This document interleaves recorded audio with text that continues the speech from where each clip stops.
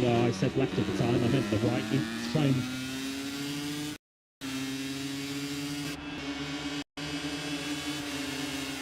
At the time, and speaking after the race to a good friend of ours in the paddock who was involved in Moto2 and Moto3 down in the pit, give a shout out, Alex Murray, who himself has raced at World Championship level, who kind of said that Gonzalez's fate was always sealed as soon as Alonso got the run on him through the ramshook at turn 15, because if Gonzalez stayed on the racing line on the left, Alonso was always just going to barrel up the inside of him and do what Fabio Gian Antonio did to Marc Marquez later in the race, hanging that line the outside, leaving you nowhere to go. But of course, by going around the outside of Manuel Gonzalez, that then puts Alonso on the inside for the left in the middle of the chicane at turn 17, and essentially hung Gonzalez out to dry on that particular part of the corner and left Gonzalez with nowhere to go. It's a horrible place to be if you're leading someone out of the ramshook on the final lap, where you just know whichever side you go, the rider behind you is going to go for it. It's what makes that chicane so brilliant in many respects in Grand Prix racing, is that it entices you to make that move, and it rewards both an inside move and an outside move, because the chicane goes right, left and then right again before you get to the finish line. And Manuel Gonzalez, he only missed out in the end by 24 thousandths of a second, and still took 20 valuable World Championship points for second place, and still ultimately extended his advantage over this man, Ethan Guevara. Gonzalez's lead is now 57.5 points, and Manuel Gonzalez can reflect on his record so far this season for 10 Grand Prix so far this year. Manuel Gonzalez has stood on the podium in 8 of them, so he would say that his approach so far this season has been the right one. Yeah, not bad at all. 57.5 points now, the gap to Guevara, 62.5 to teammate Senna Regis, who was of course in that battle as well, and 69.5 back to David Alonso. Gonzalez did say it's a circuit he's not easily quick at as well, so when he is battling for the win, leading into the final chicane, as Ulysses Saki hits the deck unfortunately at turn 1, 3 crashes on the Friday afternoon for Sasaki over the Dutch Grand Prix, and unfortunately for the Japanese rider, he seemingly took the front down at turn 1. A classic crash, of course, at the Sachsenring. Not the first rider this weekend. Sorry, he is the first rider, but won't be the last rider this weekend to be in the gravel trap at turn 1. Unfortunately, for Sasaki, he crashes out late on the brakes, runs wide into the gravel, and seemingly, just can't quite keep it upright, or decides to lay it down gently in the gravel trap before reaching the barrier. So not an ideal start to the weekend for Friday, when it's going to have Aaron Bottas there, who's arriving here on the back of his equal best results of his Moto2 career, and equal best qualifying too. 12th in qualifying, 7th in the end in the race for Huertas, who goes it alone for the Untitled Chapter team this weekend. Yeah, it's a quirky circuit, I think it's fair to describe it as, this Sachsenring layout. Just the 13 corners around this circuit. 10 of them are left-handers, including 7 in a row from turn 4 up to turn 10. But weirdly, it's the right-handers where you generally see the riders crashing. Those right-handers, turn 1, that you've already seen Sasaki go down, turn 3, where we've seen an unidentified rider go down at some stage in the gravel track. So at the start of the session, someone down there at turn 3, but the other one, the Ralph Walden turn 11, which begins the descent down the waterfall, as it's termed here in what is called Grand Prix circles, where if you perhaps don't have the temperature built up on the right-hand side of the tyre, because naturally when you're on the left-hand side for so long, the right-hand side of the tyre, which is to do cool in temperature, it's so easy to have a crash, particularly if the conditions are on the slightly chilly side, which by European heatwave of Assen standards, it is relatively cool here at the moment. And Assen air temperature is just shy of 20 degrees, but we are expecting relatively stable, dry weather for the entirety of this German Grand Prix weekend. Yeah, high of 24 suggested today in the forecast, which is a much more bearable one for us guys walking around the paddock, but also, more importantly, for the teams and riders down there into the mid-30s over at the cathedral.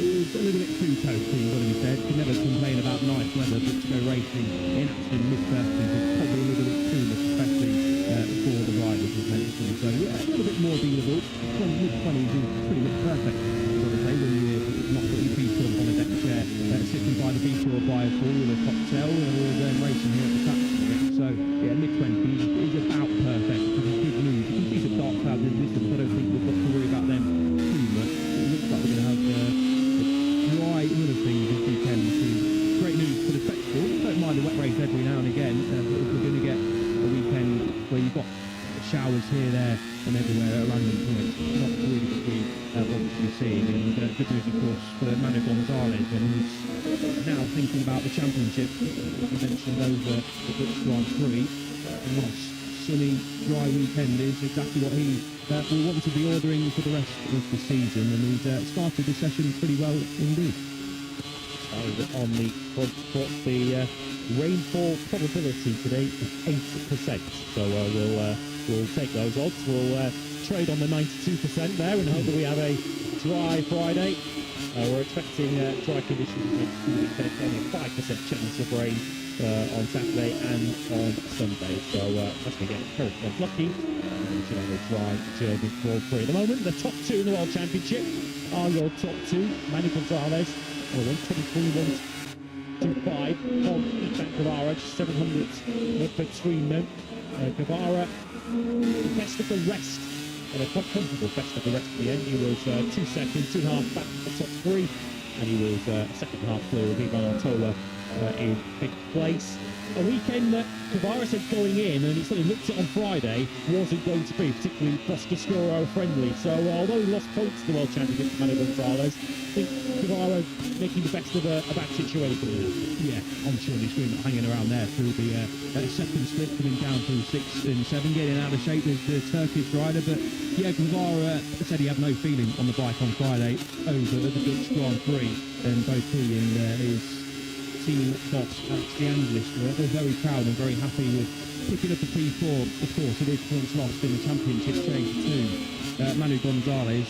I think you might have mentioned when the weekend started, it's really badly for Ivan Guevara to then put it on the front row on the Saturday alongside Alberto Ferrandez, to then finish P4, not quite in the victory fight, but if you start on the weekend on the back foot, like Guevara did, and then able to pick up a decent amount of points in P4, he saw it as the weekend where they made a big step forwards in terms of progress through the weekend, recovering from a very difficult situation, he put it, and that is something to be proud of. So Guevara, of course, without a podium now in the last 4 Grand Prix, which isn't the run of form of a champion, it's got to be said.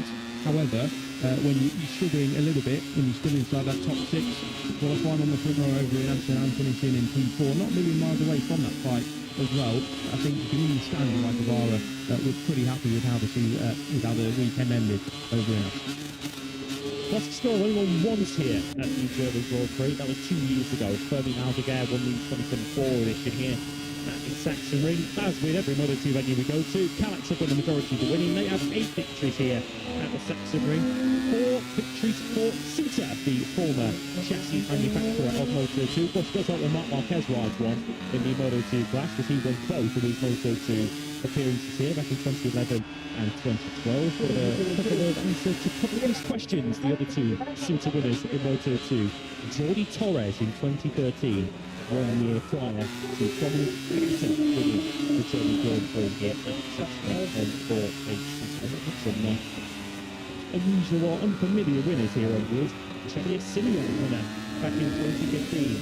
He started consecutive chase for Cadillac, which dropped in the 2018 successful MotoGP has been unbroken up until Aldeguer's victory of 2 years ago. We've got Calix Boscoscoro, Calix at the moment inside the top three, Gonzalez, Guevara and Arbolino for the Fantic team.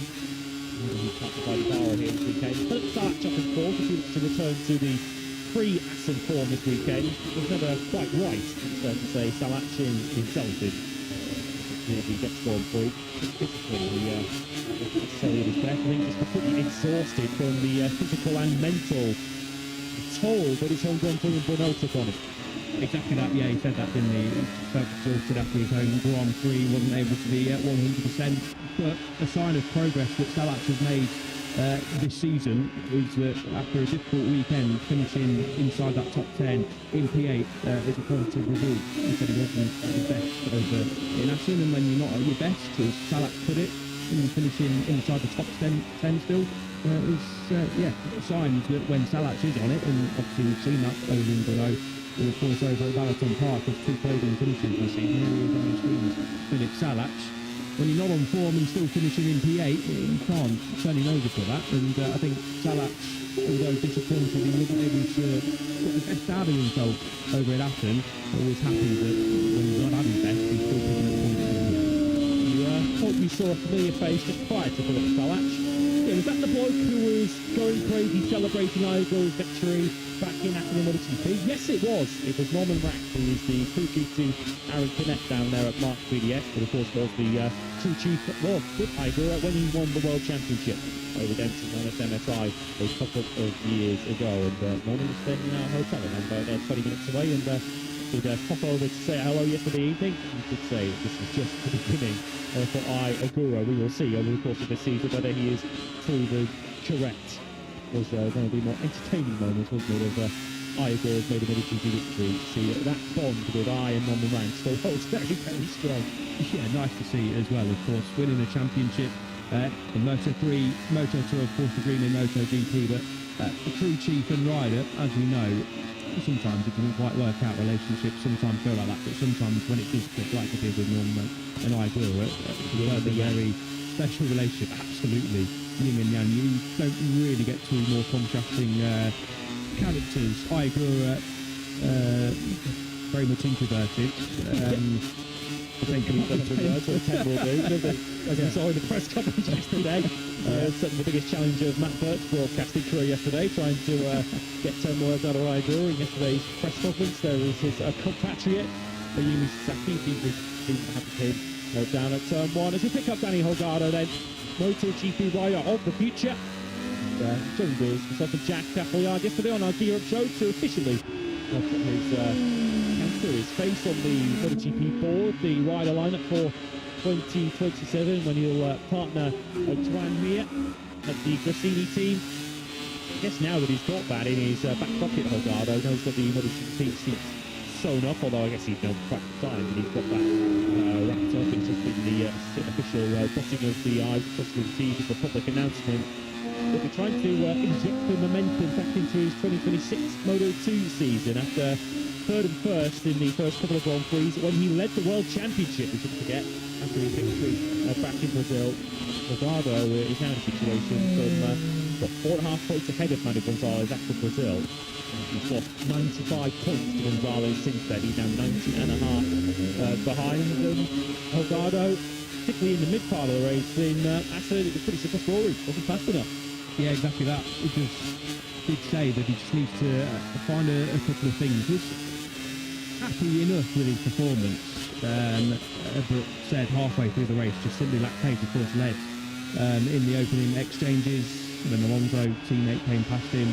Then the next couple of riders, Gonzalez and Aegis, came past him and just said he was short of speed and was not able to fight for the podium. Finished over seconds away from the win.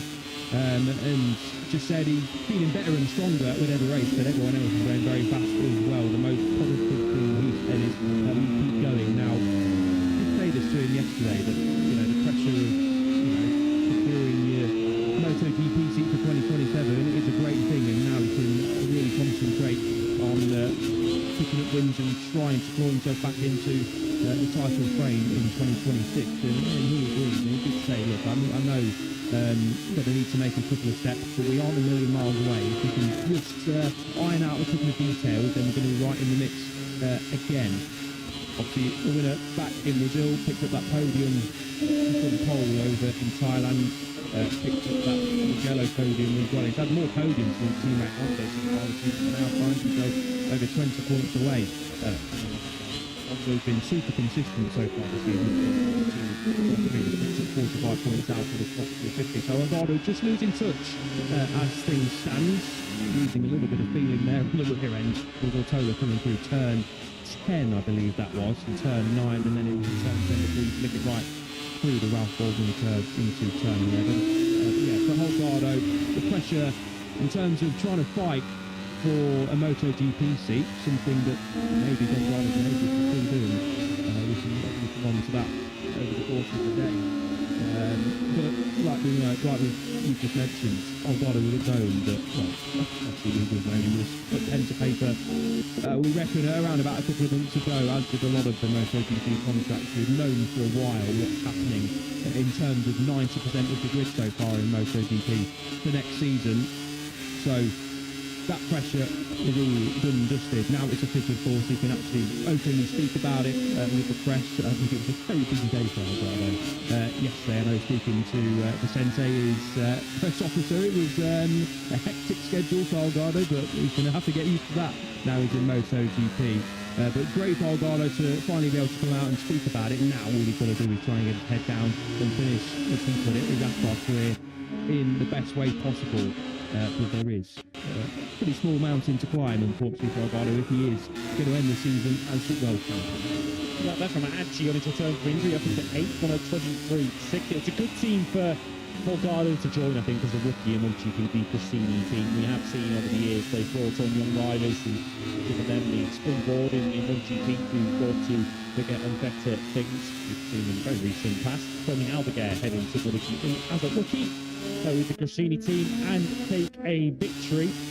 Well, Danny Holgado would have quite liked, when he put pen to paper on that Cassini squad, to be working with Frankie Carcetti and to follow in that same particular career trajectory as Albuquerque. The bad news for Danny Holgado is that his teammates, Vinny Joan Mir, have won the World Championship with Suzuki, as the crew chief at that particular point was Frankie Carcetti. So I think unfortunately Joan's going to pull rank on that one and take on that particular crew chief.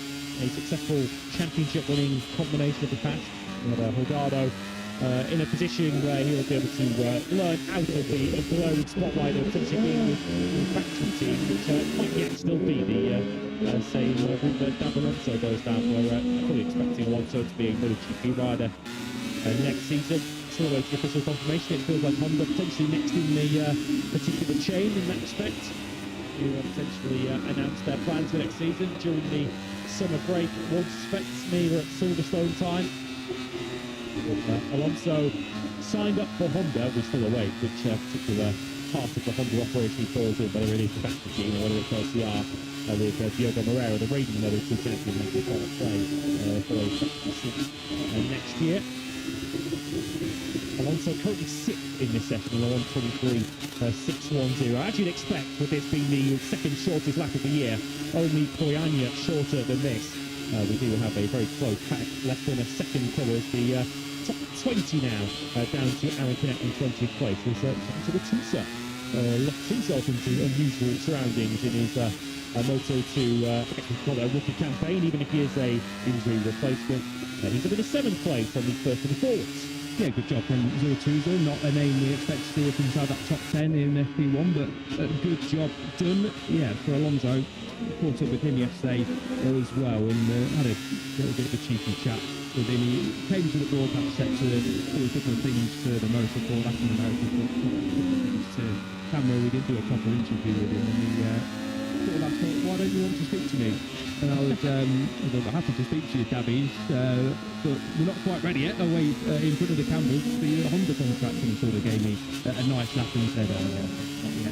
Not yet. Of course, as we know, as everyone knows, it's not breaking news really that we are expecting them to go to the Honda rider next year. Just we don't know what colours he will be donning, practicals or LCR colours. That is a hot topic in the paddock. It remains to be seen what he's doing, but yeah, he was in a cheeky mood yesterday. Was Alonso, of course, his teammate Algardo has been announced as the official MotoGP rider next year. He knows the time is coming for that, and he's trying to speak to that with you, hopefully coming.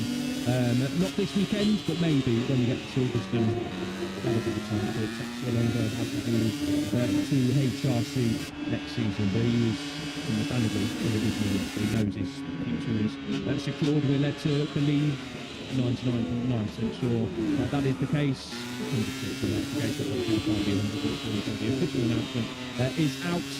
And picks up that first one of the season as well. So Alonso, because he's always in a good mood, always happy to chat to you, always got a nice smile on his face, a great character is the young Colombian. Can't wait for him to be in MotoGP next year. Can't wait to see how the rest of the season rolls out after Alonso finally arrived to the party in terms of victories and podiums.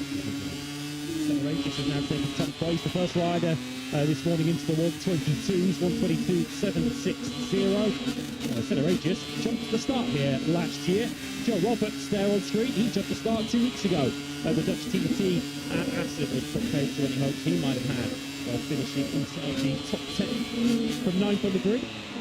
Alonso, who's just recovering off the racetrack from an out-level race, picked up Dennis on Chu and potentially lifting the spirits down at Marta BDS as he cascades down the waterfall. Looks like he's dropping off the edge of the earth down there when you drop through turn 11, the Lark Border curve, down to the Saxon curve, turn 12, the Krockenberg, turn 13, the final corner upcoming, and Onchu piles up the inside of Chilton Idiot. He competes at the top spot at the moment. Last year's German Grand Prix winner, is he going to start this year's edition on top spot? He slots into second place, delayed slightly by getting that final corner. It's Arbolino instead who takes top spot.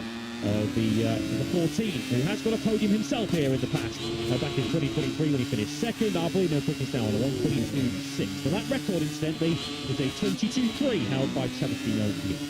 Crashed from second place here last year as well, did Arbolino. Started on the row on the Boston School row and then crashed out a second at the bottom of the hill at turn 12, of course, went on to win that race.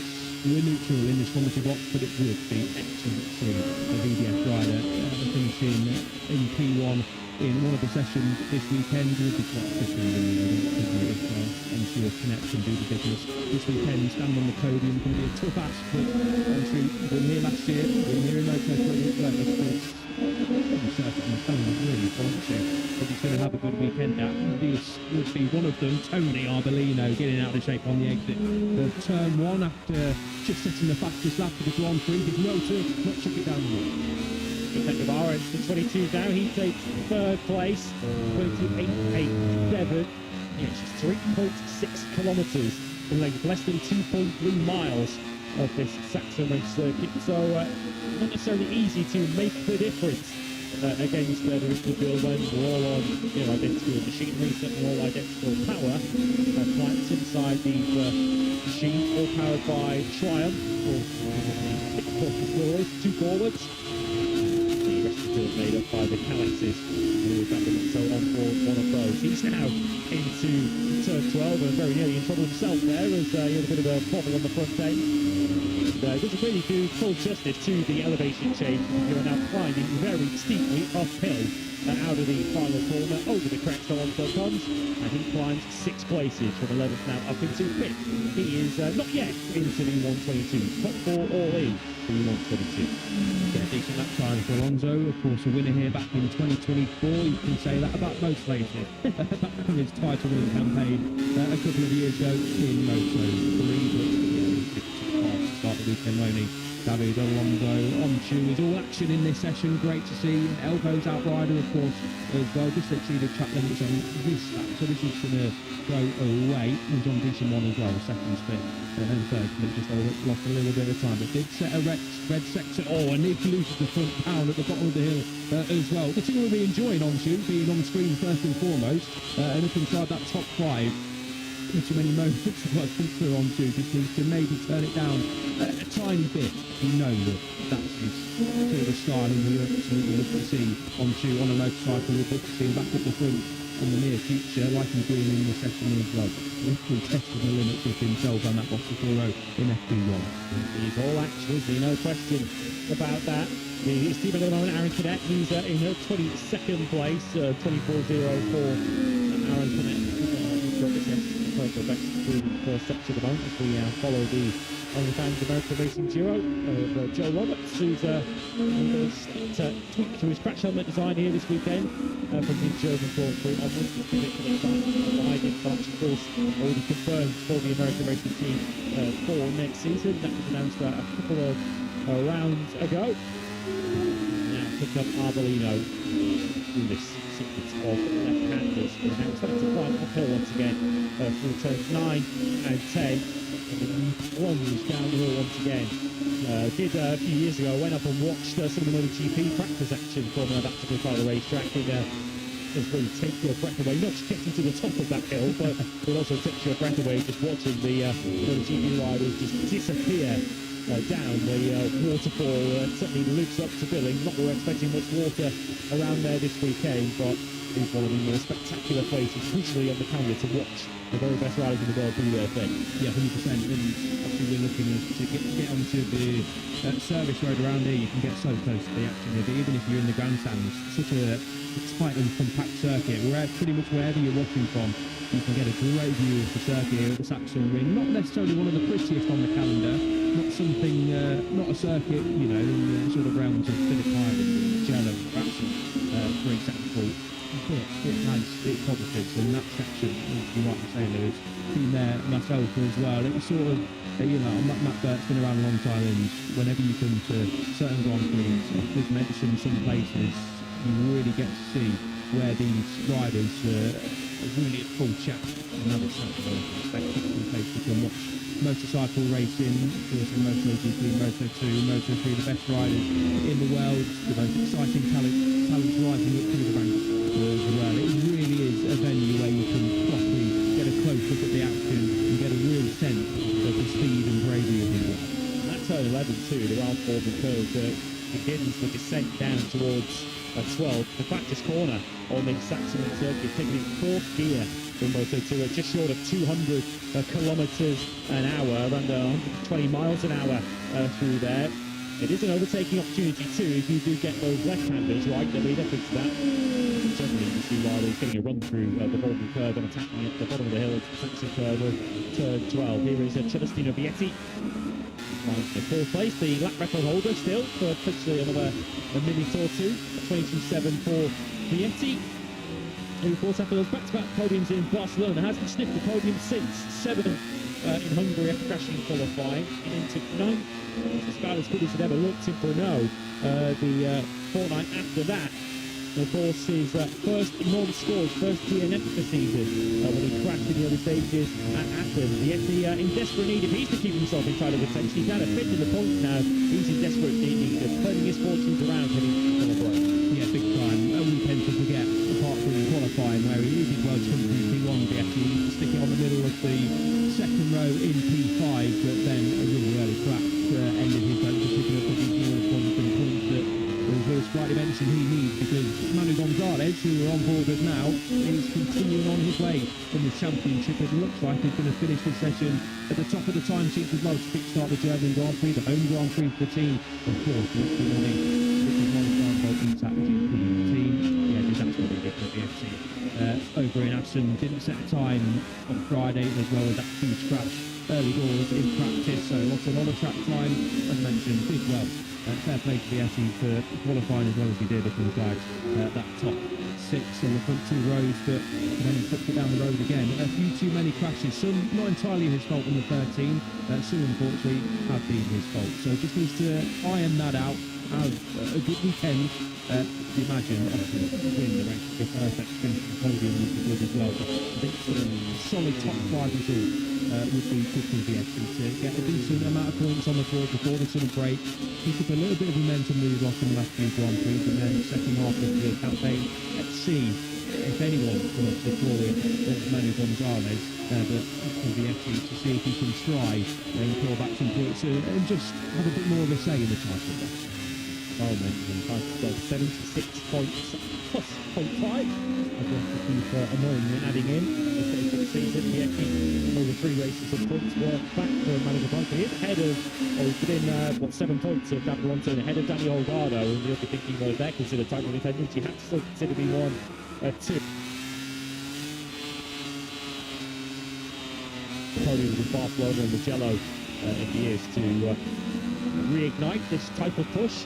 It does appear at this stage the likely Boscoscuro title challenge is going to come from Guevara as we pick up Vietti once again into the final corner and climbing up over the hill up behind Senna Aegis, who sits behind in the session at the moment. They are 3rd and 4th, and that is exactly where Vietti stays. Holgado at the back of the picture with his first lap time on the morning. He now finds to 9th place in the 23rd. Yeah, good session for Aegis. Holgado might be in P9, but it's been solid enough from the number 96 will practice this afternoon. He was disappointed somewhat to finish P3. Felt like he had the pace to win the Grand Prix. Last time I go over at the Dutch Grand Prix. As we have a late crash, just as we were saying, Vietti needs to start avoiding some crashes. Unfortunately, at the end of FP1, he has hit the deck once more. Yeah, and as we saw last year, that's not an easy place to safely retrieve a bike. Of course, the dramatic conclusion to last year's Grand Prix, that was a front ender out of 3, which left him halfway up towards turn 4. It was right about there that Diogo Moreira returned to the racetrack and was absolutely piled into by David Alonso in last year's German Grand Prix, a crash that was caused by an unsafe return for Moreira. Vietti never got the opportunity to rejoin the racetrack from there. Top of the front end there. We'll try to keep the power in out of the Omega curve of turn 3. As mentioned earlier on in the session, saw some riders losing the rear coming out of that particular. You're so keen to get yourself back over to the right-hand side of the racetrack to give yourself the best run through the Omega, or out of the Omega, through the first of those lefts, the 7 consecutive left-handers from turn 4 through to turn 10. So Vietti ends the morning in 4th place and ends it in the gravel track. Manu Gonzalez the morning, as he often does in Prix practice Friday mornings. He was just back to Prix practice here at the Sachsenring 2. Good start to Impact GP's College World Cup. Certainly is a double top 3 for Intact, and we're hoping that's the case on Sunday as well. And the likelihood is, given the recent form, that there's a good chance of them doing that as well. But yeah, perfect start to the weekend for Gonzalez. Had that moment, didn't he, coming through the immediate curve a little bit earlier on. I can Denise back there as well. So I'm just wondering on the inside of that curve, that maybe a little bit of a bump that maybe wasn't there in previous seasons, because it's not a place on the exit, especially we see many crashes. I don't recall from recent memory. But yeah, disappointing for Vietti. It's a crash in that session. Not disappointing though for Tony Arbolino. Good to see Tiger Tony up inside that top 3. Had a great Friday last time out over at Aston, was inside that top 3. Didn't quite hook up the rest of the weekend to be in that podium fight, but again, a decent start to the feelings for the Italians. Yeah, the race itself in Aston, if you forget the first lap, was actually pretty good. Fortunately, the 20th at the end of that first lap after a poor start. And Arbolino was forced into the recovery mode, get himself up into 11th place at the end. But positive start for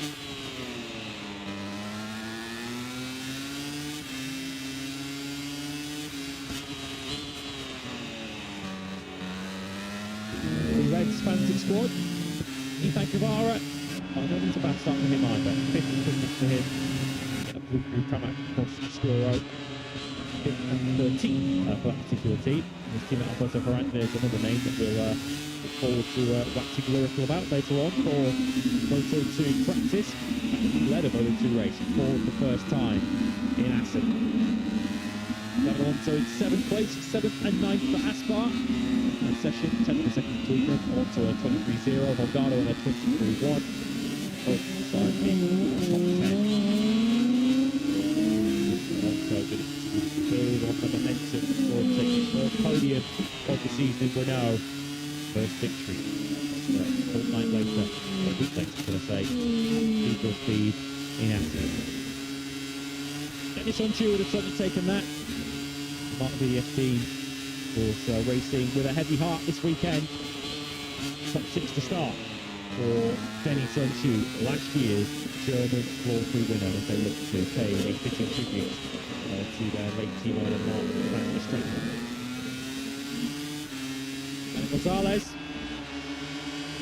Manny Gonzalez things, wasn't he, in that morning session? He did a bit of pre-practice run merchant, and he did it again here in Germany. Gonzalez by a tenth and a half from Tony Arbolino. Accelerated ensuring they're intact. Got both riders in the top 3 this morning. First session of their home Grand Prix. Third for him ahead of Vietti, who had that late fall at turn 3. Guevara fifth from Unchu Alonso, Start Salgado on fire.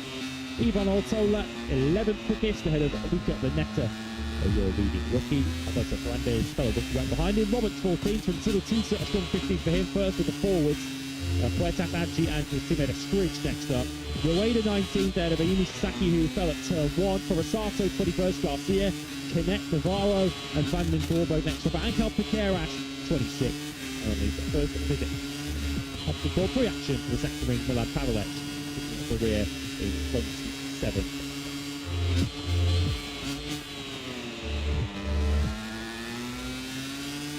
Manny Gonzalez, the World Championship leader, off to a flyer in Germany as Intact GP make a dream start to their home Grand Prix. MotoGP's FP1 session is underway in Sachsenring.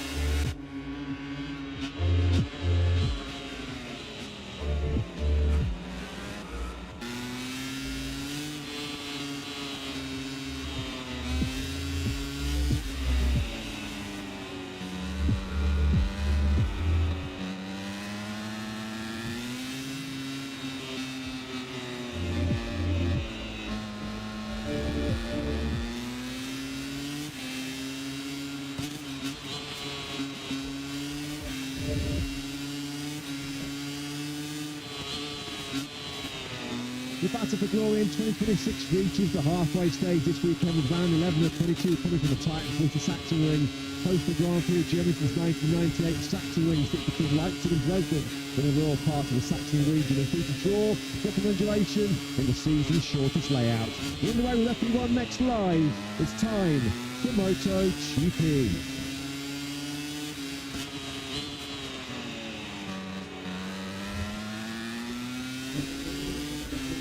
Well, the Sachsenring, what a layout this is. Very, very short, very tight and twisty.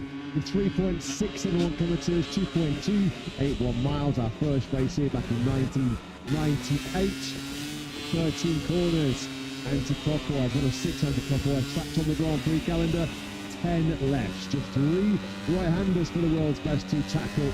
Time through that first set before the track really was open out through 8, 9, 10, and then a spectacular right-hander in 5th gear spectacle of the Ralph Walden curve. He plunged downhill, heavy braking, and did overtake an opportunity down into turn 12.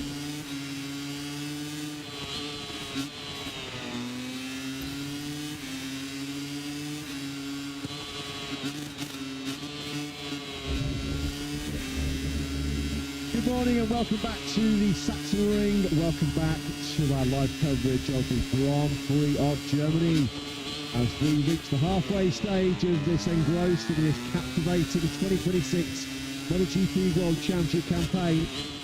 With the summer holidays, a 3-week summer break on the horizon, we will be heading to the beach the happiest. What a World Championship we have on our hands, a potential classic title chase already in the making. Before we even reach the halfway stage of a season that's had plot twists aplenty. Let's begin after another huge momentum shift. The last time out in that unforgettable Grand Prix of the Netherlands over in Assen. Jorge Martin, the factory of Prix coming into a Grand Prix weekend, leading the World Championship for the first time since the Solidarity Grand Prix in Barcelona back in 2024. Ayagura is fresh off the back of becoming Japan's first MotoGP race winner in 22 long years. 4 riders at the top of this championship, covered by just 25 points, which means Martin, Marco Bezzecchi, Fabio Di Gianantonio or Ayagura could be our series leader heading into the summer break. Plenty to talk about on track, plenty to talk about off track as well as we head towards the welcome summer break. There's been a 2027 signing spree to crank up the anticipation of the new 850cc era next year. Martin and Agura taking the almighty gamble to leave Aprilia. They'll be Yamaha's factory lineup next season. What a mouthful of prospect that is. Alex Marquez and Fabio Di Gianantonio are hoping the future is bright because they're betting on orange. They are the new factory KTM lineup next year, and more business has been done by 2027 grid. Joan Mir and Danny Holgado, an all-Spanish lineup for Gresini Ducati once again next year. But for the first time then since November 2024, Jorge Martin heads into a Grand Prix weekend as the MotoGP World Champion leader. Pastures new beckoning for the former world champion next year as well. That's been big news. It's been brewing for quite some time. Martin and Agura in a star-studded factory Yamaha lineup next year. Big honour for Agura-san to be a Japanese rider spearheading a Japanese factory team next year. FP1 underway next live around the country. Matt Burt Lewis will be the front spot. Jack Appleyard down in pit lane. We're starting to get a clearer picture, Lewis, of who our 2026 title contenders are going to be, and a clearer picture of where we're sitting in terms of our 2027 MotoGP grid. And Jorge Martin and Agura, they figure probably in both equations. Yep, central to both of those big stories through this season. Either of them could still lead the World Championship into the summer break. Agura within 25 points of the championship lead now after that victory. The victory that feels like the first of quite a few MotoGP for Agura. Fabio Di Gianantonio here, another rider who could lead the World Championship. He's always been the stealthy title contender, just picking up these solid points, just that one victory in Barcelona. He also, with some very good news to share with us, as you can see on screen, as Matt mentioned, he has also got a factory contract in his pocket as he swaps the day-glow yellow of the R46 for the orange of KTM. Yeah, he said now the perfect time to take on the challenge of leading a factory, steering development of a top factory. He'll be lining up in what's an exciting and a very experienced factory KTM lineup next year. Alex Marquez, second in the World Championship here last year. He will be part of that KTM lineup in 2027. Antonio third in the World Championship, just 16 points he is off the top of the standings. He's been the lead Ducati in the standings for what seems like forever, doesn't it, in the opening half of the campaign. Some other news breaking about the future after the Netherlands Grand Prix. Fabio Di Gianantonio might well be leaving the VR46 Ducati, but Valentino Rossi confirming that they are staying as Ducati's officially backed independent team. A new 3-year deal has been signed by VR46, so they will be continuing their collaboration with the belonging factor for 2027, 2028 and 2029. Part of that deal does see them get one full-spec factory new 850cc bike next year, which we believe will be in the hands of Ferdinand Aldeguer, who is vacating his seat at Gresini. There's still lots of rumours about who will be the second rider at VR46 next year. With Nicolo Buda, the runaway World Superbike champion leader, his name still figuring very prominently in terms of that option. Ferdinand Aldeguer, just to give you the news on his situation at the moment before the session gets underway. He is not here this weekend. The injury that ruled him out of the rest of the Assen weekend after that Friday crash keeps him out of action here. But after his own high-speed crash in Assen, Marco Bezzecchi is here. He is smiling, but he is no longer the MotoGP World Championship leader. And I think it feels, sort of based on what he said yesterday, that is physical condition of a weekend for Marco Bezzecchi to survive and score points. Hard to believe, isn't it, what has happened to Marco Bezzecchi since that unforgettable Sunday he had in front of his home crowd at Mugello in the Italian Grand Prix. Singing, and I'm going to get tired of singing that celebration. There's been no Grand Prix points since so for Marco Bezzecchi. Only 13 points scored in total in the last 3 rounds. On Sundays, in the last 3 Grand Prix, Marco Bezzecchi has just been one full lap in the last 3 Sundays. He was taken out at turn 1 in Balaton Park. He wasn't able to compete in Brno, suspended after his altercation with the marshal, and then on lap 2 a real scary 200 km/h crash in Assen has really put a massive dent in Bezzecchi's title challenge. While going to Gresini Ducati from the official factory Honda team next year, as you can see on screen, Joan Mir, an exciting all-Spanish lineup once again for Nadia Padovani's squad. Joan Mir, the 2020 World Champion, will be on the Ducati next year. rekindling a relationship, a very successful relationship, of course, with his former teacher Frankie Carcetti, who he will be with next year. Those two, of course, the combo together when they won the World Championship for Suzuki back in 2020. His teammate considered on screen will be Danny Holgado. Myself and Elliot York discussed him at length in the Moto2 session moments ago. Holgado has earned his spot. He's going to be one of quite a few rookies we suspect once all the announcements are done in MotoGP next season. Mir looking to try and have the same injection into his career that we saw for the Marquez brothers in their time with Rossini. Sadly, as Lewis mentioned, no Simon Aldeguer here this weekend. He remains sidelined to continue what's another big injury recovery for Aldeguer, because he suffered a fractured left femur in pre-season right at the start of January. No replacement riding will be fielded, so Alex Marquez going solo here this weekend in the Sachsenring. That's unfortunate actually for Ika Lecuona, who did such a great job replacing Alex Marquez in the Hungarian Grand Prix a few weeks ago. Unfortunately, Ika Lecuona unavailable to step back into replacement duties for Grazini this weekend because he's got more pressing matters.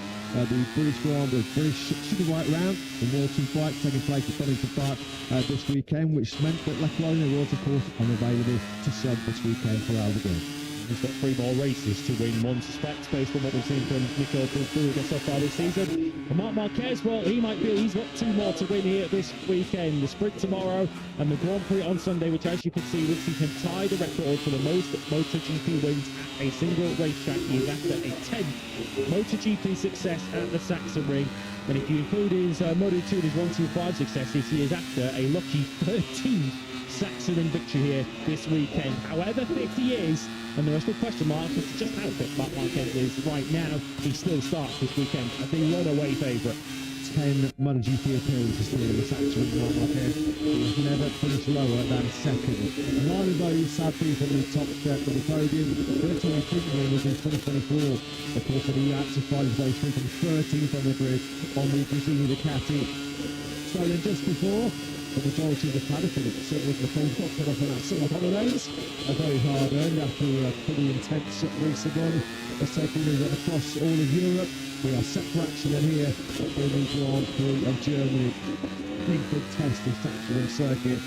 Shortened configuration of 3.671 kilometres, but it packs a country places. Tough braking zone into the first corner when you get the rear lifting up, which is screwed a handful of brakes over the thrust down into that off-camber first corner, and then there is the magnificent, for me, probably one of the top 3 corners on the entire Grand Prix calendar. It's always a super special sight to see the world's best riders plunge down through the Ralph Waldman curve, turn 11. It is a summer sight to watch the riders for that particular part of the Sachsenring circuit. Well, we know what the factory Ducati team are doing in 2027. We know what the factory Yamaha team are doing in 2027. We now know what the factory KTM team are doing in 2027. We know what the factory Prix team are doing in 2027. The only factory squad yet to play their cards in terms of their lineup for next year, of course, are Honda, which we believe Fabio Quartararo is going to be one of their riders. And the toss-up we've seen between Fabio Alonso and Diogo Moreira about who will be alongside him at HRC next season. Yeah, it doesn't feel like there's a bad decision there, is there, between Alonso and Moreira, although Cal Crutchlow unfortunately has had a tough start to the weekend on the LCR Honda, which we might yet see David Alonso on next season. It doesn't appear as if it's down to Cal. It looks as if the LCR Honda has had some early mechanical problems on its first out lap of the weekend. Oh yeah, that's an unfortunate start to Cal Crutchlow's weekend. Of course, he continues to stand in for the absent Frenchman Joan Zarco. Some positive news as far as Joan Zarco goes. We were told, or LCR Honda released a statement from the build to this German Grand Prix weekend, saying that Joan Zarco has undergone further medical assessment. He was waiting for what we believe was an extensive surgery on his mangled left knee after that horrible crash in Barcelona a few weeks ago. And that's confirmed as preventing the operation taking place. Good news for Zarco, he does no longer require surgery. Now he's targeted potentially a September return to action. That's the good news. The bad news is when he does come back, he's been hit with a double on that penalty. Yeah, welcome back. That's a speedy recovery for Joan Zarco. Yeah, unfortunately, you can't adopt a centre-end penalty when you're deciding whether to hand out penalties or not. Yes, of course, it was a very painful crash moment for John Zarco to experience, but for all of us to look at what was a crash that John Zarco caused, and he will serve a double in that penalty when he makes his return from injury. And we hope it is sooner rather than later. So after that means I was amazed that we even entertained the possibility of seeing John Zarco as early September, so potentially you might be missing another 2 Grand Prix before we see him back in action. And potentially the earliest we might see him back is Misano, perhaps more likely Austria, or the flyaway stretch starting in Japan for a return for Jeff. We saw that graphic there. Aston in every sense was a super weekend for the Supercar Trackhouse Aprilia squad. Only the second time in Grand Prix history to complete a weekend where both of their riders were first and second in the sprint and in the Grand Prix. Last time that happened, the only time previously that happened was Pecco Bagnaia and Marc Marquez in the table mountains in Japan last year.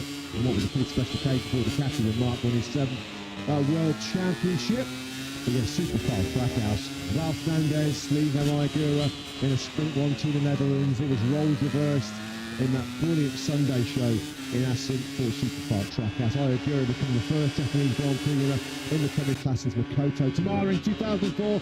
Early crash here for Marc Marquez. We're going to go down to Jack very, very shortly. But it's just an early tip-off there then for Marc Marquez. It was on the power coming out of turn 3, the Omega corner. That's a far from ideal start then for the undisputed king of the Sachsenring. See there, Mark's quickly back on his feet, but that is on only his 3rd lap of the morning. He's gone straight away up in the 2nd place behind Marco Bezzecchi.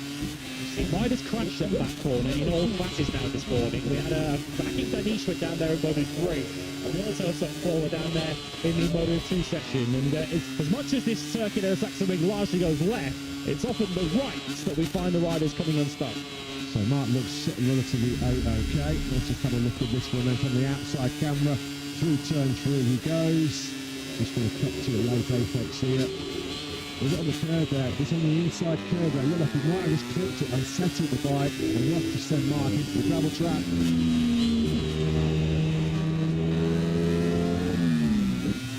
Just through there, just sending it back in, feathering the bottle.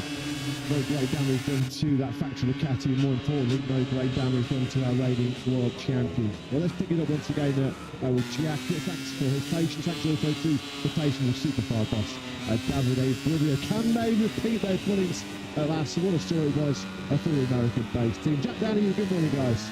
Yeah, good morning to everybody at home. Good morning to Davide. As we saw on the screen just a moment ago, Trackhouse making history just a couple of weekends ago. Only the 2nd team in the sprint era to have gone 1-2 in both the sprint and the Grand Prix. Now, 2 weeks on, what has the last few days been like, Davide? And the reaction back in America, of course, the team is based. Yeah, of course, it was a great story, but also on the Saturday of us, Trackhouse has won the Xfinity on a Super 5 colors, so it was a great weekend for Trackhouse. And yeah, of course, everybody happy, everybody proud, but this is the past.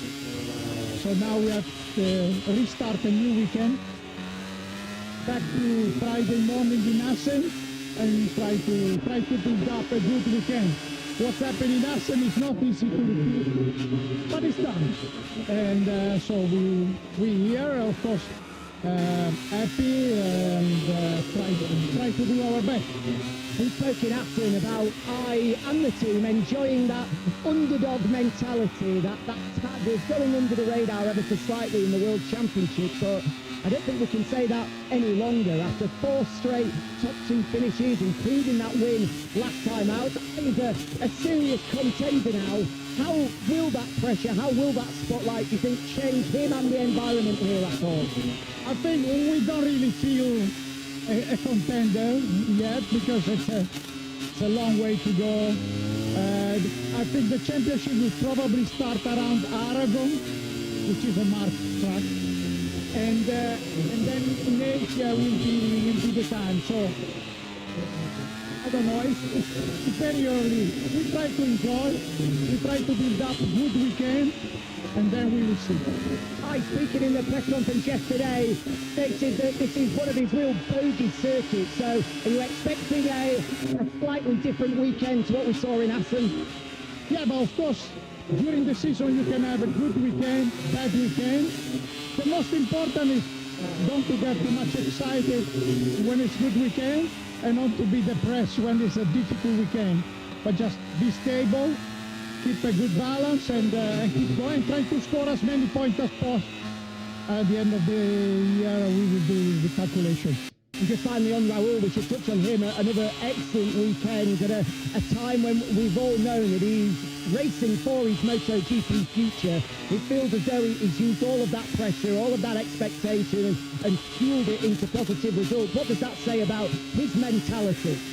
Yeah, no, it's remarkable, and I told him yesterday that despite the situation, despite the pressure, he reacted well, and I like that. I mean, I really appreciate it. It also means growing up, maturing, and I think we can have a good future. Davide, great chapter. Have a good weekend. Hopefully it's as good as Assen. Hopefully a good weekend. Thanks to Trackhouse boss Davide Brivio. Yeah, the future looks pretty bright, doesn't it, for Ayagura and for Ralph Fernandez. The present looking exceptionally bright for the American-based team. Ralph Fernandez won 2 of the last 4 sprints. I was surprised when I was updating my stats that second place to Ayagura and Assen was actually his first Grand Prix podium since the opening round of the season in Buram in Thailand. He's been to the podium on Sunday on a couple of occasions since. Fabio Di Gianantonio, that was briefly the leader of this session, because now it's Alex Marquez who's taking control. Talking of heroic rides in 2026, the one that Alex Marquez delivered when he was battered and bruised, not fully back to full fitness after his horrible crash when he hit Pedro Acosta in Barcelona, the monumental practice high side he had over in Assen. Alex Marquez taking the checker flag at the end of that Dutch Grand Prix in 5th place. Lewis, right up there, one of the rides of the season. Yeah, my mind goes back to this race last year when he finished second despite recently returning from an injury. I think that was a more impressive ride 2 weeks ago in Assen.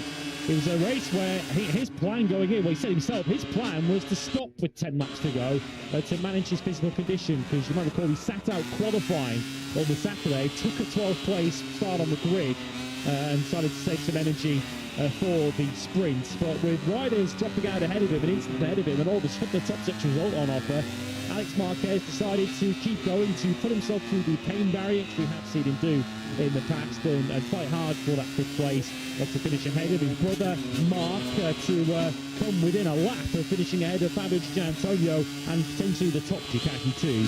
A fine ride for Alex Marquez, given that he is nowhere near 100%, near a 50% fit. Good recent record here as well for Alex. Podium here in 2024, the first time on that occasion. Of course, 2 brothers still on a MotoGP podium since the Aoki brothers, and him all the way back in 1997, and he was second in the Grand Prix here last year. What was a pretty memorable 100th Grand Prix start in MotoGP for Alex. It was a 50-3 podium at the time as well. 30 years of age now is Alex. I think he felt he recognised the fact that Ducati going to look to a younger talent for their factory lineup to slot in alongside Mark. He said no qualms whatsoever. Pedro Acosta was the obvious choice to jump into the factory team alongside Mark, despite the fact Alex recorded a super strong second in the World Championship last year. But at the age of 30, he felt like now was the time he really had to try and take on that responsibility. And of course, the perks that come with it, the check will be pretty handy as well. But to lead a factory, I think, was an opportunity that Alex, at the age of 30, just simply could not say no to. When KTM came knocking. Yeah, he of course was a factory rider at the start of his career, but this genuinely led a factory in MotoGP, and he and Fabio Di Gianantonio will be charged with the task of leading KTM back to Grand Prix success. Speaking of KTM, we've had another crash there for Maverick Vinales, who was kicking a bit of broken KTM away from what will, by the looks of the corner, he's tracked up be a pretty high-speed spurt. Yeah, that's a big game. That's about the biggest field you can have here in the Sachsenring. Let's just track Vinales then through turn 11 we go. The fight was in the second leg, wasn't it? He flung it onto the right-hand side. It looked like maybe just a little bit of twitch on the rear, just put a bit too much weight over the front. And Vinales along for the ride. That was a Vinales, high-speed crash at the Sachsenring feels like. well, he really does. Mario Vinales, well, it looks like he's heading for what appears to be a rather acrimonious divorce with Tech3 and KTM at the end of the season, because once again, Maverick has not been shy about airing his views on his current contractual situation, or lack of, with Gunther Steiner's French-based team and the Austrian factory. That is a very expensive crash that Maverick Vinales, as our camera just about keeps up with his RC16, which has barrel rolled through the gravel trap on it several times. That's a wrecked KTM. A budget buster there for Gunther Steiner. And once again, that hits so early, not Maverick Vinales.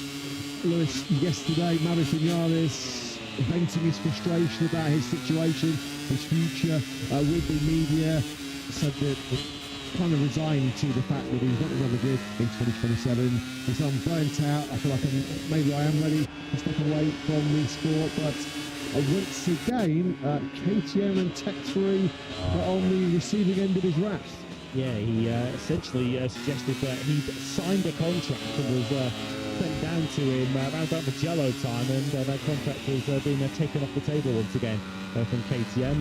Whether that was around the point that he made those rather hard comments a couple of weeks ago, only KTM can truly answer that, as we're watching Toprak Razgatlioglu go wide into turn one. About keeping you off the gravel? No, he does briefly head through that deep gravel trap at turn one.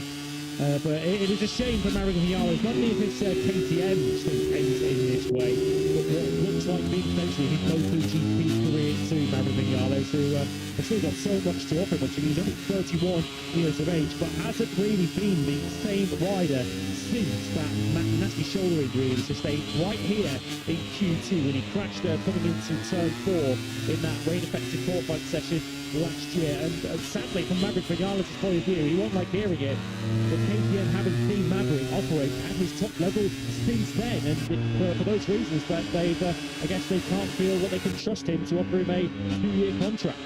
Hard to believe, it looks like that factory Prix crash we had here last year potentially was the beginning of the end of the Vinales Grand Prix career. The Top Gun has been misfiring pretty much ever since that wet qualifying crash here last year.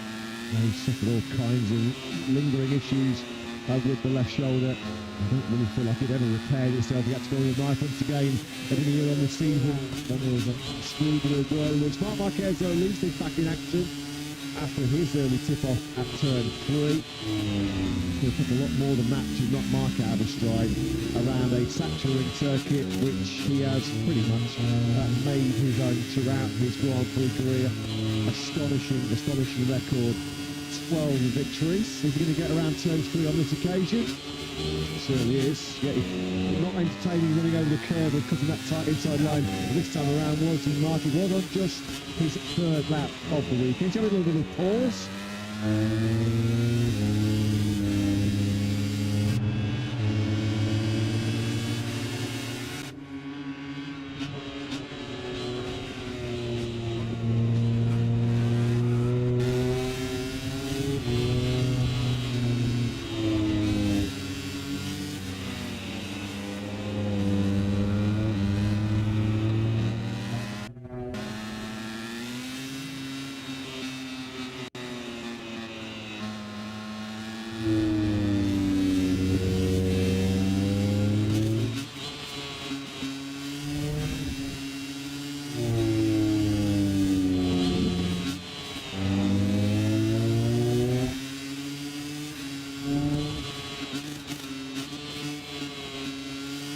No better tour guide around the Sachsenring than Marc Marquez.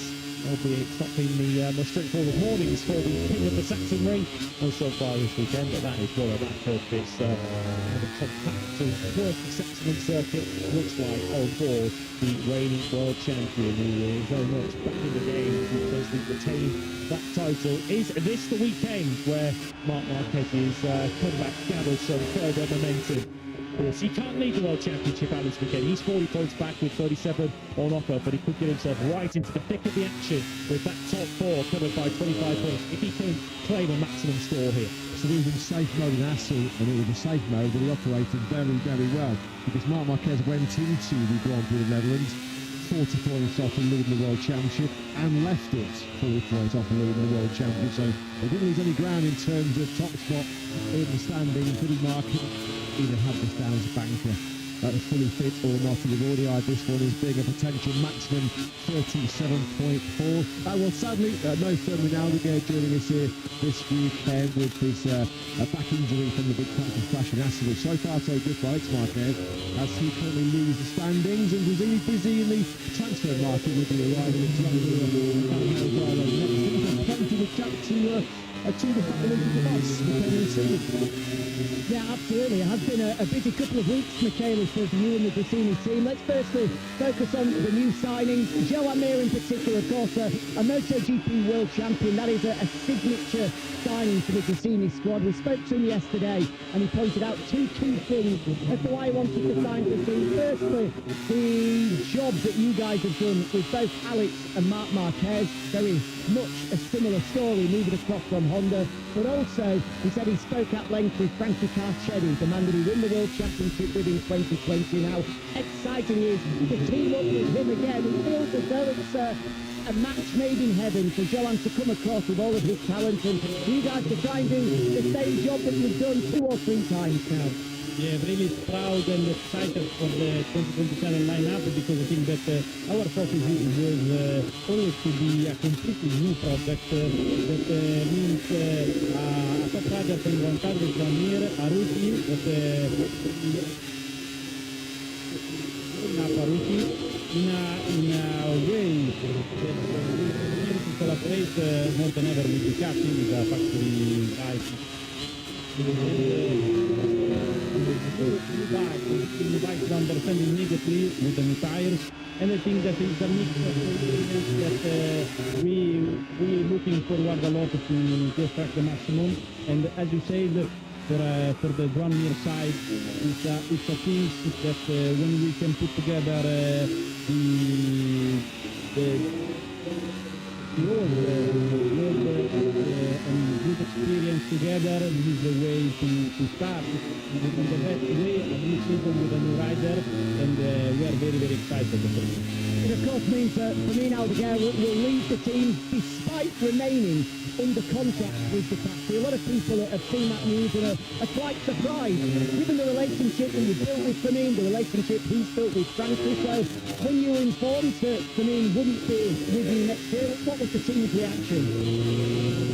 I think that this is more a Ducati decision, and I think that the best is to speak deeply with them about that, but we are happy to stay here with Fermin, because he's really a good guy and a huge talented rider, and I think that I have always to say that we miss him too much. We are that he can back soon, because I think that we have more to show on track from the after the back. And just finally on Alex, who once again will be out this weekend, which we've just said on commentary. Performance of the day in Assen, to finish in the top 5, given how he was feeling, how his body was. It was just a remarkable effort from Alan. Yeah, it feels better, and I think that with the race in Assen on Sunday, it was over the expectation of everybody here, but you know, a rider come every time at the track to extract the maximum, not to be a part of the race like Alex. And I think that here we are more in the shape, not at 100%, but it's true, and we can already see the time that the speed is there again. And we're just stood in front of Fermin Aldeguer's bike, which has the special livery, which we'll see throughout the weekend. I don't know if you guys at home have managed to see it yet, but this for me is up there with one of the best MotoGP liveries we've seen for some time. It's taken inspiration from Sete Gibernau, Telefonica, Movistar, Honda, who of course took it to great success here at the Sachsenring 20 plus years ago, as we've seen it celebrate 30 years in MotoGP. This is a special looking machine, Michele. Honestly, I have the good chance to look at a big bike, because as you know, this year we celebrate the 30th of the racing, and we put on track the most from our times in the MotoGP, and we are really Bravo, scusate, saranno tutti liberi con sempre di nuovo. Looks absolutely spectacular. Let's hope it's back now. Good luck, Taylor. Thanks, Jack. Thank you. Did you leave us the code for CD? Yeah, we saw briefly on screen that absolutely beautiful livery for the Brazilian team. They turned Alex Marquez into MotoGP winner. They turned Anea Bastianini into MotoGP winner. They turned Kevin Aldiger into a MotoGP winner, and they turned Fabio Di Antonio into a MotoGP winner. It may be the Italian team who have a habit of finding the winning formula in MotoGP. That will continue to replace Landier and Danny Holgado are hoping for. As things are moving at the top of the leaderboard, as you can see on screen. Despite that little tip-off at turn 3, we said he's going to take more than that to knock Marc Marquez out of his stride here with the Sachsenring, but Marc now leads with a 1:20.880. Ducati have taken the last 5 poles here in Germany. They've locked out the last 3 Grand Prix podiums, and they lock out the top 3 once again. This has been a very, very happy hunting ground in recent years for the Bordeaux Panigale brand. Well, as Marc Marquez pointed out himself yesterday, there's one record he does not hold around here at the Sachsenring, and that is the all-time. That record, that belongs to this man, Fabio Di Antonio. On Friday afternoon of last year, he did a 1:19.071. Just before the rain came, of course, for Saturday, which saw that record go unbeaten for the last July. So there's no question that Fabio Di Antonio could be a thorn in.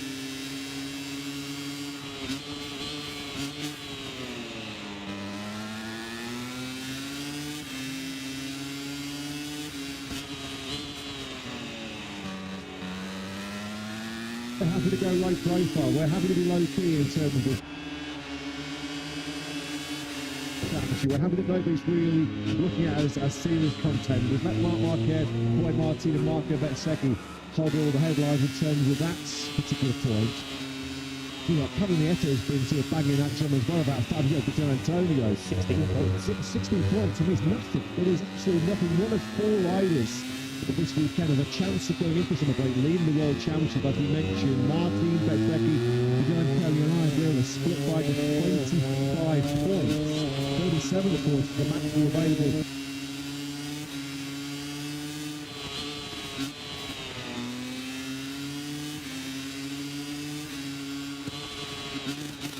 In Brazil, in Jerez, and the win in Catalonia, a whole other country, top 5 finishes for Fabio Di Antonio. No question about it, he is a serious, genuine, bona fide title contender. And impressive, given certainly Acid was almost a bit of a microcosm of Di Antonio's 2026 season, of recovering from a poor start or poor first lap to the Grand Prix. Di Antonio was 9th at the end of lap 1 before he recovered in the end, particularly in the latter part of the race after that long lap penalty for the shortcut at the chicane to take 4th place. All of enjoyment of neutral from the season so far. We saw it in Brazil, we saw it in Austin, we saw it very recently, of course, in Assen. Is any opportunity Fabio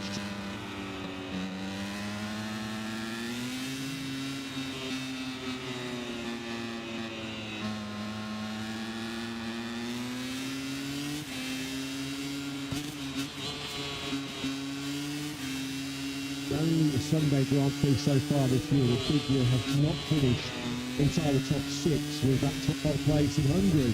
And of course, Sachsenring no fault of his own when he got cleaned out and the Martin instigated melee and chaos at the only corner.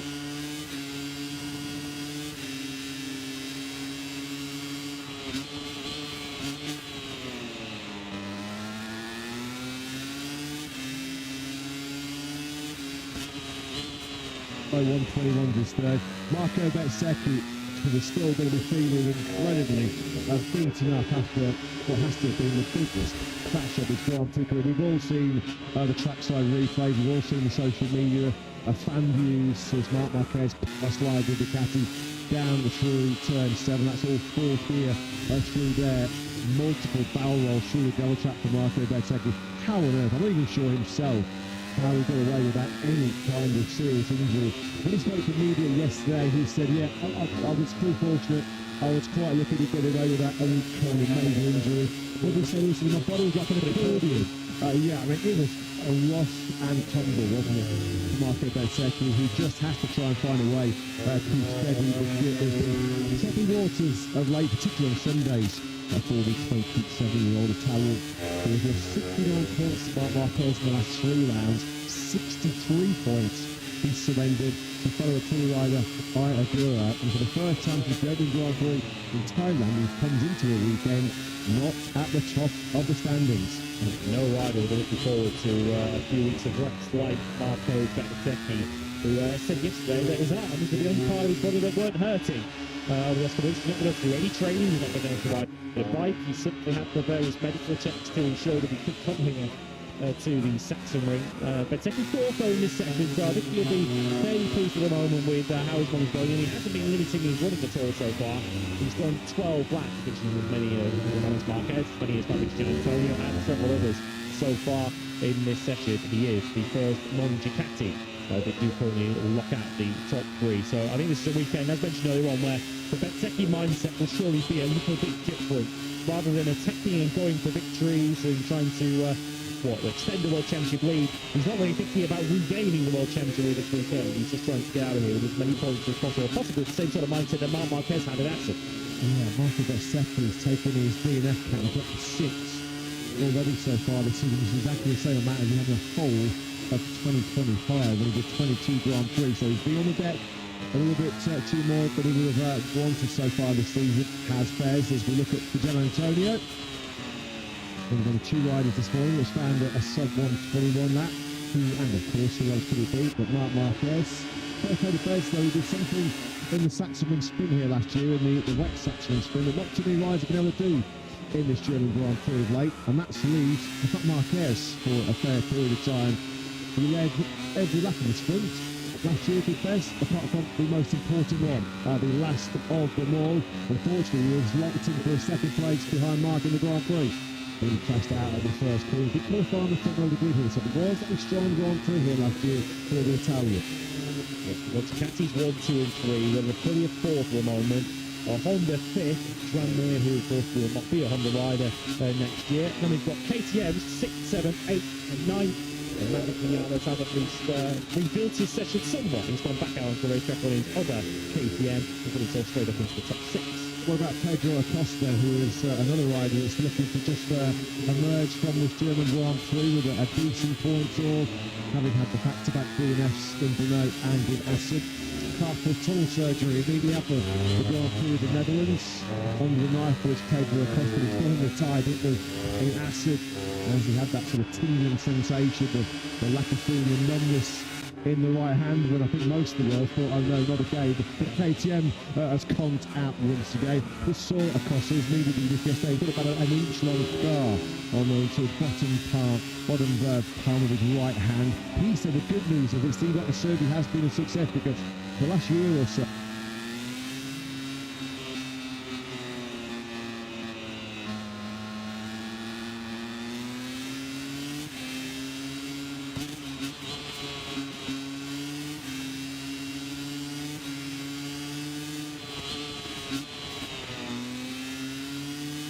he's been waking up in the night and he's had that tingling feeling in his hand since the surgery.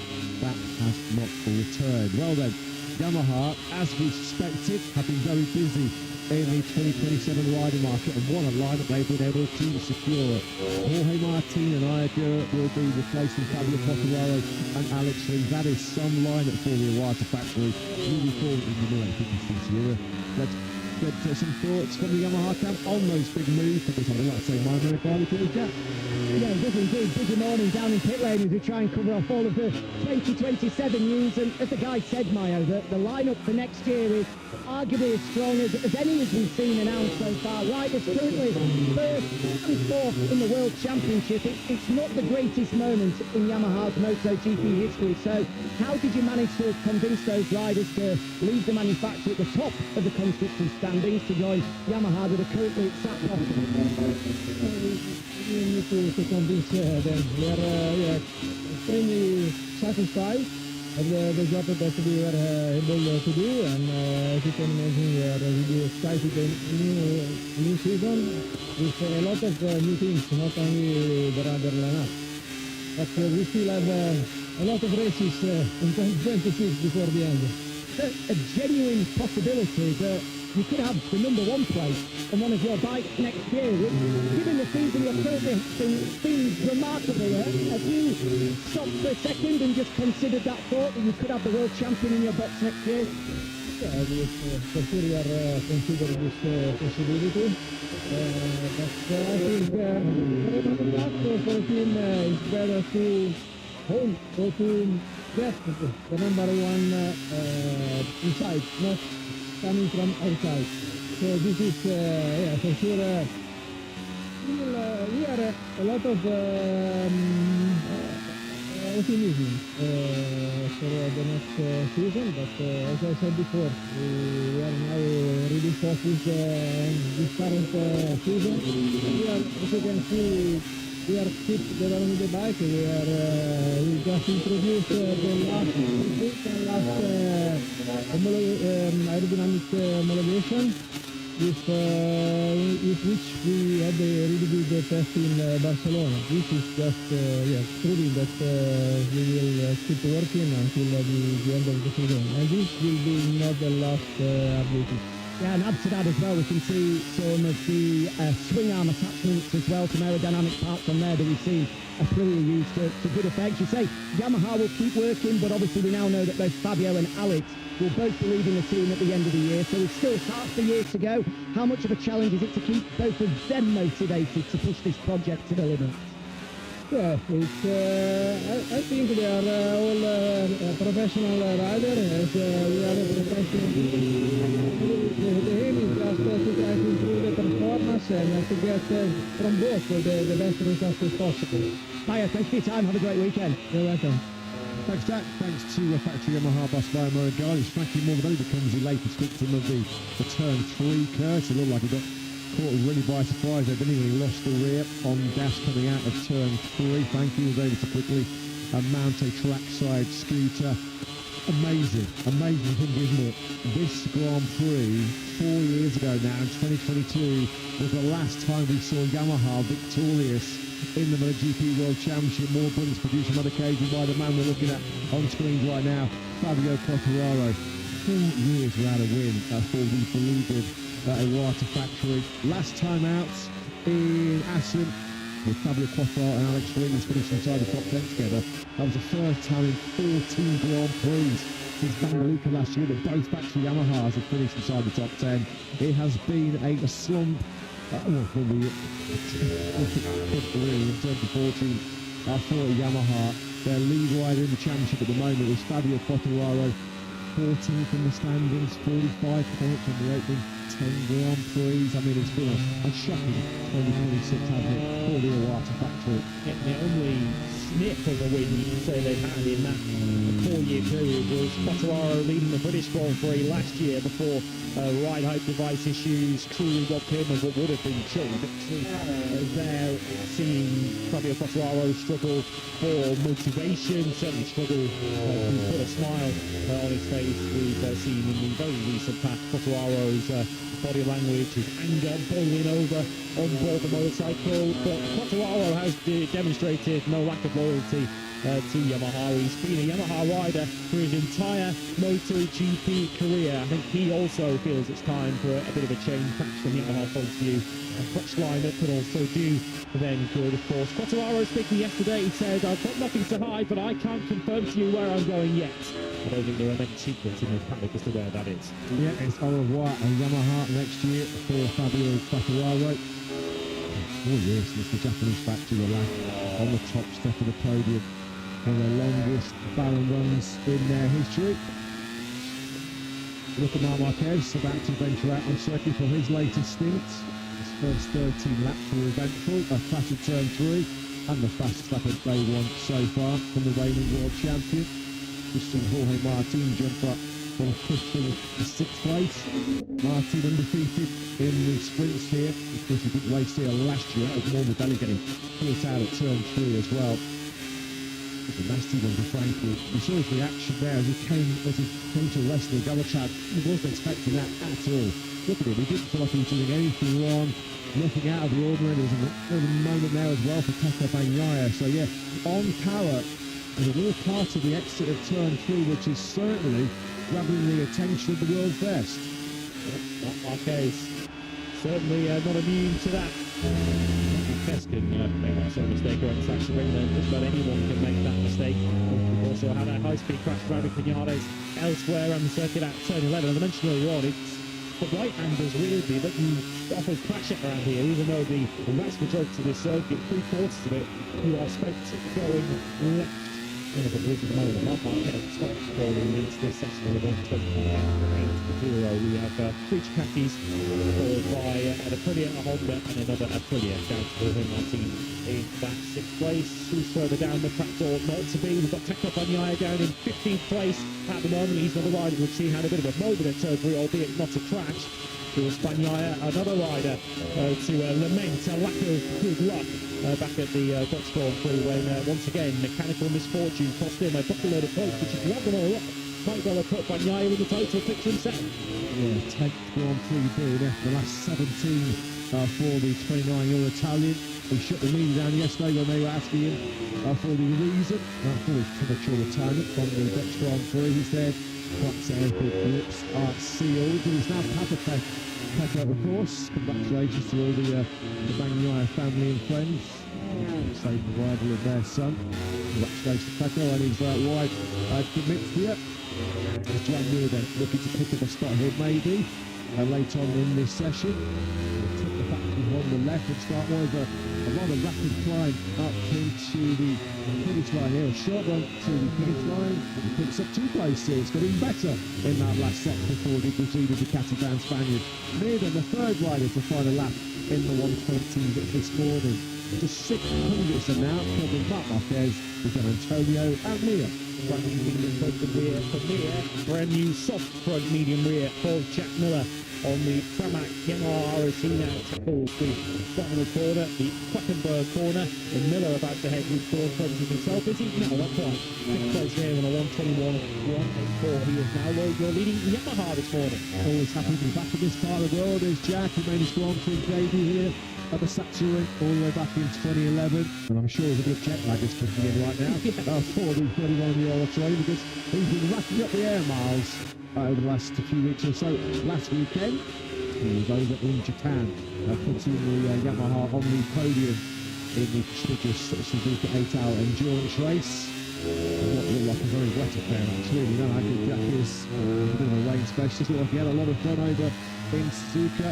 More impressive matters for Miller though are, where will he be in 2027 in the big Wrigley Free Shuffle for the new 850cc engine here? It looks like Jack Miller will be one of several current riders that are going to be left standing without a seat. We've talked about Maverick Vinales and his ongoing frustrations with KTM. It looks like Brad Binder will be missing obvious ride next year. Frankie Mulliday looks like he's on his way out as well. Alex Rins confirmed that he's seeking a ride in World Superbikes next year. One of the rumours that's picking up some momentum here in Germany, Frankie Mulliday might be what is effectively a drop swap with Nicola Brudiger, the current dominant World Superbike champion. We know that Brudiger can strongly will be on board with Ducati here in this paddock. It looks like over at a new Ducati World Superbikes, well, they're sniffing around Mulliday signature. I find a very, very difficult task of replacing Brudiger in 2027. Undefeated World Superbike champion. So far, I've mentioned there in coming to Park this weekend, where the rest of the field we're hoping to change that. He hasn't lost a race. The Shook of the cleaner of World Ducati last time out. Brudiger. I mean, he's raced against the creme of Ducati's talent in World Superbikes and in MotoGP. And he cleaned that one as well in Misano last weekend. It looked like a fantastic event at World Ducati Week. Ducati's annual soiree, which is always very popular.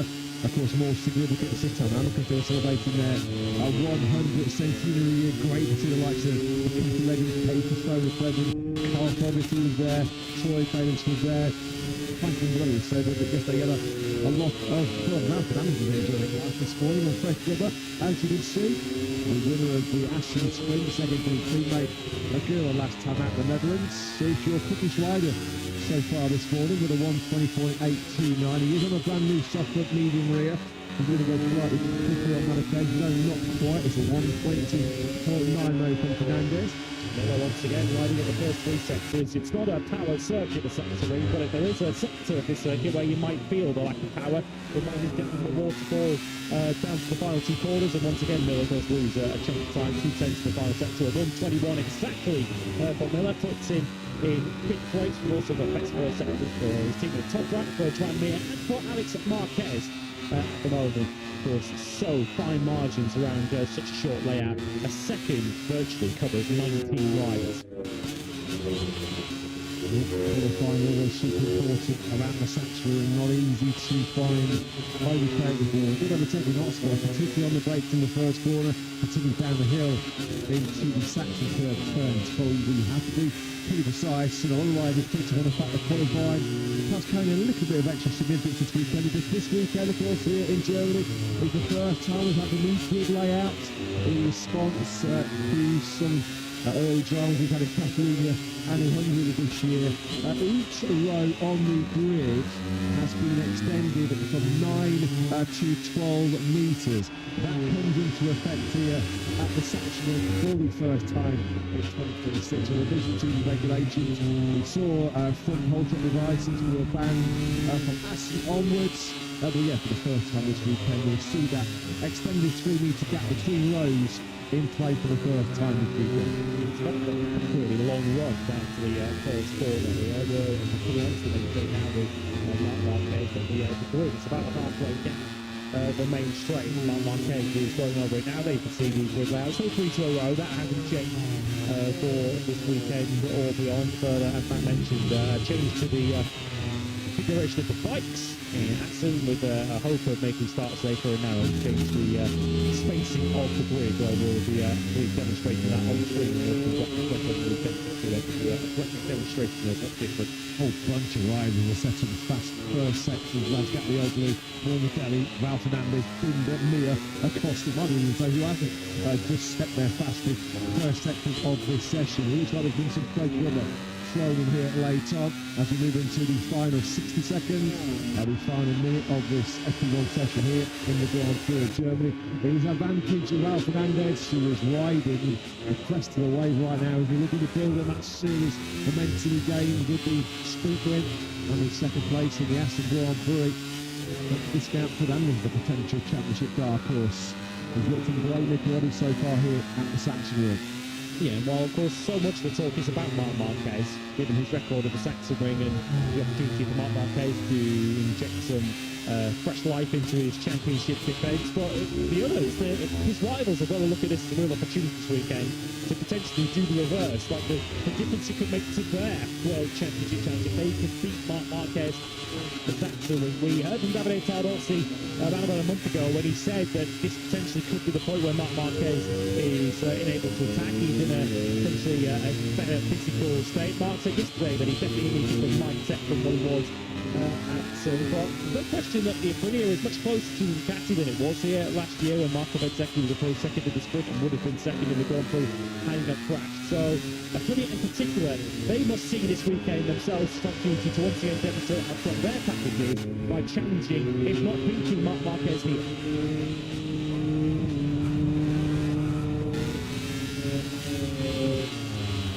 Stop there to listen to that Aprilia sing through turn 11.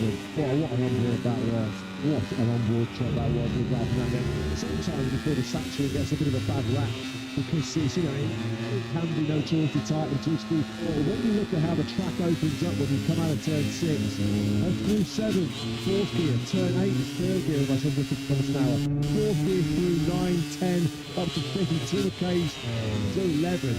5th gear down the hill at about 300 Ks before you break into the 3rd gear, turn 12. There's a lot of this Sachsenring circuit, which is idea at high speed as we follow Marc Marquez out the final corner. This is another actually where he started all the time, wasn't it? As he came over the line, he'd be looking to do a bit more of the same here this weekend. Marc Marquez though is going to close out FP1 here. Not in P1, which is his normal standard territory here at the Sachsenring, but a very close second behind Ralph Fernandez. He has built on that on a brilliant weekend over in Assen. Marco Bezzecchi, well, that was just what the doctor ordered. A safe, clean but fast session from Marco Bezzecchi. The 8th fastest for both with a 1:21.317, just over half a second back of the fastest Aprilia. You saw there on screen, he had brand new soft and medium tyres when he set his best lap, but his best lap did come on his very first run of the morning, his 7th lap, Marco Bezzecchi, 21.370, and the fact that he didn't limit his mileage in any way, shape or form with 21 laps in that session could only be good news for Marco Bezzecchi. With all of my team, with some questions that he wants answered as he returns to the box at the end of the session that he completed in P10. Willing here on Ducati in the past around the Sachsenring. His 2 previous sprint appearances, he's won both. He was winning the Grand Prix here in 2023. He really should have made it back-to-back wins in 2024. And he passed out of the lead late on, ahead of Pecco Bagnaia. What we felt was potentially a critical moment in their title fight a couple of years ago. Yeah, Roy Martin said yesterday they had to find something in the factory of Finnish club this weekend because they were completely overshadowed and outperformed, weren't they, by the Trackhouse pairing of Ralph Fernandez and Ayagura. Martin was fast, he was strong and fast in Assen, but just not as strong and as not as fast as 2 of the Aprilias out on circuit. Yeah, 10th place in that session then for Martinator. You'd offered him this situation at the start of the season, he would have surely bitten your hand off though when he spoke across his partner mate Jack. So I didn't know if I was even going to start the season on time, of course after the additional surgery he had in the winter break, which caused him to pain test. Martin arriving in our 11th round of this 22-round championship with a 7-point lead over Marco Bezzecchi, but of course the looming threat of reigning champion Marc Marquez 40 points back in 5th place. The start session will give us a bit of a window then into how starts will look from the Sachsenring onwards, with the space of the extra metre between each the spots on each row, which therefore means a 3-metre gap from one row to the next. With a couple of the rest in that actually Grand Prix doing some cutting of hair inside the Trackhouse of Aprilia garage this weekend. You see there on screen the background, it's Gucci Giovanni Maccarola, who had to lose his beard. It's Ayagura broke his wing up in MotoGP. I think that I took the clippers to his Gucci's facial hair, and we've seen there's a long-standing bet between I and his data analysis Andy Griffiths inside the Trackhouse garage. He was not cut his hair, but I'm not going to cut my hair until I win his first Grand Prix. Well, of course we saw the Grand Prix of Netherlands. His long locks have gone, and once again in the clippers it was I that started the shaving, and Andy Griffiths will now in an impression. Looks a lot more like me now, to be fair. Yeah, so the Hulk Hogan impression being done yesterday. Yeah, in part they've gone. I feel like the best option might be just to shave the lot off in this particular instance, but just goes to show what a great atmosphere that they've built down there at Trackhouse. Of course, led for the rest of this year by Davide Brivio, because Francisco Garcia Ponte was the new team manager. He'll, I guess, officially, publicly take the full reins of that team from next year onwards. But Brivio certainly, as you heard this morning, very involved. Nice.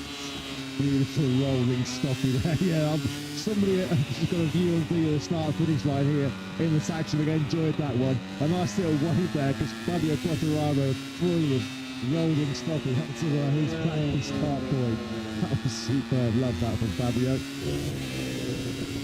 Of course, with whole shot devices now a thing of the past in MotoGP.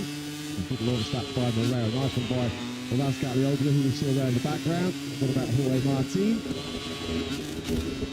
A clean for scene from the Spaniard, but not bad nevertheless.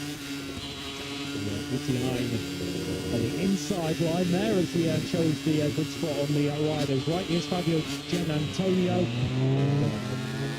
Launched in on the R46 captain, very good at the front tyre of his bike. Of course, really is something he's suffered with, even when he has had the front ride bike device engaged early on in the year.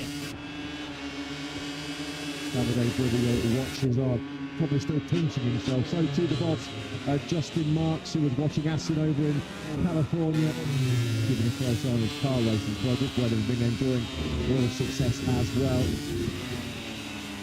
still quite believe what happened in Grand Prix the Netherlands. Marquez, side box, effectively. I don't think can't really as that remember with Frankie.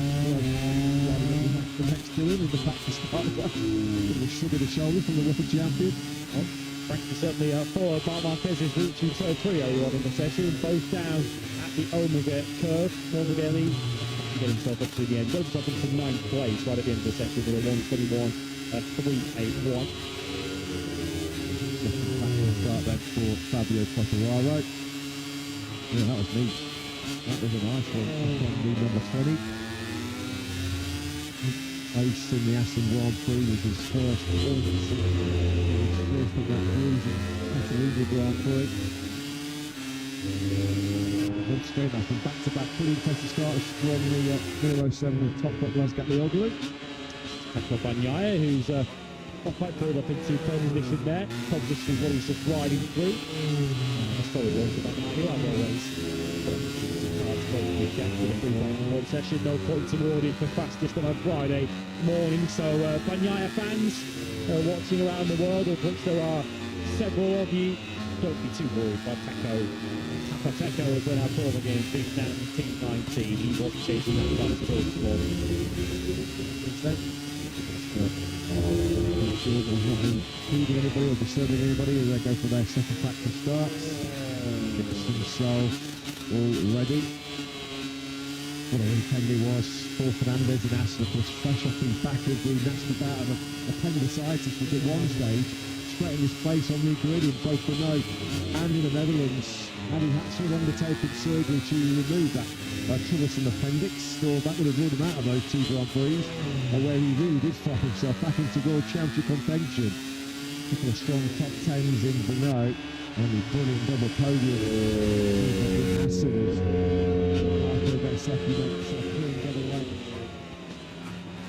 Surely, mission number 1 for Ben this weekend is just to make sure that he sees a pair of checker flags, which he hasn't been able to see too often, particularly on Sundays of late. And you throw in there as well the fact he's had 4 sprint winners so far this season as well. It's been prizes, ultimately, at the end of the day, and Marco Bezzecchi has been rather short upward in the last 3 Grand Prix. Of course, if he wants to look at his glass Mark 4, he can just think back to Jorge Martin earlier on in the season when he went to Renault with 2 long lap penalties to serve and the fear of losing World Championship points. 2 races later, Martin has taken over leadership of the World Championship. It could quite easily swing back in Bezzecchi's direction. Stop. Please stop is what Fabio Quartararo is saying to himself inside the helmet on that factory Yamaha. That is a real tough tricky braking zone into that first corner. You come over a bit of a crest when you're grabbing a handful braking. It just takes a whole load of weight off the rear tyre. We've seen spectacular shots of rear tyres, a foot and a half, if not higher, in the air. Of course, having the wrist over carrying the front, overload the front, and washing the front end out into that downhill off camber turn 1. Doesn't look much really in terms of a perilous zone around the Sachsenring circuit. First gear 75 kilometres an hour mid-corner. But getting into it is one of the toughest challenges you'll face here at the Sachsenring. Marco Bezzecchi then. Front row of the grid, which is where we'll be hoping. On pole position, which is where we'll certainly be hoping he finds himself after qualifying tomorrow. Yeah, now he's now a couple of brilliant starts, hasn't he, on the 72 factory Aprilia who bears. The grid was exclusively reserved for Aprilias. In Aston, when they took that historic top 4 lockout of the first row and a third of the MotoGP race back in Aston, which they did then translate into a double podium on the Sunday. Bezzecchi, though, the one Aprilia rider, not to see the checkered flag. Yeah, it was a strange scenario, wasn't it, in Aston a couple of weeks ago, because you felt of the Aprilia quartet, the weakest, the slowest on the Grand Prix was Jorge Martin. He came out of it leading the World Championship. Funny old game, isn't it, the MotoGP World Championship? Aprilia coming out of a weekend where they're locked out the podium, almost feeling slightly disappointed, feeling as if their World Championship challengers potentially taking a bit of a knock with Bezzecchi's recent early summer slump. Yeah, having never had a podium lockout in their history prior to 2026, Aprilia now had 2. in the last 6 Grand Prix. Memorably, on the first occasion, over in Le Mans, when Jorge Martin did win his first Grand Prix for the Wally factory. Bit of food for follow for the Martinator after that session. Just finds himself 6/10 of a second back in 10th place, only a Prix behind him. Isaiah Gura, who seems to have returned to type with the Fridays. There's been a couple of strong Fridays in both Renault and Aston, certainly FP1s for Gura. But down in 17th place, not a happy hunting ground this for the Japanese rider. The DNF in the Grand Prix here last year, he was 17th over the line in the sprint. No points here last year for Agura. He was playing down his chances. Get more success here this weekend. When I spoke to him in a pre-event press conference, he said if I can get away here with a couple of top sixes, that is job very well done. He was certainly not choosing 100 words when 10 would do. Yesterday was Igor in that particular press conference. Yeah, he joined that one club that included Marco Bezzecchi last year here at Sachsenring when Agura went down and took Juan Mir with him. Agura then in 17th place in that morning session. He said his best lap of a 1:21.7 right at the very end. Just the one podium in 7 previous appearances in Grand Prix for Agura here. That was a third. It was pretty crucial as he went on to win the World Championship Moto2 back in 2024. Marco Bezzecchi then looking at the championship standings and coming into a Grand Prix weekend for the first time since Thailand, not leading. 7 points and nothing in it. A very, very narrow gap between himself and his factory Prix teammate Jorge Martin. But the impetus has swung in favour of the Spaniard inside the factory Aprilia garage. Knocking at the door once again. I mean, how many times have we said this so far this season? A weekend kicks off with Bigia inside the top 3. You can put your mortgage, can't you, on Fabio Di Giannantonio being in that battle every session, every sprint, every Grand Prix, top 5, top 6, if not better. Top of the lot though this morning was the 25, Raul Fernandez, keeping up this incredible run for Trackhouse after their pair of 1-2s in Aston. Fastest in pre-practice one from King of the Sachsenring, Marc Marquez. Second, Di Giannantonio, as mentioned, third ahead of first of the Hondas. Juan Mir, who got himself into the 120 point. Jack Miller fifth for Pramac Yamaha ahead of Alex Marquez, who led early on. Alex Rees seventh ahead of Bezzecchi, Morbidelli and Martin. Maverick Vinales recovered to 11th after an early high-speed crash to finish with the top KTM ahead of Acosta Binder and Bastianini. Quartararo 15th ahead of Top Black Iagoro. Diogo Moreira, who set an identical time for 79, 18th ahead of Bagnaia and Marini. All the top 20 within a second. Cal Crutchlow, the one rider outside of a second after some early mechanical problems on his LCR Honda. Knockout from Dorna Sports and Raul Fernandez and Miguel Rivera are on the front row of the grid here. Were made back in 2024. But we've got a bit of a couple of gremlins. We've crept into our graphic system. Show. Raul Fernandez, well, we know that his best time of 1:20.829 put him in P1 in that session. Let's jump straight to the best sector then, shall we? Marc Marquez leads the way in the opening sprint ahead of Mir and Miller. Sector 2 is where we start going left, and it's Alex Marquez quickest through there. Raul Fernandez making up some time in sector 3 ahead of Bigia and Bezzecchi. And fastest 2 in sector 4 by just 1,000 from Marc Marquez. Well, Raul Fernandez at least in full working order as he leads FP1 here in the Grand Prix of Germany. What a time it is to be part of Trackhouse Aprilia right now. A double 1-2 for the American team last time out in Aston. And Raul on the prowl once again here at the Sachsenring. He leads FP1.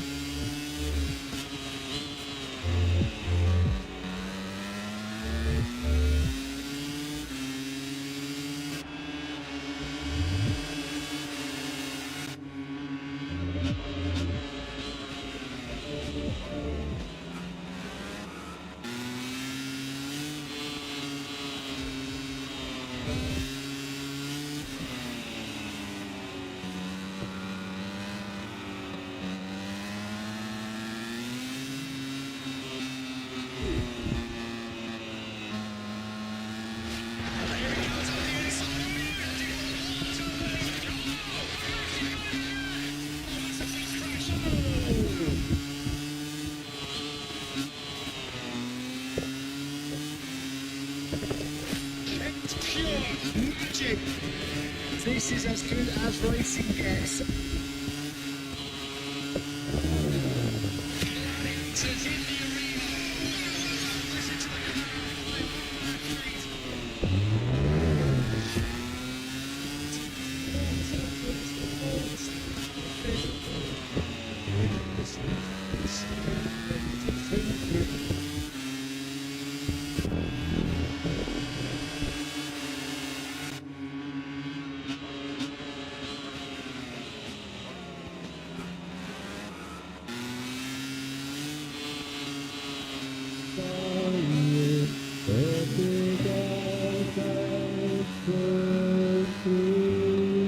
This is Dreamland, isn't it? A fourth-class performance. It's Rafa Fernandez who wins the sprint here in the Grand Prix of the Netherlands.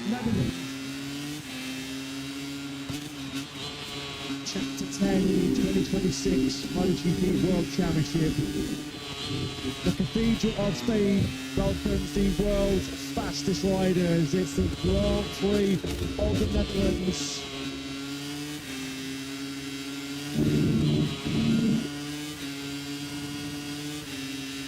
This lights out, and we're racing in MotoGP here. Martin has made a perfect start. Not that far with this, but I go as the electric away from the line as well.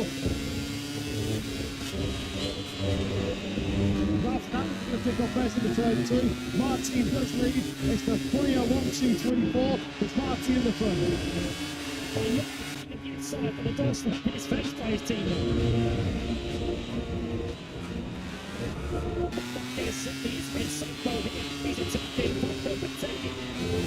That's Fernandez through Oliver. It's beautiful by Fernandez. Perfect first lap by Martin. Top pole. He leads by 6/10. Fernandez and Agura goes outside again. Agura retakes it. And look at Mark sniffing off duty to take second place. That's Fernandez retaliates. Bezzecchi runs forward in between the factory Ducati.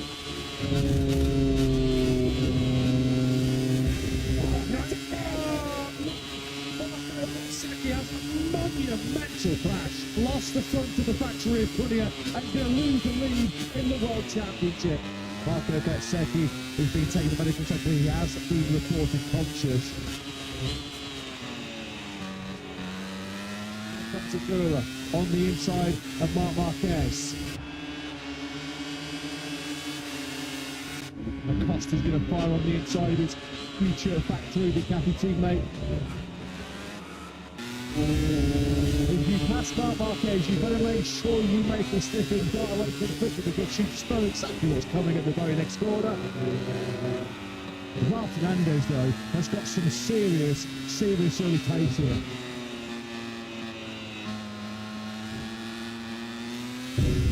Acosta back on the inside of Marc Marquez into the first corner. He knew that wasn't going to stop, but he just had to go for it.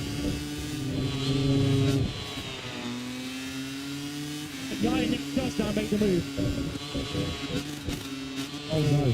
Well, that is another Pedro Acosta, KTM no. Taking his hand there. Oh, he's got arm pump. He might have arm pump, you know. Pedro Acosta is out of this Grand Prix.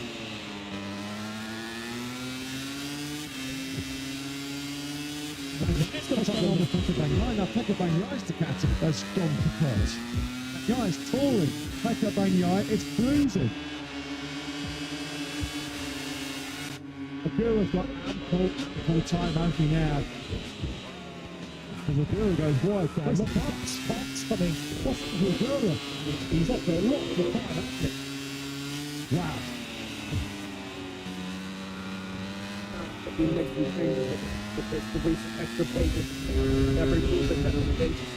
Corner speed there. Fernandez got through 15 and that has set himself up beautifully. What a move that is by Ralph Fernandez. The Martin could be losing second here as well. Agura surely going to attack him on the brakes into the first corner. He does so indeed. So a painful 4 corners that for Martin. A fairy tale week on the track out of Puglia. They are now 1-2 in this Grand Prix. But Igor has no faults of the long-term picture at the moment. He wants a first win. He needs And Iron Girl now, is this his moment? Is this his time?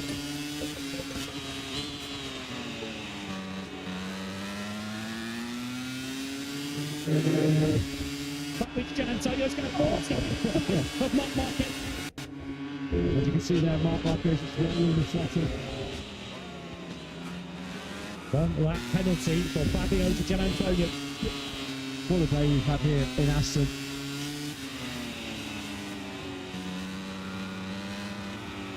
For the first.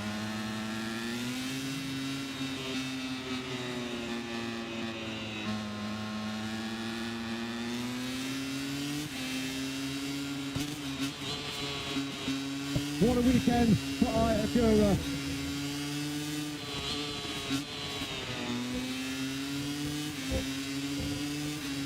A race day that Iagura is never ever going to forget. Hassan, we love you.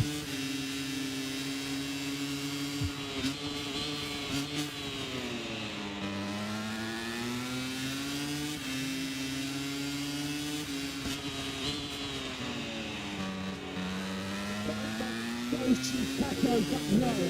What drive? We look back to the station to finish His first sprint win of the season. But that was brilliant, Bagnaia. That was awesome, Bagnaia. Welcome to Dorna, welcome to Chapter 9 in 2026 on a race day. The factory of Prudistar has been banned from competing in today's day. Seki was involved in an altercation with a trackside marshal and he was hit with a race ban for today. The world's fastest riders are set for action here. The Czech Adrenaline Factory. We are placed for the Battle of Renault in 2026. Lights out the race with Renault in MotoGP. It's a superb launch away once again by Fabio Di Antonio. This time around has nailed the start. We've got the drop on the film, this long one down into the first corner. Marquez straight away through on Bagnaia up into third place. Marquez straight on the attack too. On Fabio to Gian Antonio. Fourth to third and now to second. He almost lost the rear there as he squeezed the car from down between 3 and 4. He's lost the north place, he's lost 4 to Diogo Moreira. That's lovely, it's impressive. Agura getting to his rhythm. Once again, we'll try and attack back the hill into the squad corner. Paco Bagnaia leads.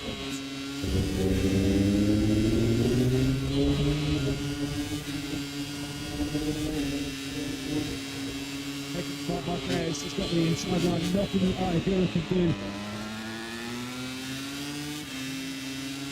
So a factory, the 51-2.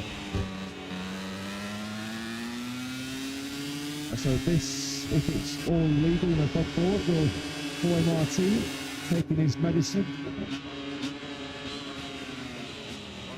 Marc Marquez, fastest rider on circuit, just starting to build up that pressure, turn of the whip on Bagnaia. Is coming down once again. Mark's under close, goes into impact Pekka. Agura is coming. Agura is on the charge.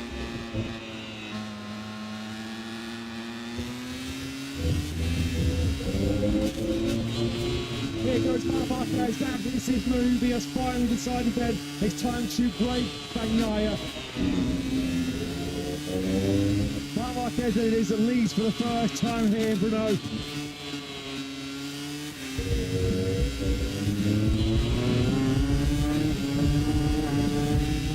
Dorna is coming from a long way back there. He knows he has to make the move. He just runs Bagnaia at wide. There's nothing that Bagnaia can do. Bagnaia can now pack to pass the reigning world champion. as opposed to some more KTM problems. On the last lap, Pedro Acosta retires from fifth place.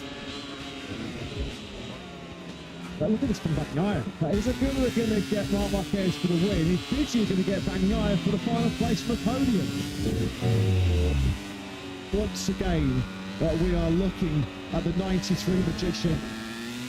This one is over. To that final corner he goes. It's back-to-back wins in 2026 for Marc Marquez. It's back-to-back wins in Renault.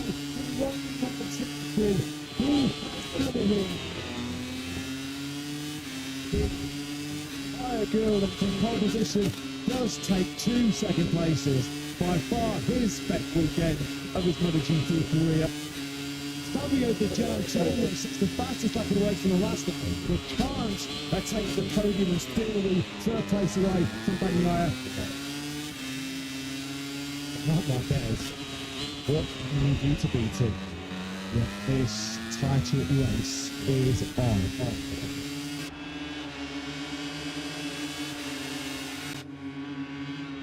What a sprint Saturday has been here in Balaton for the reigning world champion. Pole position to the sprint victory. What a return to action. Marc Marquez, who has completely dominated this sprint. Welcome to the Grand Prix of Hungary. Welcome to the Balaton Park circuit. Marc Marquez taking his 76th MotoGP pole position. The rider on pole position is the rider to beat.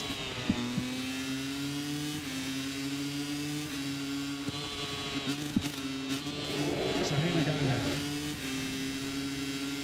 It's the MotoGP here in the Grand Prix of Hungary. Big wheels from there for Marc Marquez. He got the line. If you try to get out of place with Pedro Acosta on route to the first the size that was good control. Big has been cleaned out. The top 3 in the World Championship are out of its Grand Prix.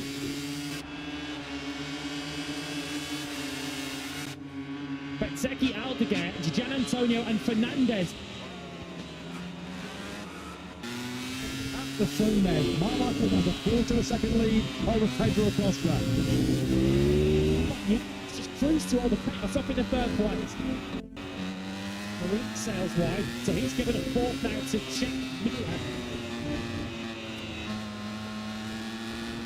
Acosta's losing on the inside of Marc Marquez. Pedro Acosta then leads here in Balaton for the first time.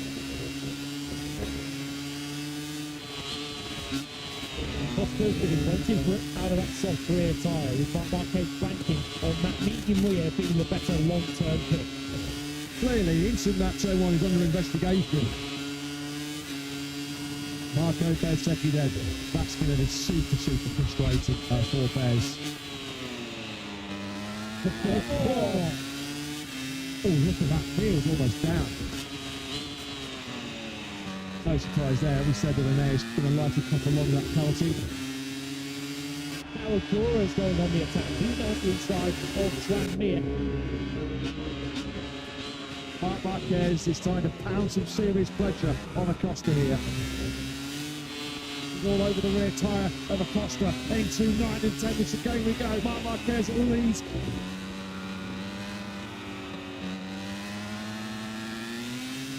Sideways on the brakes was Marc Marquez. Left the door open. Acosta finds his way through. Here comes Marquez and now attacking on the brakes once again. Chase on the brakes. Oh, it's a block back from Marquez. They're squeezing each other. Are they rubbing shoulders? This is the battle we have been waiting for. The Acosta versus Marquez is on.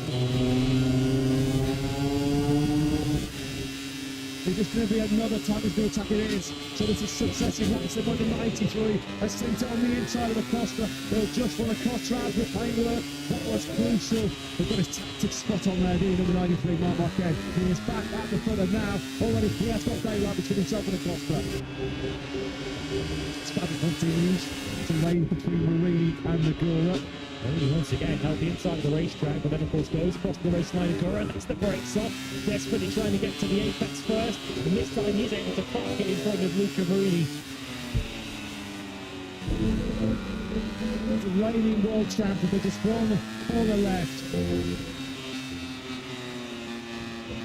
Marquez has had a blast at Battle Park once again. He wins in Hungary to make it 100 wins for one very special rider, one very special talent.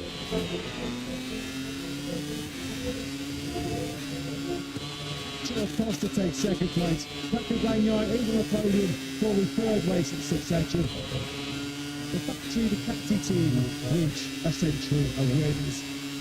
This World Championship defence is now well and truly up and running.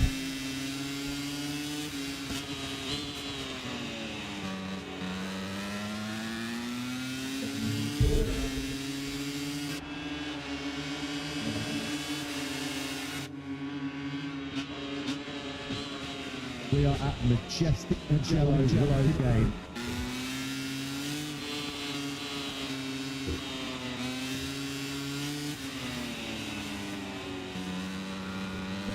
For Ralph Hernandez, 2 wins the TSH sprint here in Mugello. His first gold medal after a golden performance by the track out of Peru rider. Good afternoon and welcome one and all to the Brembo Grand Prix of Italy.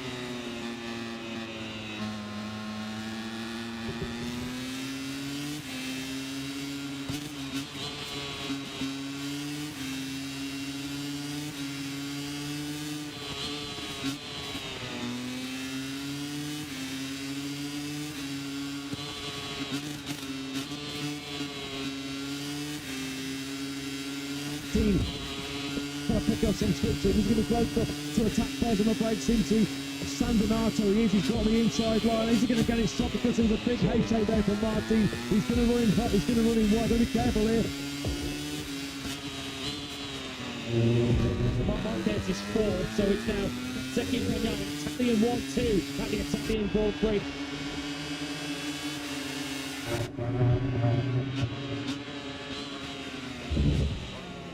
Here comes Bagnaia and through beyond Betty 1 and 2. He's going to be close enough to maybe show his will to Bezzecchi on the brakes into the final corner. Can he pick up some stitching on that factory Ducati?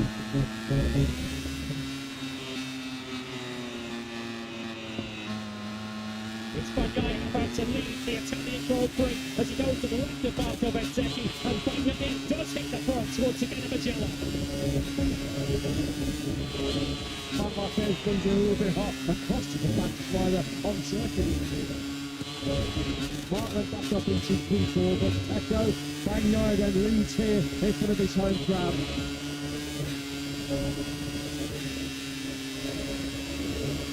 Costa, this could have been a block pass there. He's on the inside of now Marquez. Is this finally a Costa potentially securing 4th place? As Bezzecchi really does close up on the rear tyre as Bagnaia. Here comes Bezzecchi, just building momentum. He's going to go to the inside line here. They go side by side. Bears versus Bagnaia. This is the moment, number 10 to go, where Marco Bezzecchi has decided this is his moment. So Marco Bezzecchi then back at the front here in Mugello. Martin's going to gobble up Bagnaia very, very quickly. Surely this is going to be a fairy tale 1-2 here. Fair play to Bagnaia. He's really trying to tough it out on the brakes. I think Mark's bigger problem here is the Costa. It's Iogura on the trackhouse 20 who's still doing 140-60. Yeah, that's lovely. On the inside of Mark. Just squeezing that to the paintwork.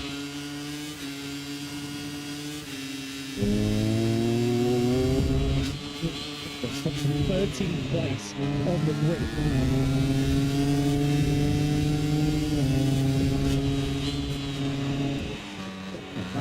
And a fully, absolutely powering past Pedro Acosta's Katie, and they both go sideways. They're both snaking left and right, trying to squeeze every bit of braking performance. Iogura just closed the door there on Acosta. Bagnaia would excited to check his flight, might lose his grip on the podium again.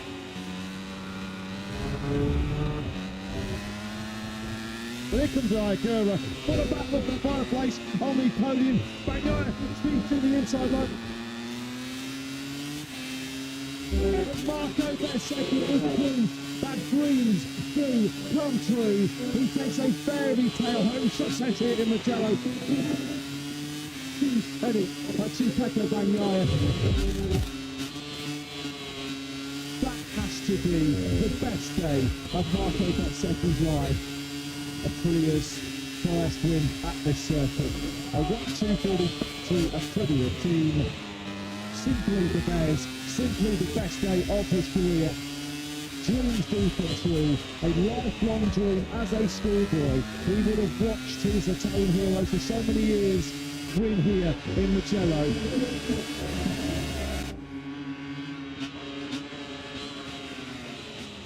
Grazie Mugello, grazie Italia.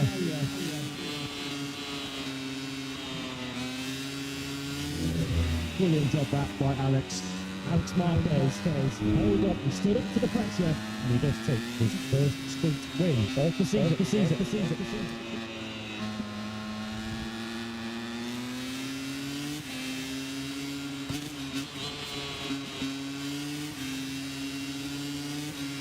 We are another classic and iconic Spanish Grand Prix venue for round 6 in 2026. It's Pedro ready to power away from pole position here. What can Alex Marquez do?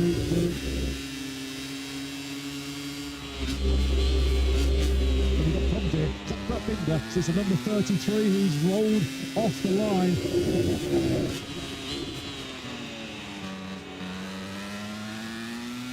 I'm going to race in MotoGP here. To me, it's a great start for Bob this week's game by Pedro Acosta. Martin, another dynamic start from Martin. He's now attacking Alex Marquez. Contact with the two Spaniards. Well, Zarco is with a loss there between Jorge out. Frankie more ridiculous. Marco on the inside and he sends that Marco down to the car park. It's across to it lanes. One time to ride on board with Alex.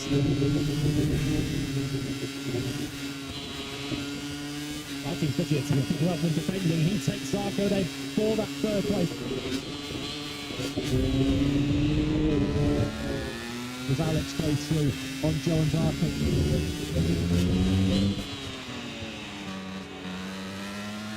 Long way back. There's Raul Fernandez. Black House of Aprilia lead once again. Because we saw that move also for Marquez. He passed Martin. Acosta in the slipstream. Acosta is back at the front.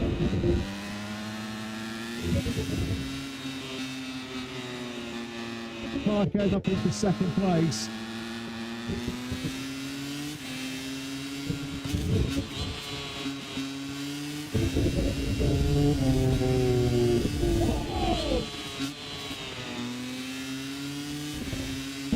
Marquez. Just to it. Oh, dear me. Marquez had no room whatsoever to take any kind of avoiding or evasive action. Drama here then. So this MotoGP race here in Barcelona has been red flag. All riders involved in these are conscious. Alex is okay.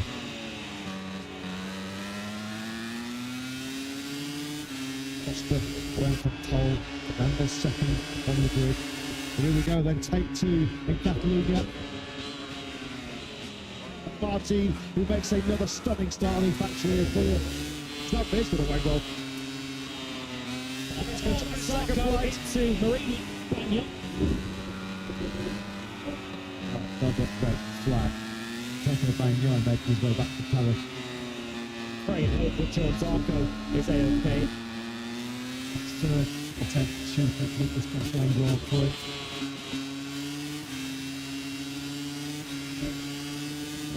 Lights out the race then here in Montmello's Rotor start by Fabio Di Gianantonio. Acosta and Martin are going to go toe-to-toe and took out the race into the first corner once again. Fernandez is there in third place.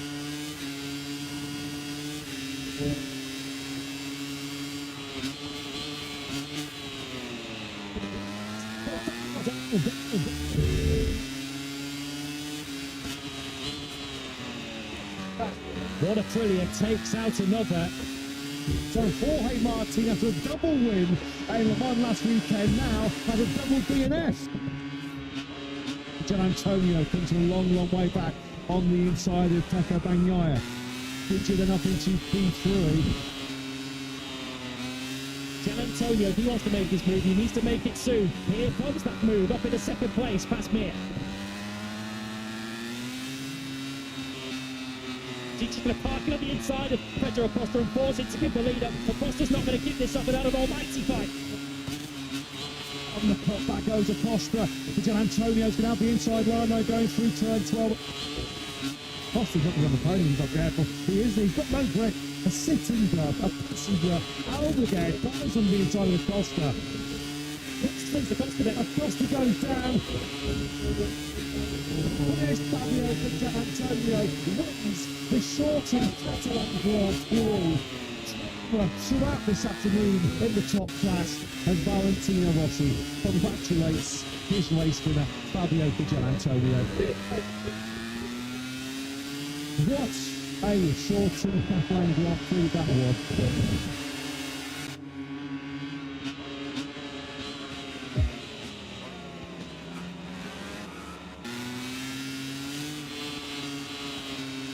Lights out the racing now in the sprint at the moment.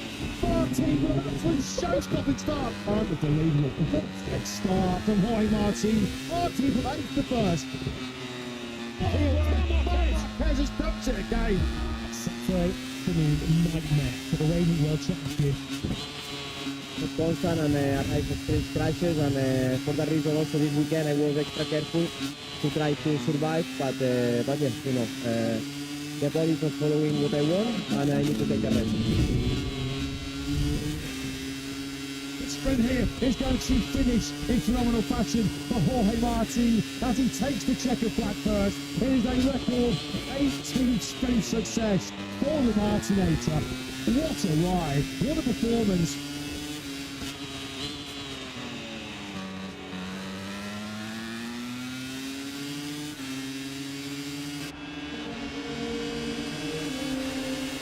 What rides in store though now ahead of the 2026 edition of the Michelin Grand Prix of France. A full dry 4.19 kilometre Bugatti circuit. Mike Marquez on the front row. We wish him a speedy recovery after his big sprint crash yesterday. 27 laps coming your way.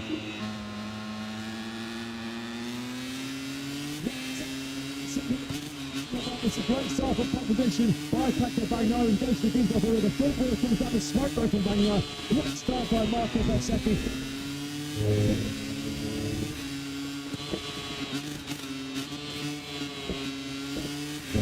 Second it is that leads. Acosta's up in the second place and Quartararo third. Low on a Costa into turn 6. Comes out of Gora, attacking on the inside of John Zarko.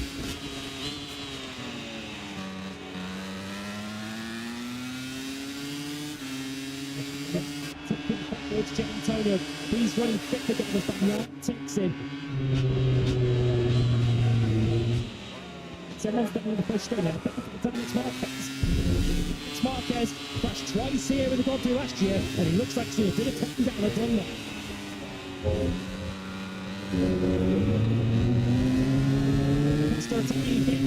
Costa goes on the inside of the Frenchman into the blue S. Is lovely moved out by Pedro Costa.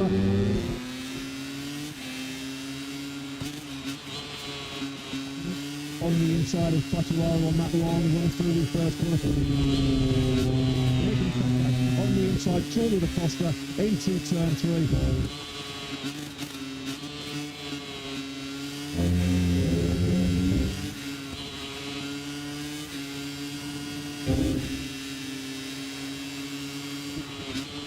Martin sends on the inside of picture into turn 7.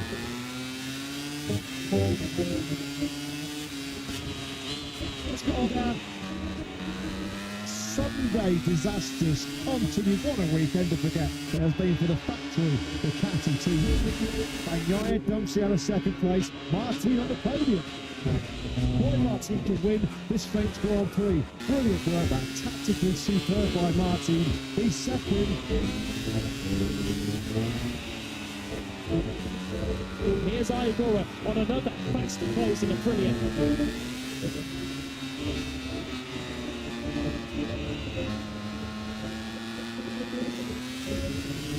Mr. Iagora has been strong. How defensive will Acosta go? Can Acosta do anything? No, he can't. We're going to have an Aprilia 1, 2, 3 here in Le Mans. And the battle is firmly on now between the two factory Aprilias. Because the long way back and Oi Martin on the inside of Bezzecchi into turn 3.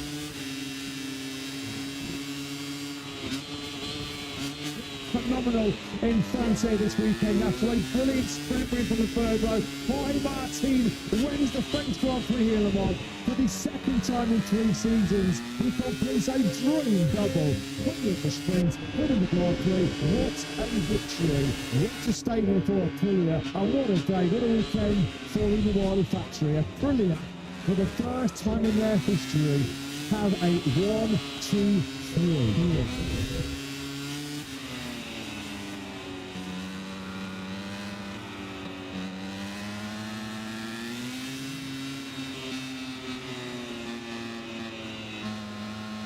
Good morning, welcome to Spain, welcome to Jerez.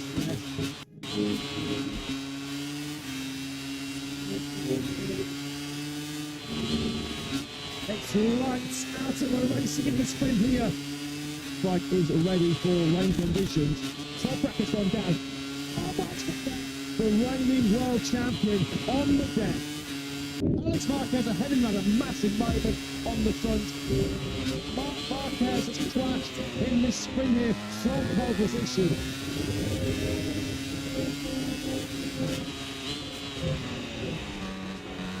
Marquez and catches out of the lead. Here comes Vidya into pit lane. Simon Aldeguer is leading this sprint. Oh, now Bezzecchi, the world championship, he's gone down. This now is a sprint of survival. Marc Marquez is going for the lead. Super aggressive at the route of the Bagnaia.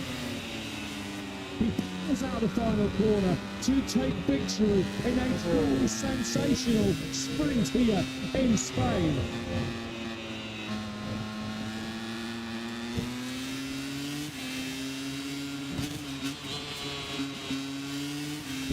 MotoGP in Sachsenring.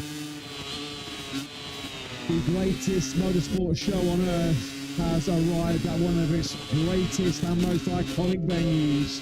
It is the Grand Prix of Spain, round 4 in the 2026 MotoGP World Championship.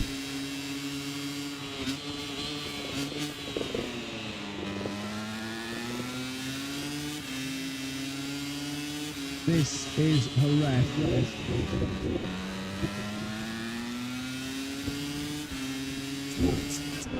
MotoGP here in the Spanish Grand Prix. What a start! Marquez. Good start from the second row, two from Alex Marquez. Absolutely record. Saki up in the second. Paul Martins come from 10 to finish only getting 6 places on this first lap. What a start by the Martinator.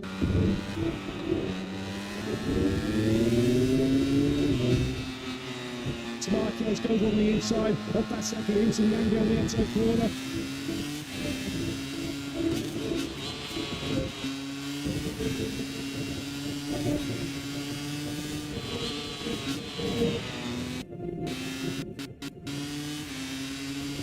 Marquez is trying to get on with business here very, very rapidly. On the inside he goes to Dorna.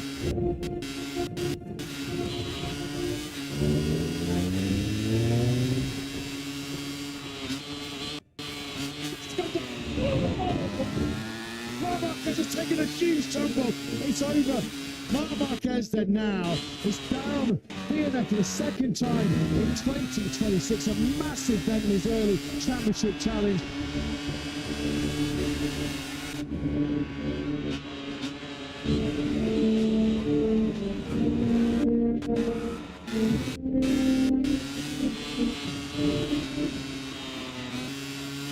Second year in a row of a factory battle here in Jerez. Marc Marquez takes that early a podium contention.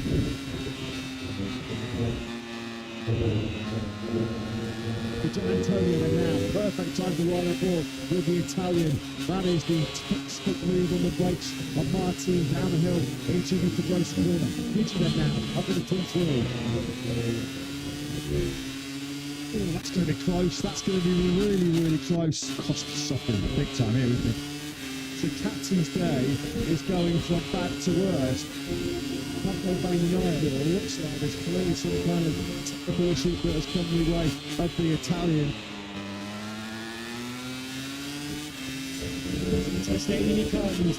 He knows that a second consecutive Spanish Grand Prix victory is his. What a weekend it's been for Alex Marquez as he wins in style the Spanish Grand Prix for his second year in succession. Marquez then takes the win by just under 2 seconds from Marco Vanzetti. Gian Antonio does complete the podium. Alex Marquez has done another number on the field here. He is your Grand Prix winner in Spain.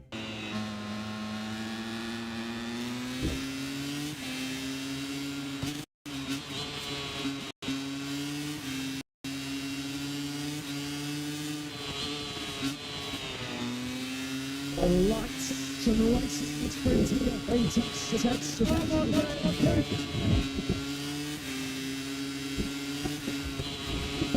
second down into turn 11. Wow. Contact there. Jorge Martin is in the top. He's at the sprint here. Absolutely should have lost.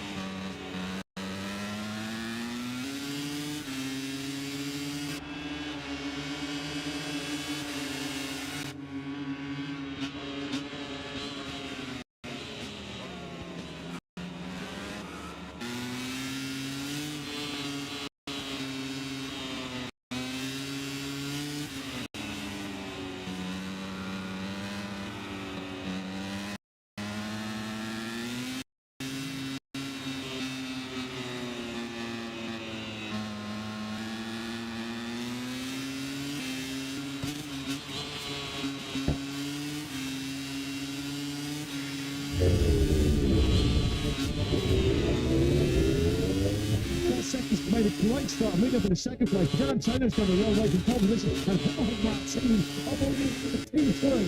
A real poor start this Grand Prix for Figure from pole to fifth. Oh, that's wide.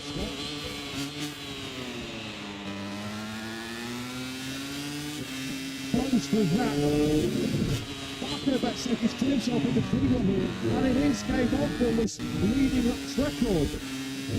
With the Gian Antonio, now that is payback, isn't it, from Digio on Marc Marquez. Yeah, right the inside now, Marc Marquez. There's a Marc Marquez and does feel in that 2D long lap penalty lead. Seventh when he came into the league. Just going to drop in here as we find Rap Fernandez on the 25 truck category.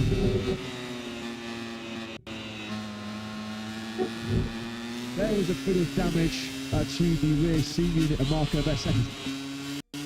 Bezzecchi now is really starting to stretch Acosta and stretch Martin. Oh! Did you set Jorge Martin, massive scare. Very cool, that is absolutely motoring right now, no matter three. straight up the inside of Pecco Bagnaia? Beautiful move from the 79. He's going for a long way back here in the turn 12, and he's going to pick off Vigil Antonio. He's got the inside line. He squeezes Vigil out to the paintwork on the outside of Gura at the inside line, and now we have three Aprilias inside the top four. That's made a mistake. Martin through. We'll go on course for back-to-back factory Aprilia 1-2s. And Marc Marquez showing no brotherly love to Alex there, is he? On the inside of the beast goes Mark. Michael's got a problem. Come on! If you're a representative, it's Grand Prix. That's very much too neat. Oh, how hard is he pushing? It might only be at the moment for fifth place, but he's still going all in, isn't it, Marc Marquez? With that Mark, surely he's going to make that move. That was coming. That's been his favourite move in this Grand Prix. That's the third time now. Oh, blue light goes past Giannini.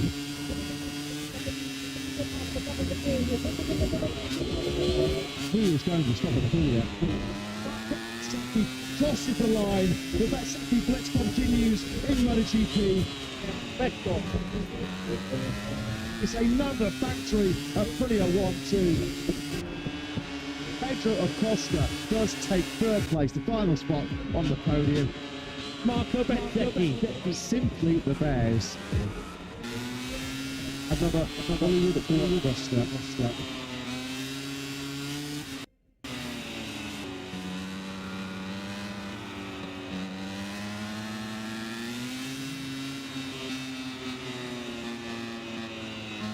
In the sprint here, Antonio from lead from Marc Marquez.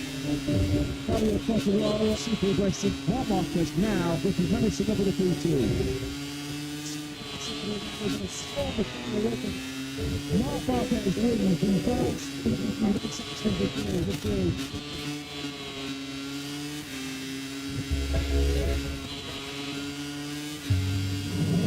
MotoGP is back in Brazil for the first time in 22 years.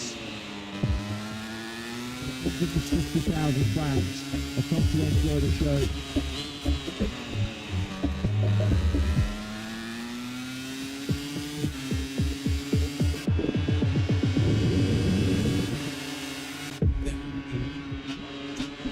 MotoGP here in Goiânia, brilliant start, middle of that front row by Marco Bezzecchi. He's got the drop of Fabio Di Antonio. Marc Marquez there in third place. He completely lost that third, didn't he? But Marco Bezzecchi at the front once again.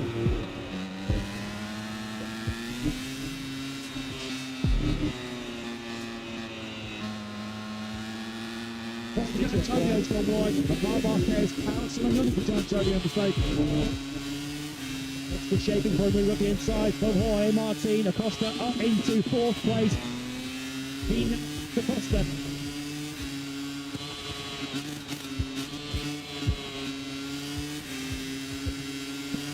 Antonio, who carves up the inside, and Jorge Martin says thank you very much. Yeah, and we have now an Aprilia 1-2.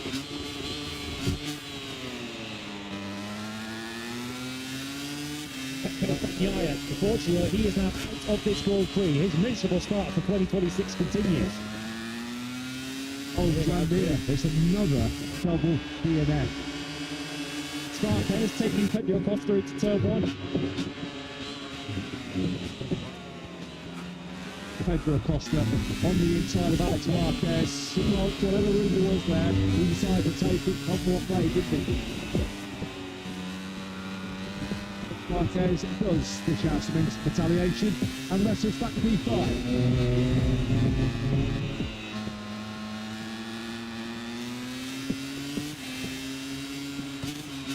going now into the front pitch at the expense of Acosta. Bezzecchi in cruise control. Marc Marquez, the king of Kota, he's putting some manners on Fabio Di Antonio. This is a bit of a personal duel, isn't it? Back into third place. Di Antonio, well, fair play to him. Fabio is fighting for fire here.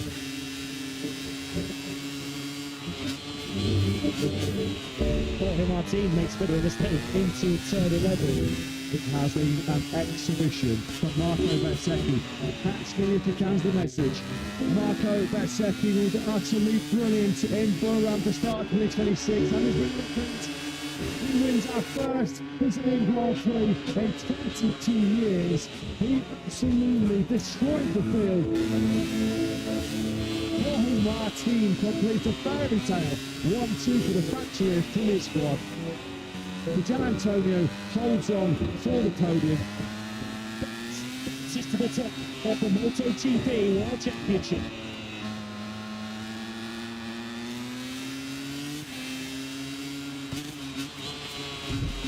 Welcome one and all to the 2026 MotoGP World Championship. It's lights out and we're racing in the sprint here in Burra.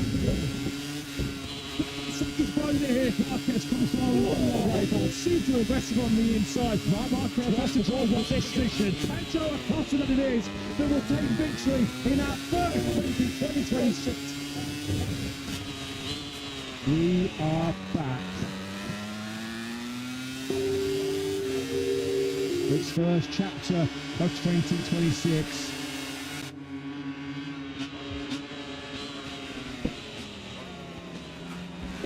We are set for the 2026 MotoGP World Championship.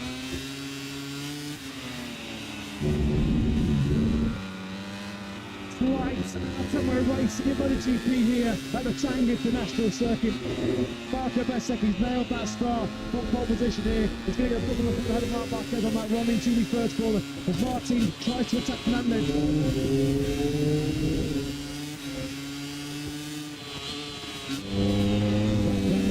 From Marc Marquez to the right-hander, Juan Fernandez straight through into second.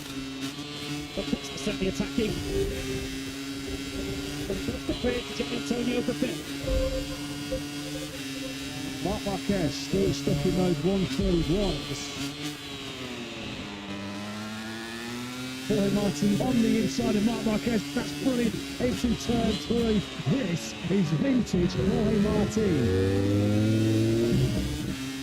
37 versus 93 for the second day in a row, and Pedro Acosta gets the better of Marc Marquez, who's now down into 5th position.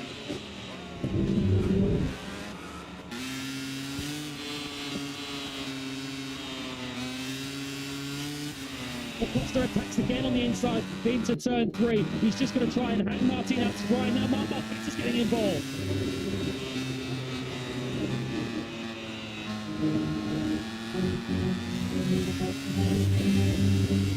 Oh, look at this now as they power through the gearbox. Marc Marquez went into turn 3, 5th. He's now in P3. Acosta goes earlier. He's only been waiting for turn 12. Immediately, he attacks Marc going through 8th.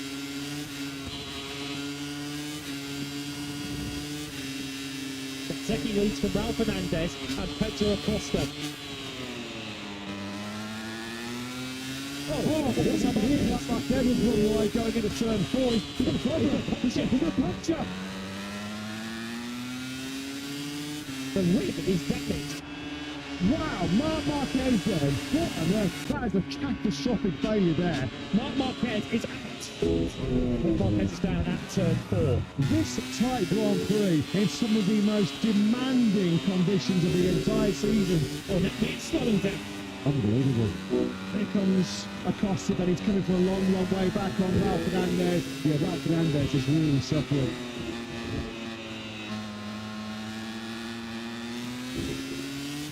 Marco Bezzecchi sees that quite brilliantly in Burra.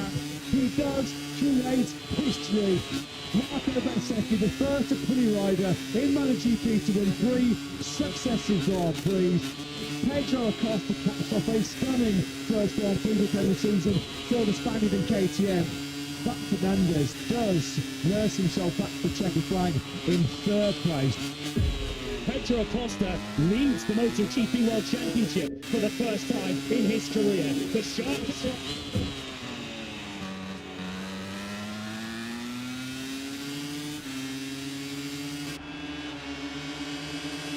We have been welcomed back with open arms to our season finale round in 2025.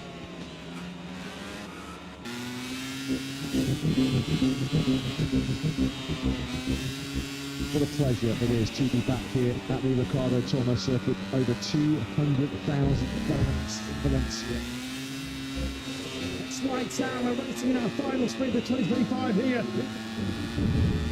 Alex Marquez has got the top briefly as he Marco Bezzecchi possibly super aggressive. Through the final corner we go then. Alex Marquez finishes on top of the sprint podium here in Valencia. Who will be the Grand Prix winner in the final showdown? Who is going to take the spoils? What's going to happen? What's happened here? What we do? He dropped it before he's even got to his grid position. He's due to start from 7th. They might have to delay the start for this if they can't get him off the grid.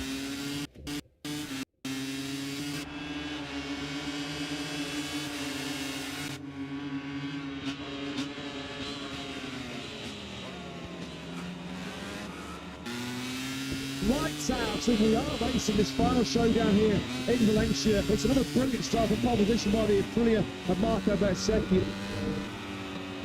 Antonio drops across the nose of Pedro Acosta, so Digia had on a good start there.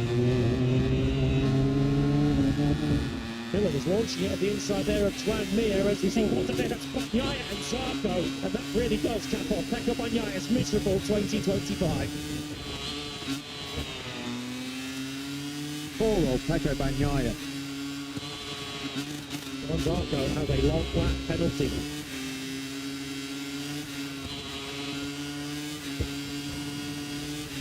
Raul Fernandez has passed Fabio Di Giannantonio on this lap, up into 3rd place. Well done now with Acosta. He's going to seize that inside line on the Giannantonio. Acosta now picks him off to 4th. This has been coming about. Fernandez now up into 2nd. The problem is, has he let Bezzecchi get too far up the road in terms of the victory? Martin slowing down with Jorge Martin retires from the Grand Prix, receives a round of applause from his team. Much more to come from Jorge Martin in 2026. Acosta. Clearly, he is a lot faster than the 73. Blue on the inside of Alex Marquez. There's more time coming away here for Alex. Digia's stuck up behind Alex Marquez. And he comes through on Alex Marquez, who has to check up to avoid running into Fabio Di Giannantonio. That move was also coming, but Digia now takes 4th. Bezzecchi just faultless and flawless at the front of this Grand Prix. Here comes the Giannantonio, here comes the move, into turn 4 we go. Acosta tries to lean on the Italian, no way back through into turn 5. The Giannantonio there trying to keep a Ducati on the podium for the 88th Grand Prix in a row. There's wins the final Grand Prix of the season. Raul Fernandez completes a brilliant Aprilia 1-2. Fabio Di Giannantonio celebrates 3rd place.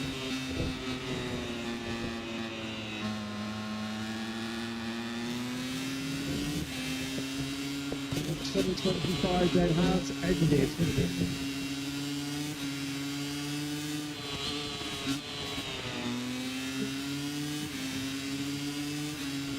Record crowds, nearly 3.5 million fans A title fight between two brothers for the first time ever in Grand Prix history. 6 winners in a row. Returns to Hungary and to Czechia. The greatest comeback of all, completed by Marc Marquez. That's been the story of the 2025 MotoGP World Championship.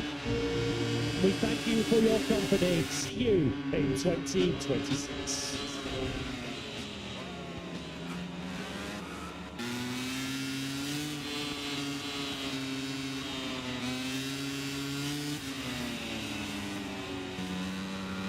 Marquez once again. What a showstopper that was. And the best advert you'll see for MotoGP. A whirlwind, a classic sprint here in Portimao. Absolutely sensational.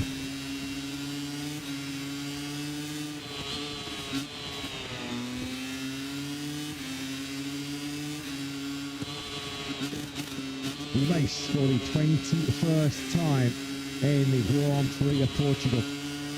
A very emotional day for Miguel Oliveira. The Portuguese fans say a special farewell to their home hero.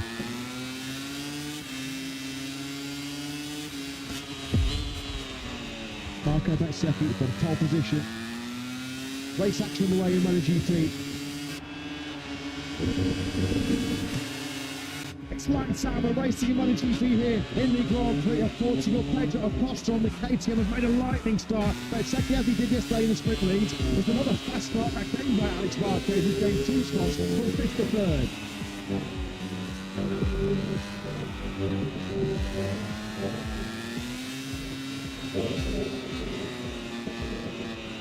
Oh, there's contact. Oh, Morbidelli now because the Morbidelli got it all up the shape on the brakes going into turn 5. So Frankie down out at 5 on that lot.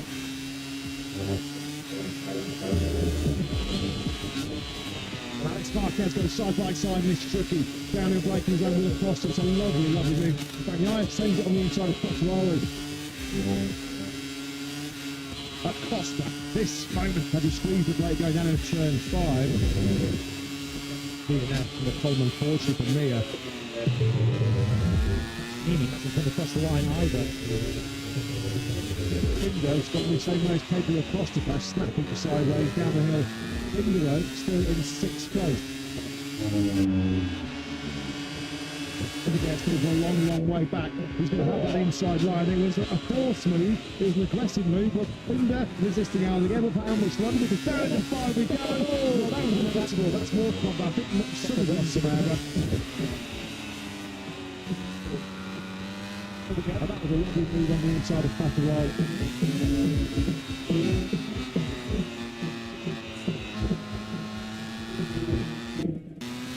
Bagnaia, well that's huge. Can you believe it? That is now a 4th consecutive Sunday DNF. Quattararo is still resisting this relentless attack from Binder behind him.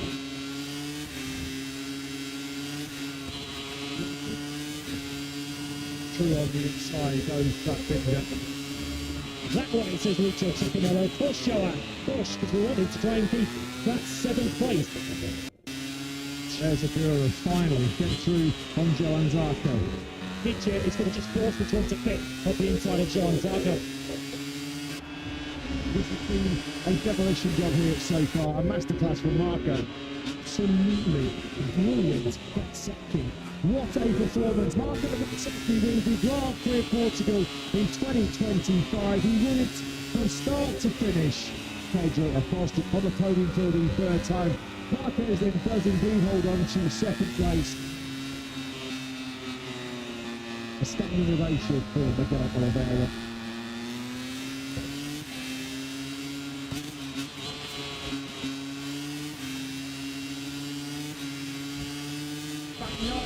Blasts the sprint here in Sepang as Alex Marquez crosses the line, and we do have history. It's a Mark and Alex 1-2 in the MotoGP World Championship. Alex Marquez, the runner-up, firmly out of the gap, the rookie of the year in 2025. The Grand Prix in Malaysia is MotoGP's final flyweight race in 2025. They come to this spectacular Sepang international circuit. Bakai once again top pole position. Fermin Almaguer was third over the line with a tyre pressure penalty placement promoted Pedro Acosta inside the top three. Alex Marquez goes from second on the grid. Last control on the line. Sachsenring racing in MotoGP here then in Malaysia. Once again, he nailed the start of pole position as the 63 by Bagnaia. Look at Pedro Acosta once again, capitalising on that missile. He gets the drop and Alex Marquez will run down into the first corner. Potiraro going down the hill into the turn two. Marquez, if he wants to go after Pecco Bagnaia, he needs to pass across the quick flick. Alex getting very aggressive early on here.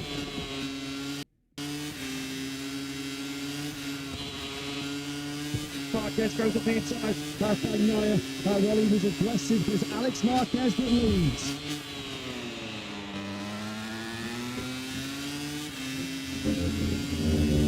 Acosta buzzing all over the rear tyre of Bagnaia's Ducati. He's not got the support he wants at the moment from that medium front. Versus me, they go side by side. This is a battle for fifth. Nearly goes around the outside. They almost take each other out. Once again, Bagnaia is fighting a rearguard action against the KTM of Acosta. Spinning Bagnaia. Loud singing himself hoarse in the main grandstand here. That's a lovely move to get them a little bit hot. Bagnaia will try and sweep around the outside.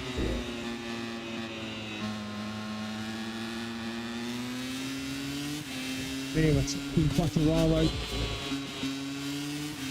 That is watching the front slide in the rear.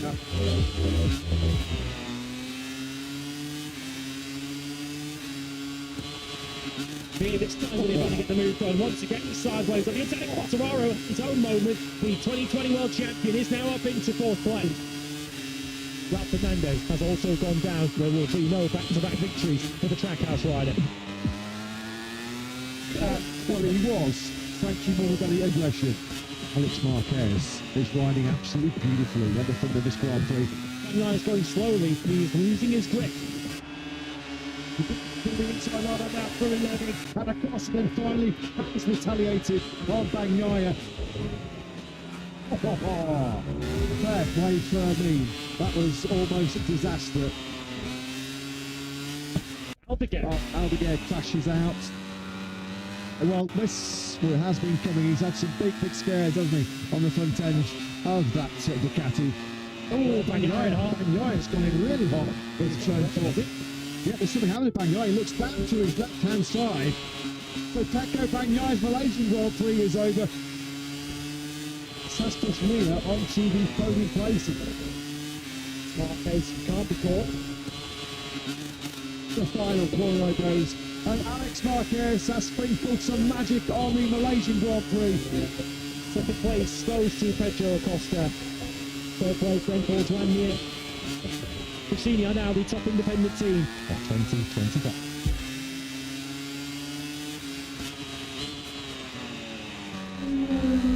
Good morning and welcome back to Australia. Welcome back to Phillip Island. It's been a Bezzecchi blitz here though in Phillip Island. Despite the mid-sprint mistake, he wins for the third sprint in the last 4 Grand Prix in dominant fashion. Ralph Fernandez, who does make it back-to-back sprint Saturday podiums for Trackhouse. Marco Bezzecchi, 3.1 seconds clear of Fernandez, who will serve a double long lap.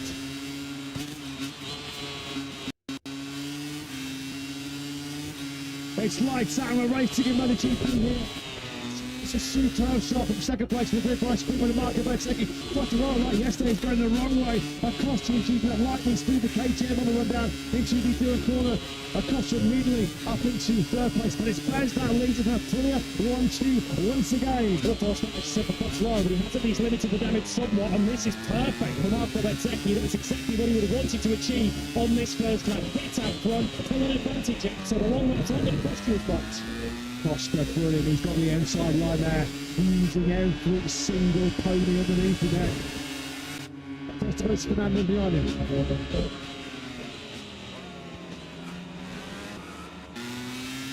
So coming straight to the branch, and that will be a fast-on crash at Doolin corner. Yes, surely now he's going to go straight on into the long lap penalty. Fernandez then takes the lead of the Australian Grand Prix. Acosta will also go through to second place.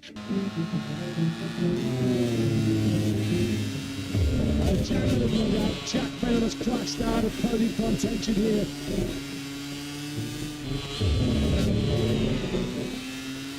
Here he comes into long lap penalty. Bezzecchi then rejoins behind Ditcher in 6th place. It's easy to like, isn't it, for Alex Marquez? No competition in terms of top speed there between Alex and Quartararo. Ditcher up pretty mobile in this Australian Grand Prix now in P4. Gian Antonio like one corner away from the podium here in Filipino. Certainly is on the inside of the Costa. He goes Acosta pushed off the podium now back into P4. Look at the 37 just pulling up alongside him.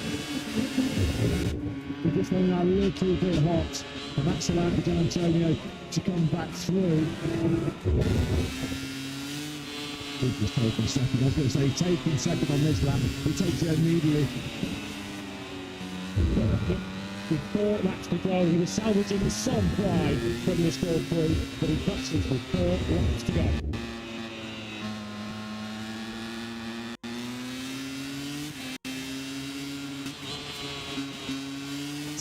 He's coming down the hill into turn 10. There's nothing that Alex can do about that. This has been some salvage mission by Best.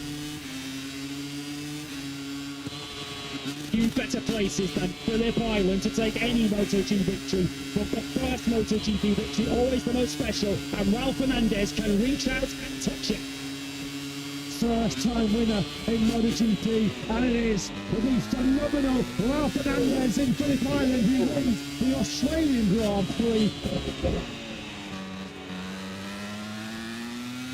Gian Antonio fights his way through from 10th up into second place. Marco Bezzecchi, after 2 long laps, does indeed rescue a podium.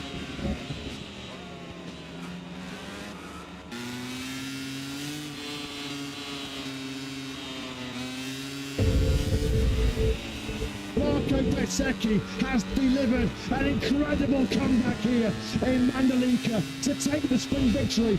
Wow, what a sprint! Probably the best sprint we've seen of the season so far, and Aldeguer so near, yet so far.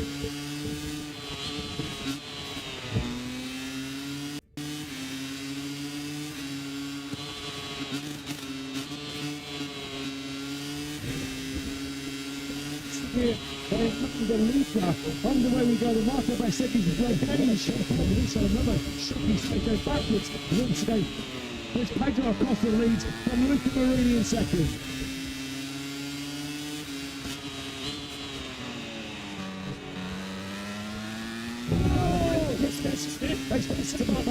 Marquez and Marco Bezzecchi. That's a massive incident early on here. Bezzecchi and Marc Marquez out of contention. And now Trump here has crashed out of contention as well through contact at turn 10.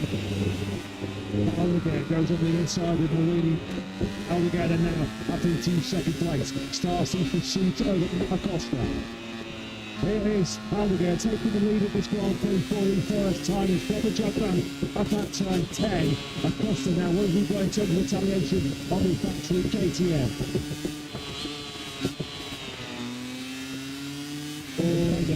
Bagnaia down and well and truly out. Last and lost. Here comes Marini, darting to the inside line there. Acosta immediately tries to fight this battle raging at the moment between Acosta and Marini. It's going to come back a bit shortly at the inside of Marini. That's to try and jump out of the way. Marini knows it's faster here, but Acosta just not letting it go. You could just see it off there. Val Fernandez, if Marie's not going to go on the attack, then Val Fernandez is more than happy to. Yeah, he just parted in the middle of that turn 16. He's got the inside. Oh! That's allowed the ball wide open. That's Alex Rins to move up into the podium places. Alex Marquez then now picks up Rafael. Marini almost lost the front, didn't he? Going into the braking zone for the first corner. Here's Alex Rins. It's getting better. Briefly through on Acosta, 8 to 12, now I've got Acosta through on that left-hander through the 13. Alex Marquez, he's on the inside of Acosta. Acosta desperately trying to fight back. Alex Marquez able to find a way to win rings into second place. But Acosta then goes back on the inside of the ring, but I think the rings have just completely barbecued that software entire. Pedro Acosta is just not letting him rest on this. He's going to go on the inside. Of course he is. Acosta's not going to give his second place up. A nod of the head, a nod of approval from Aldeguer as he comes up to the final corner. It has been that question. Something over here in the Grand Prix of Indonesia. What a performance! What a dominant victory by the rookie. Further back, the shoes got to go to Pedro Acosta. Alex Marquez is on the podium despite the late charge from Binder and Marini. Second youngest ever MotoGP winner at the age of 20 years and 183 days. He's confirmed it out again.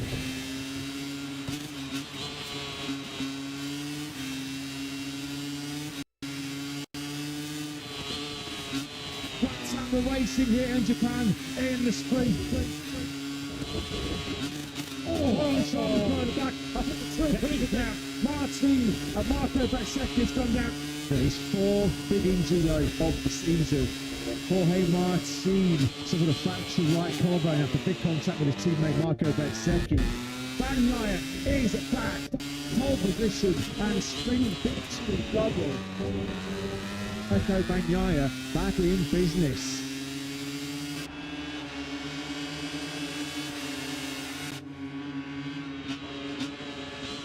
Today is the big one. The moment of truth has arrived for the 93 here in Japan. Up back has been loaded.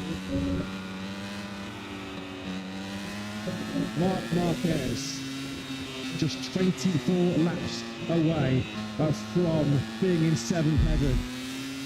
The green flag clears at the back. Lights out, and we're racing in potential to the side here. It's a great start for proposition by Pecco Bagnaia. Beer had a mistake on the factory on the braces of turn 1. Marc Marquez up into P3. Acosta's been rapid away from the second pole of the grid. He's up in second. Quartararo past the 36.2, so the Vecchietta start is up into 4. Bagnaia has had the dream start, hasn't he? In and out attacking on Quartararo. Here goes through into 4th place. Ferraro. He left the ball open. I think it's Quartararo going into turn 5. Well, that mistake at turn 5 from Quartararo has seen him drop from 4 to 8. Quartararo has gone wide. Ralph Fernandez is piling on the pain for the 2021 World Champion. Coming through. Launches it. Bezzecchi then finally has got through. He's still in this run for the podium.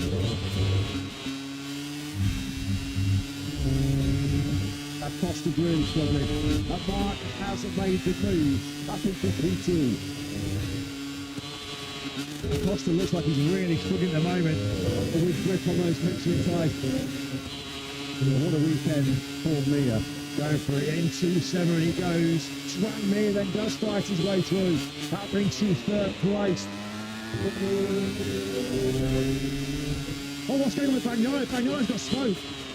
She's got wrenching moments inside that factory at the Ducati garage. Now Bezzecchi goes on the inside of Acosta.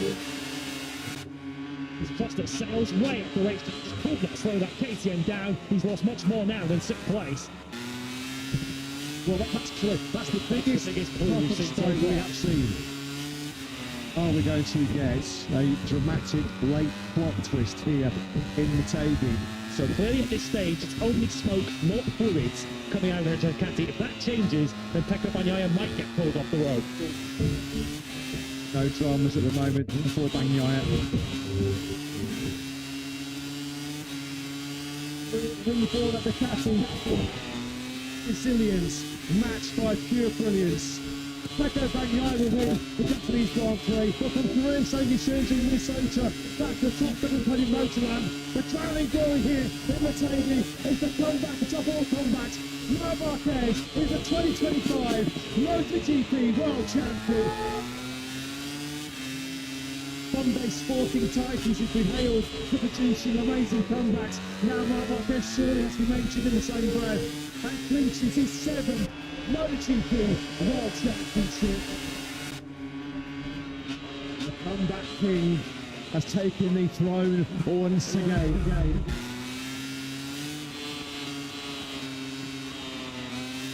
Was difficult, was super difficult, but now I'm in best of myself.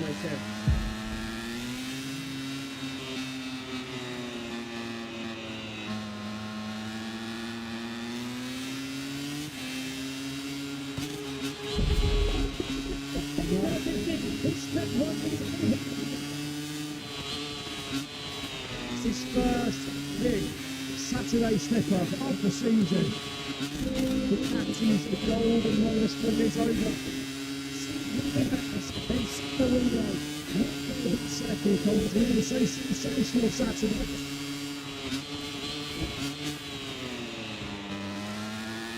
Welcome one and all to Grand Prix of San Marino.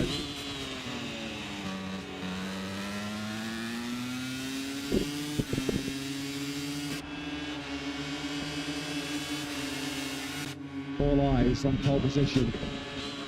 It is now set for action here at Misano.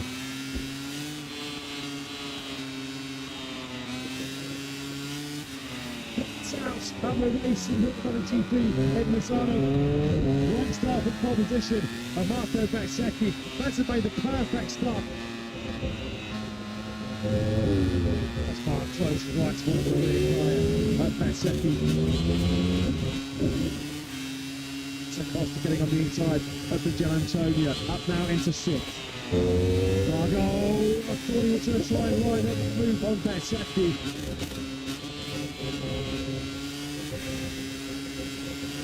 Costa now up into 5th. The third pressing point is coming up into collection. Quartararo tries desperately to tough it out in the braking zone. The Costa now up into 4th. Costa didn't think about a podium. Oh, set like that's broken down. An embarrassing weekend with the factory KTM team. Jerry says that fingers problem on Friday has been repeated. Actually shocker for KTM. As that's Pecco Bagnaia on the floor. The home Grand Prix to forget for Pecco. For 2025 to forget for Bagnaia. Marco Bezzecchi given the big pressure though right now, isn't it, from Marc? Marquez has made a mistake. Marc Marquez made that move on Bez to take the lead here in Misano. More misery for Bagnaia. Absolutely phenomenal. The 121.357 from Bez. Fastest lap of the Grand Prix. Marc just cannot shake him off.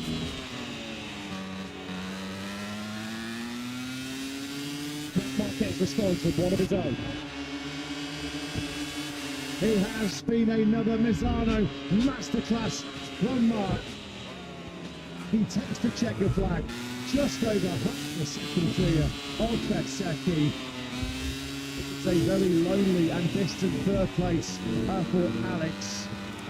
On that riding, he gets a match point, and the Japanese Grand Prix gets over.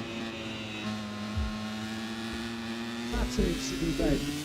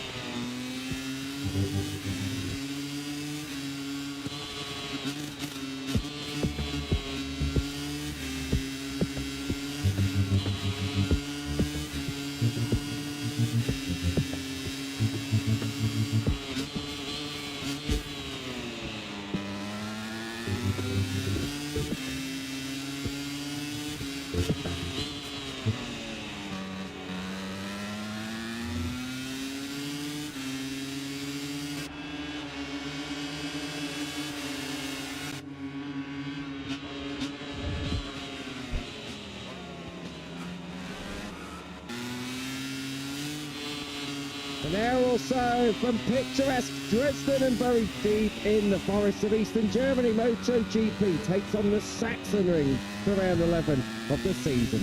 The halfway point upon us, the most exciting sport on earth is set to deliver the goods once again.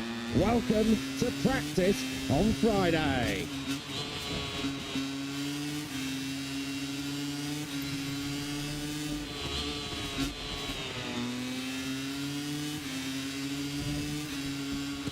Good afternoon and welcome back live and trackside as we continue our coverage on day one of the 2026 Automotive Grand Prix of Germany here at the Sachsenring.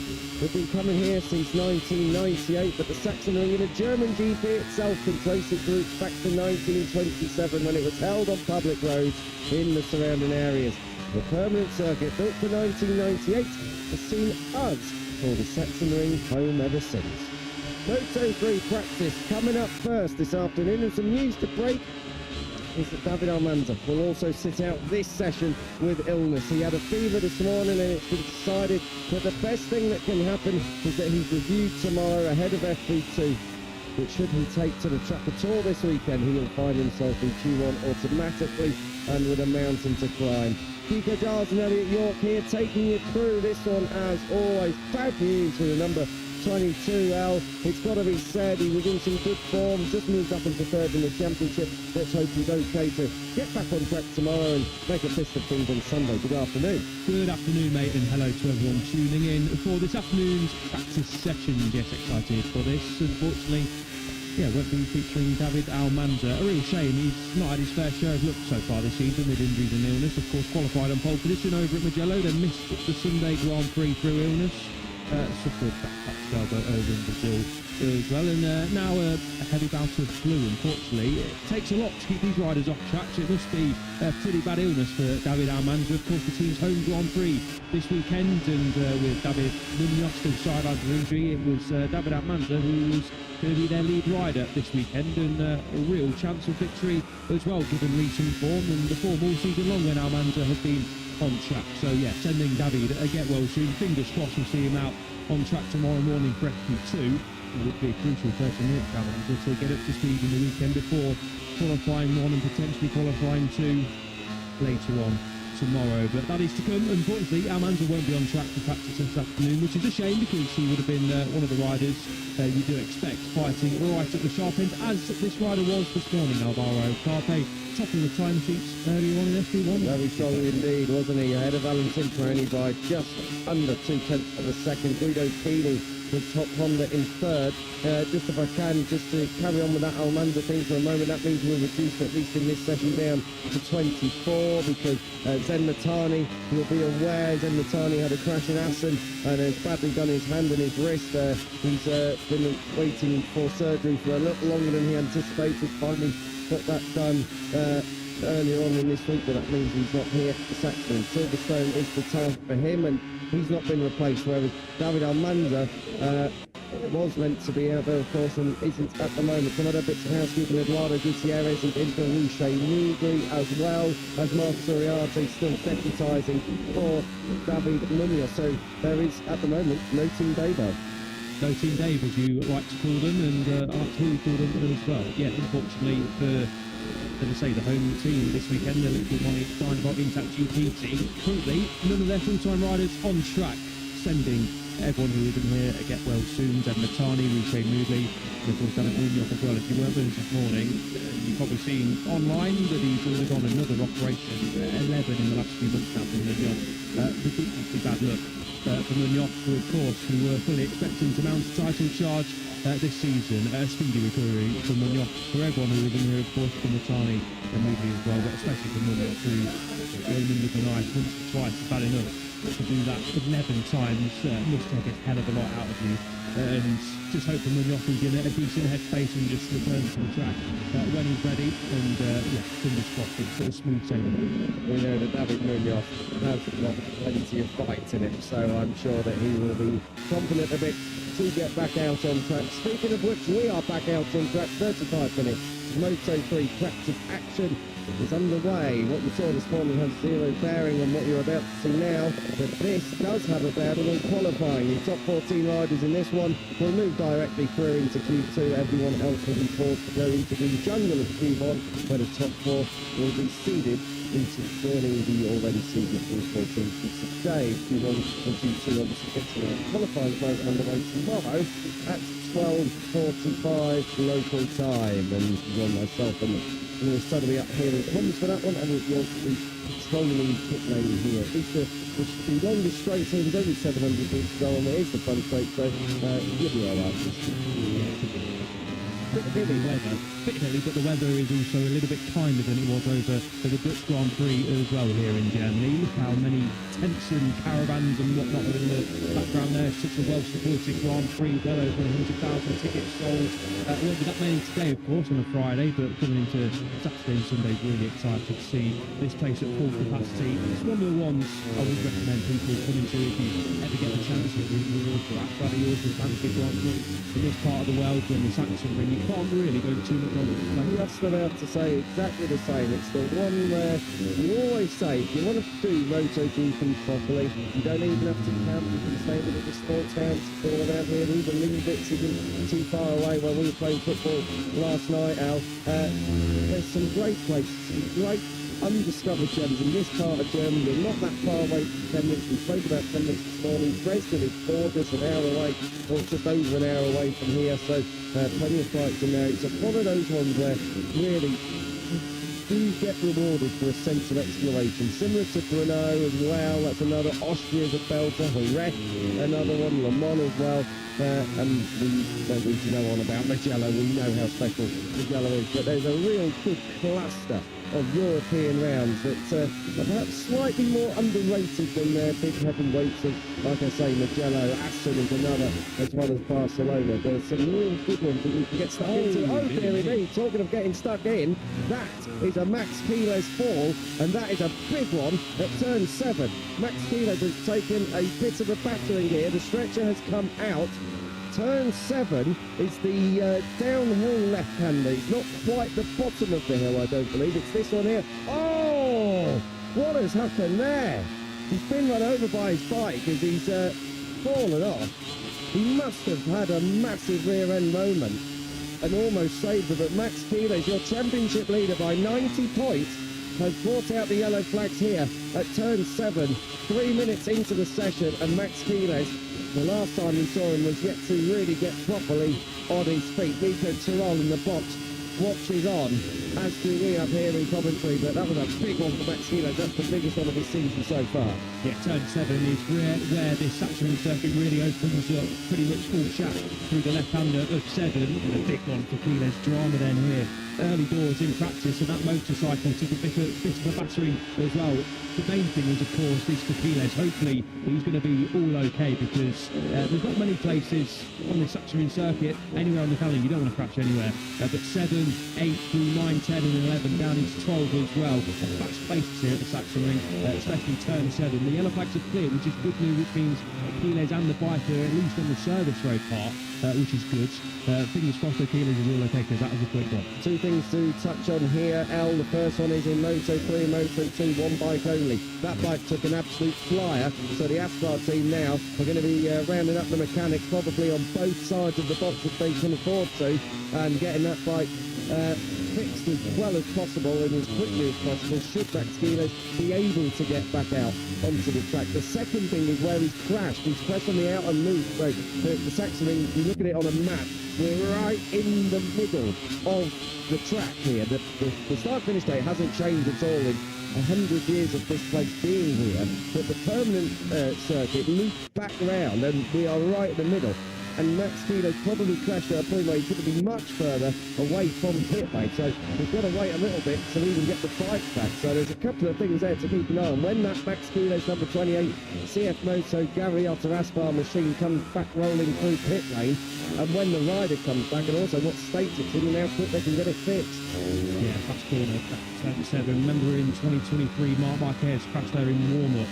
I think that was the sort of straw that broke the camel's back for Marc Marquez and Honda. I think it was his 5th or 6th crash of the weekend back here in 2023. And of course, Marc Marquez works very, very closely with Max Kiles as well. Fingers crossed Kiles is all okay, but back on with the action drama though for the championship leader, early doors in practice. I can remember another one there, in 2009. I think it was Nicky Hayden and Nicola Canepa. I can't remember which way round it was. It may have been Nicky Hayden who high-sided and handed himself into Nicola Canepa, who was on the outside. That was in MotoGP qualifying. That was in the rain as well. So turn 7, we have seen those big high sides before, but very, very rarely in Moto3 because they're going pretty steady round there, as in fast, but there's not too much lean over. Pretty sure this is where Matteo Battelli at turn 7 a couple of years ago did his as well. a high side out of there in the race as well. So yeah, turn 7 has brought out the best, the very best in Moto3. As things stand, is of course Max Keeler's 90 points clear of Alvaro Parque in the championship. Quite this morning for Keeler's P11, and absolutely not the way he would have wanted to start his afternoon session here at the Sachsenring. So hopefully for Keeler's and the team's sake, he can get back out for the final 28 minutes at some point to get a couple of laps on the board, no matter how many it is, get back out there, try and iron out any of the issues before you go into Saturday morning, because as things stand, this session is crucial for Keeler's as well, but Saturday morning in FP2 could be absolutely to get some laps on the board. 25.9 is the fastest lap this morning. We're down to a 26.1 already. The opening 7 minutes of this one.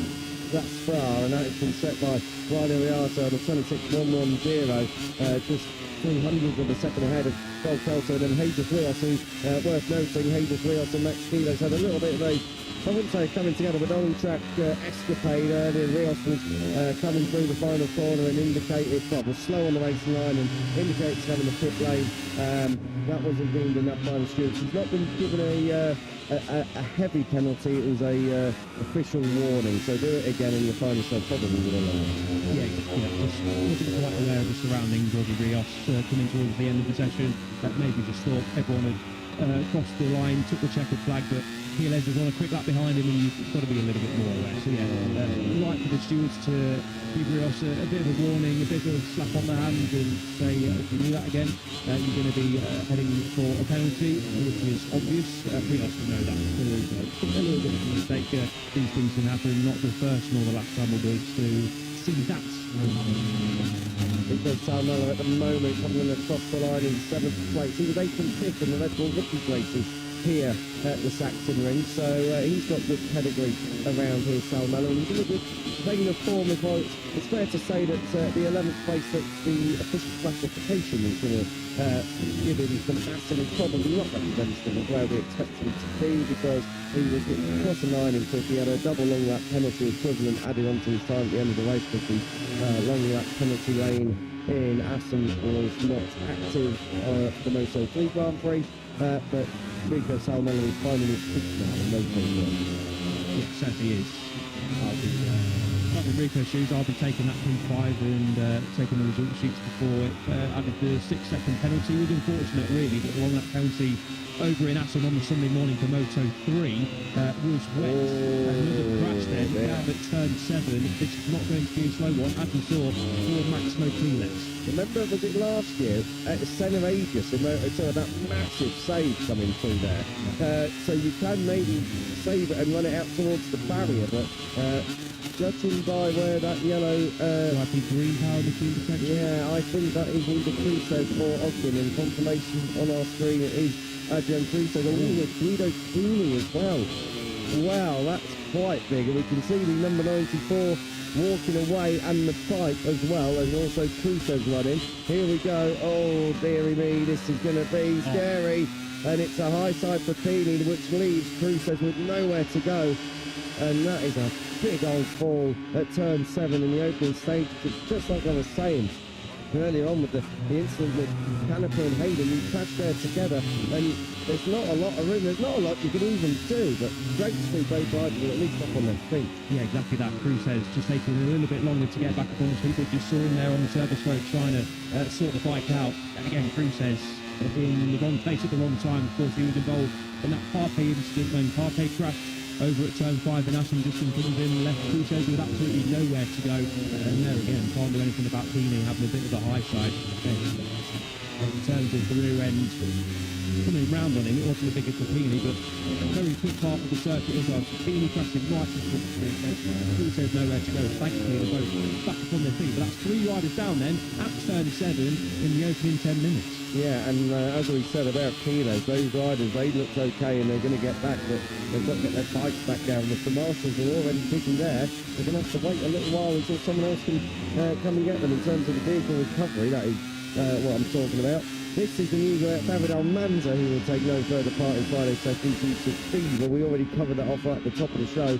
The rider who is 3rd in this championship at the moment missing all of Friday action here at the Sachsenring. So get well soon, David, and also to the other David in that team, David Munoz, if you're listening. But Jürgen Ling is going to be looking through the rider replacement list for this race, because he's already got Marcus Uriarte on one of the bikes. Marcus Uriarte going really well at the moment, up in 4th place. He won't want another one. Thankfully, we've got a summer break to come, so if it is an illness for our manager that takes me out the weekend, surely he'll be okay for Silverstone. You'd like to think so, wouldn't you? The top two from last time out over in Assen, currently not on circuit. Yellow flag again then at turn 3. Now, turn 3, Chico, so far this weekend has proved the pinch point. There's a little bit of a bump that didn't seem to be there last year. Caught out Marc Marquez, caught out Franklin Morbidelli, caught out Celestino Vietti, caught out Hakim Denise this morning. It's Scott Ogden now that looks like has been caught out.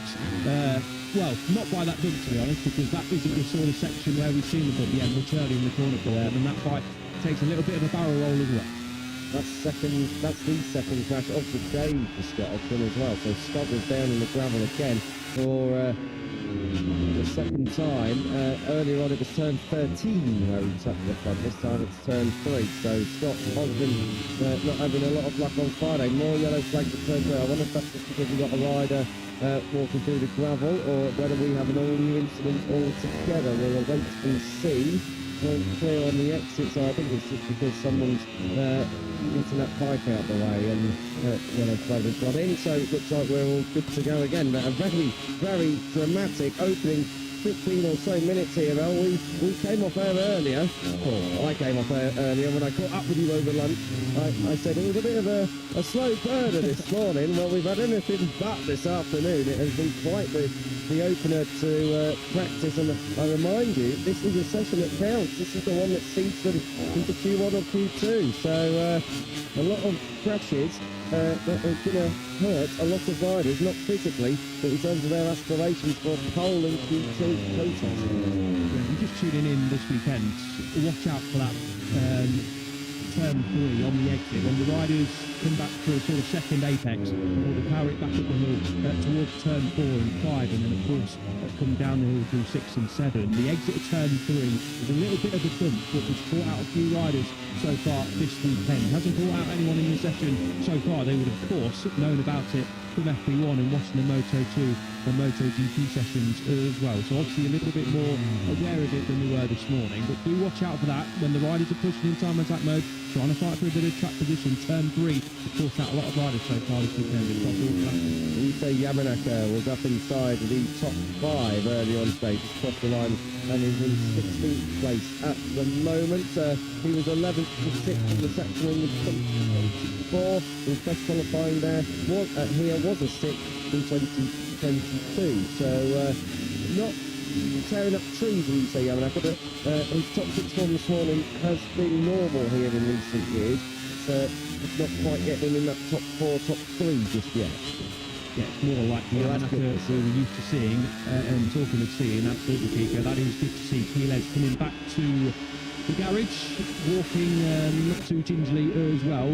Obviously, being a bit battered and bruised from that fat stop. You can tell by the leathers. He's had a big one as Quiles. He's just joining us. Quiles turn 7 and goes down. Thumbs up, which is good news. Caught his breath and looks all okay, which is great. Here's another replay of it. Shame we didn't get the sort of start of it, because clearly something happened through the mid-corner and on the exit for Quiles, who tumbles through the gravel. Didn't see the bike back in the garage session, and we are having got a view of the Aspar garage. I don't think we have from our comments edition, so I'll try and keep an eye out. I've got a bit of a view, but not a great one, so if we do see the bike rolling back at pit lane, if we don't get it on the TV screens, then we'll bring that to you. But yeah, a really good job on for the Aspar mechanic. Yeah, shaken but not stirred just yet for Max Quiles. He'll be waiting to see if he can get out from the gangbusters right at the end of this to try and get himself up into the top 14. But for now, Brian Iriarte is leading the way ahead of Joel Kelso. Jesus Rios, your top Honda from Assen there in 3rd place. Marcus Iriarte, super soft for David Munoz in 4th. Adrian Crusoe, the crash of the Guido Peeling is there in 5th place. Denise, your winner from Brno 6th. Carpe fastest this morning in 7th. Solmella 8th. Ninth in the rally, Esteban Vitali, O'Shea, Ogden, another crash, and on your screen right now, I can tell you he did not have butted it, he did crash it at turn 3, and Adrian Fernandez, your 14, going through at the moment. There is Scott Ogden, you can see him there communicating with the team, but not quite sure what he's gesticulating about just there, but there was no need to change the front fairing on that one, Al, because the bubble had burst. Yeah, certainly so. Unfortunately for Ogden, as you rightly mentioned, second crash of today. Hopefully, another one coming for Ogden, because that's a fairly damaged motorcycle. No issues to get back out on circuit for the final 15 minutes, or when we go into time attack mode, that's 10 minutes. Now I can see some Aston mechanics running down pit lane. Does that mean a Max Keeler's machine is about to re-enter the fray in terms of pit lane and be wheeled back up to the garage? A couple of mechanics jogging down pit lane, and I think the bike is about to be recovered. So it's taking its time. Pico rightly mentioned it's the part of the circuit, A, that's really quick and you obviously don't want to crash at, and B, pretty much the furthest point you can get from the gravel. That's Guido Pini, and that is a rather second-hand looking Leopard Honda. Yeah, it's not meant to look like that, I don't think. It's feeding into the first time. It's not meant to have a load of straight marks and dents around the side of it. We stood up here in Coventry just trying to see whether or not we've got an Aspar machine going down pit lane. We've got a Leopard mechanic running up and down pit lane as well. So a lot of bikes have gone missing because of these crashes. Good to see Guido Pini was riding it back at least, maybe not under its own steam, but at least moving its wheels in the right direction. So we await to see whether Guido Pini can get that back or not. At the moment, nothing moving in front of our comms position. We do have a pretty ideal comms position this weekend because we are right in front of pit lane. Unfortunately, we can't see all 700 metres of it, but that's fairly standard. So Leopard mechanics have gone running down, so I wonder if that's the first one back by virtue that Guido Pini is riding it back there. Yeah, exactly that. Today, if we see any bikes coming back into pit lane, meanwhile, Brian Ariato 6P1, and I was impressed with, I've been impressed with Ariato for the last few Grand Prix. Victory over Mugello, backed it up with the P2 over in Brno, in between those, and the P4 over in Hungary as well. And was slightly disappointed, I think, with the P6. He had a couple of moments, just defined his race. He had a couple of close calls, both hampered him slightly, and he feels at Ariate, if he hadn't have lost a bit of time, he would have been right in that podium hunt, potentially victory hunt as well. He was a fastest rider on circuit in the closing stages, but he's turned a real corner in the last few Grand Prix with Brian Ariate. Knows he's got the pace now, of course, to win a Grand Prix, because he's already done it, and he's already stood on the podium after that as well. And P6 was the worst result actually in the last 4 Grand Prix, which is pretty good going for a rookie. So yeah, Ariate is really on song, and after a bit of a troubled start to his season, not a bad one, but he didn't have the feeling he wanted in pre-season. That continued over into the season proper, but now Ariate is feeling really comfortable on that KTM in his surroundings as well in the IO box, and is sounding like a really confident rider. He is our most recent double champion in Red Bull Rookies and Moto Junior as well as being a winner here at the Sachsenring last year in Red Bull Rookies from the front row of the grid. I can tell you Guido Pini's bike has made it back down pit lane. The Leopard mechanics were running for a reason, and they have managed to get hold of the number 94 Leopard Honda. Guido Pini is in tow, but the mechanics are getting that bike back now. Pini and Cruces crashed at around 21.5 minutes up from the clock, I think. So that's taken them 6 minutes. We are yet to see the Max Kilos number 28 machine back in yet. So, and judging by the fact that the Aspar team were originally running and then were probably told it's not their bike that's coming up, they're probably still waiting. We have to wait and see. That's the 94 Guido Pini bike. You can see the front of it's absolutely smashed to pieces. Let's see what they can do. The Leopard guys are very, very experienced down there. Bruno Corricini in there, celebrating his 30th year of being in this paddock. The large chap with the grey hair on top. He has seen it all. Let's see if they can work some magic and get Guido Pini back out, because at the moment Guido Pini is 16th place and not moving through into G2. Yeah, Emilio Azamora there as well by the side of Guido Pini. I'm sure plenty of you know that Emilio Azamora was the Marquez brothers' manager for numerous years in their pomp a few years ago before they moved on to pastures new. Guido Pini clearly got pace, clearly got a lot of talent and a lot of speed as a Grand Prix winner in Moto3. But the one thing you would say about Pini is he's just hitting the deck a little bit too often. I make that 12 practice now this season for Guido Pini, and Cormac Buchanan I think has more than Pini so far this season. So while Pini has shown great troubles on that Leopard Honda, it's not quite worked out enough to Grand Prix after the debut victory over in Austin. Just needs to iron out these mistakes that have crept into his game in Moto3. Like I say, there's no doubt the Italian has bags of talent and is capable of winning Grand Prix and finishing on the podium on a regular basis. On the front row here last year in Germany, with the impact of this year as well. Still getting used to the Honda, of course. That takes a little bit of time, as we've seen with numerous riders, including I'm so very experienced in things, so feeling lesser in this case. But just needs to cut out some of these small mistakes. Crashes are always going to happen, it's part of part. To hit 12 crashes in half a season, Yeah, and the other stuff as well is that thankfully as last year there wasn't so many big prize cycles it seems like that was really not good. That's the reason we have that absolutely enormous one. And I think we had one in Guyana. Can't remember if it was Guyana or Prix we had a big one as well. So at least that high side was a rather gentle one. It laid him out the front door, and thankfully the bike was able to protect him from the incoming Adrian Futo. Right, 20 riders are within 1 second here. It's tight at the Sachsenring, 18.6 kilometres. 12.5 minutes or so left on this clock, so we are not too far away from going full time attack mode. Casey Gorman crossed the line here and he's in 18th place. Now, Casey Gorman struggled a little bit this morning, it's got to be said. He was only 19th. Unfortunately for O'Gorman, let's just talk about him if we can for a moment, Al. He has been very, very much up and down, and by up and down I genuinely mean points DNF, points DNF. That's been the pattern, and that is the pattern that is continuing into this weekend. Points last time out, so the sequence of a DNF this weekend. We'll be hoping that that is not what happened.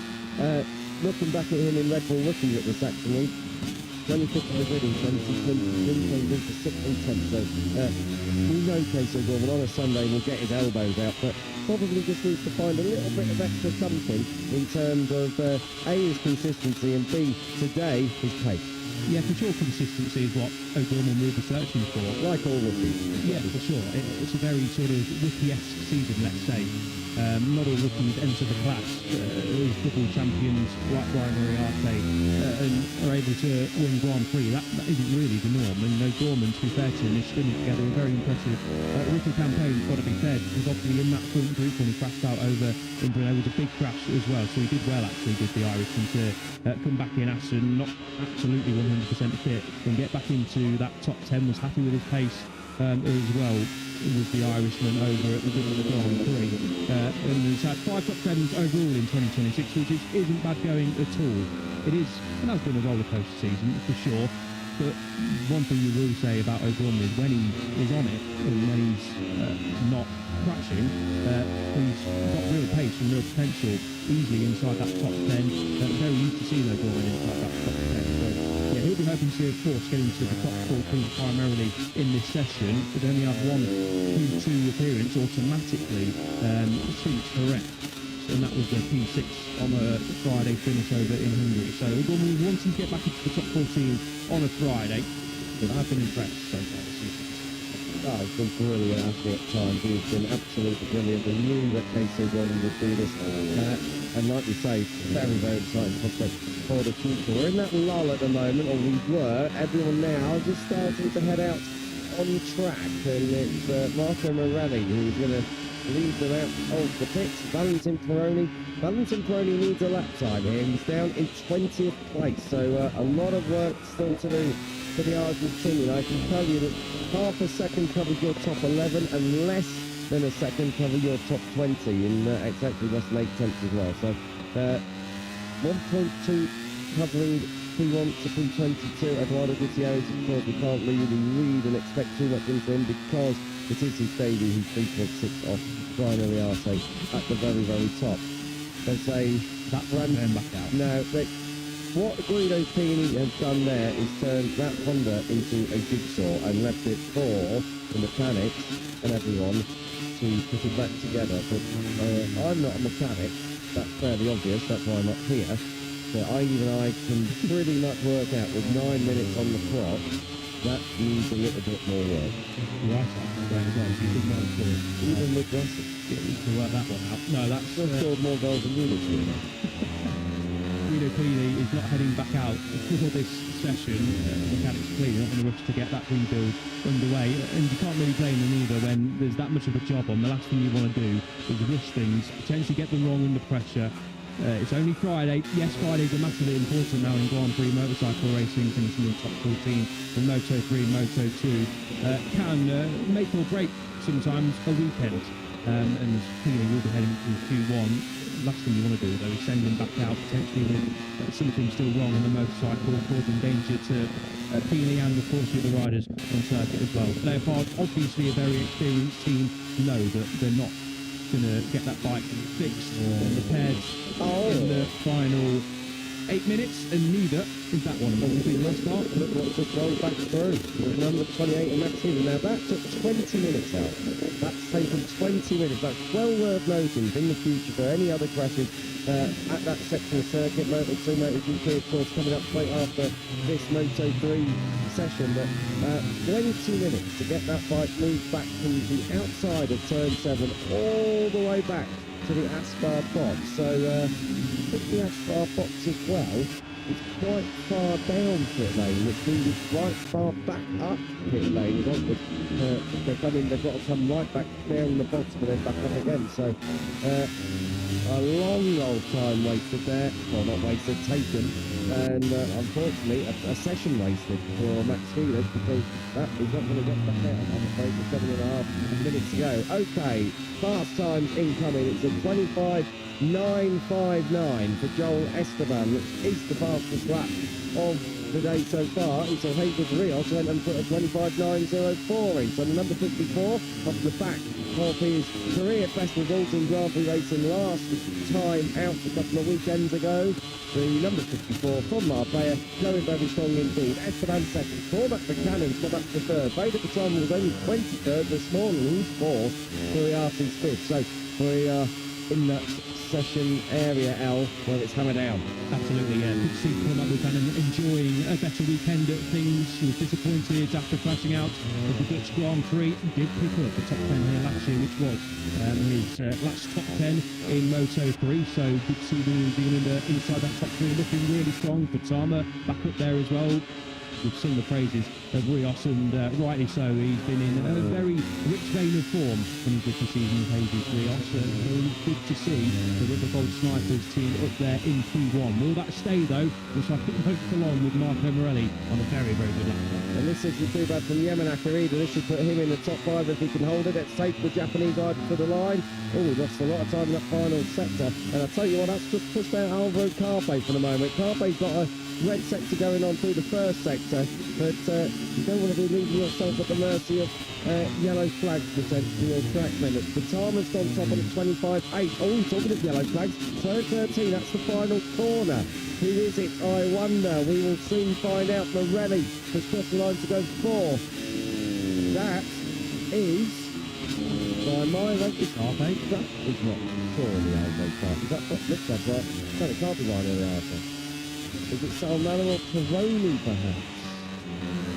I think it's Salmello. So it is Salmello entering the pit. So we cycled through the entirety of the Red Bull KTM.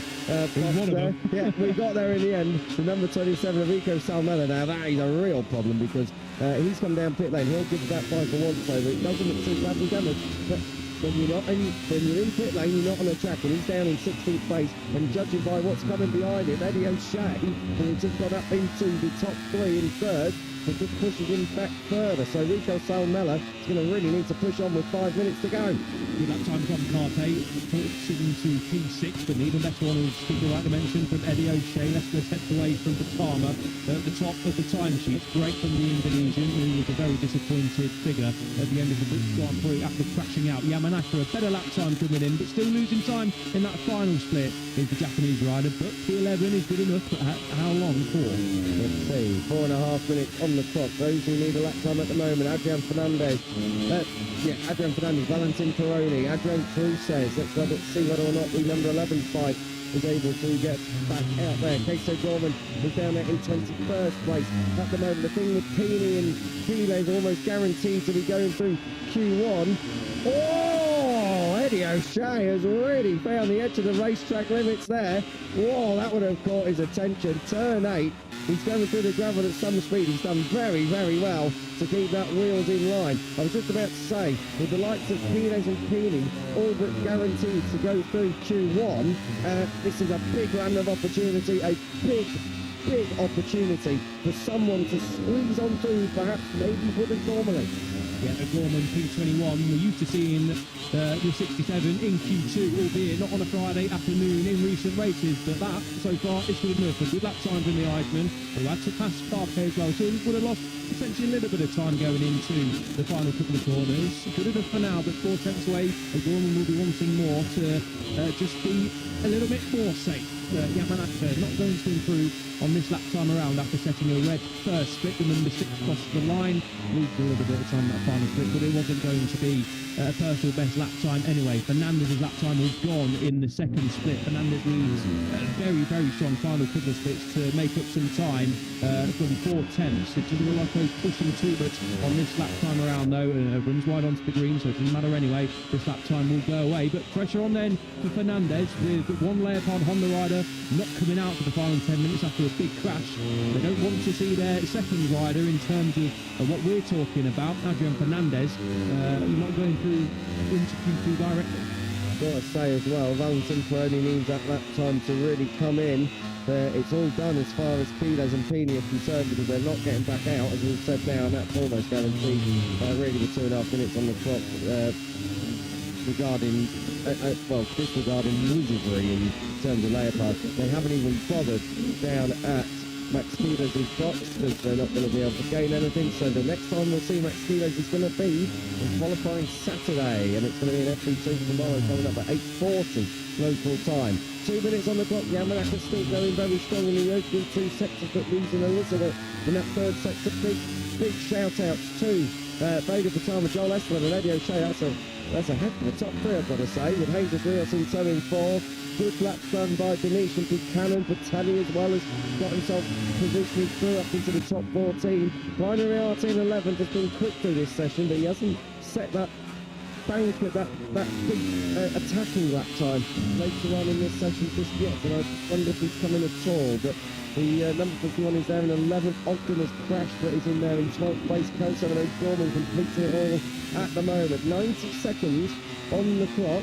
We keep an eye on our timing screens and timing monitors up here in commentary, because this is when final lap times are being started. There are riders who are now on their final flying lap.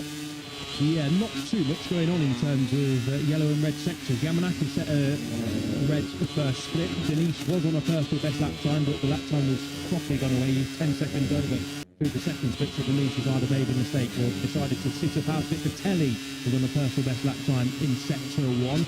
And Vitelli currently is inside the top 10, so he doesn't necessarily need to go quicker, and he's lost a lot of time in the second split as well. So with less than a minute to go, no one really is threatening to improve their time or take Batama off top spot.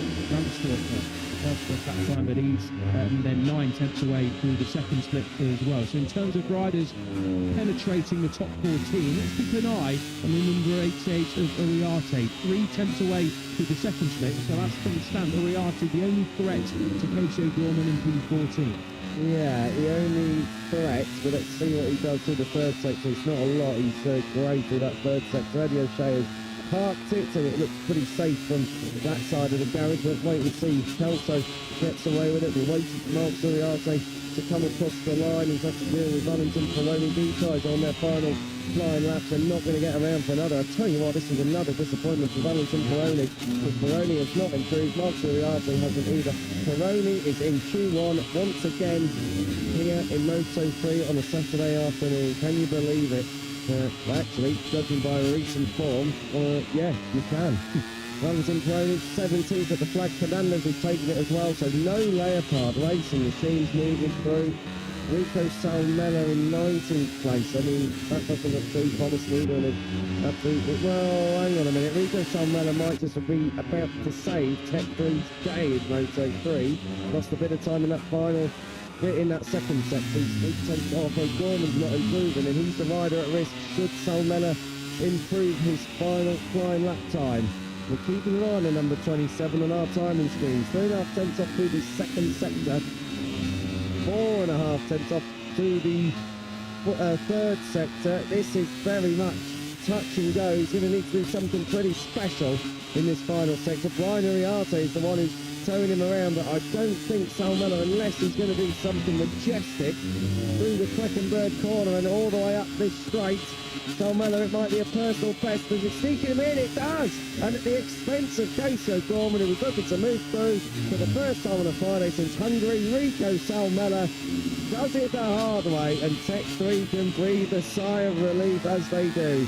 Rico Salmella just about sneaking in there, the Finnish rider, knocking out fellow rookie and Irishman Casey O'Gorman there in 15th place. So O'Gorman, Uriarte, Fernandez and Valentin Peroni will join Max Kilo and Guido Pini.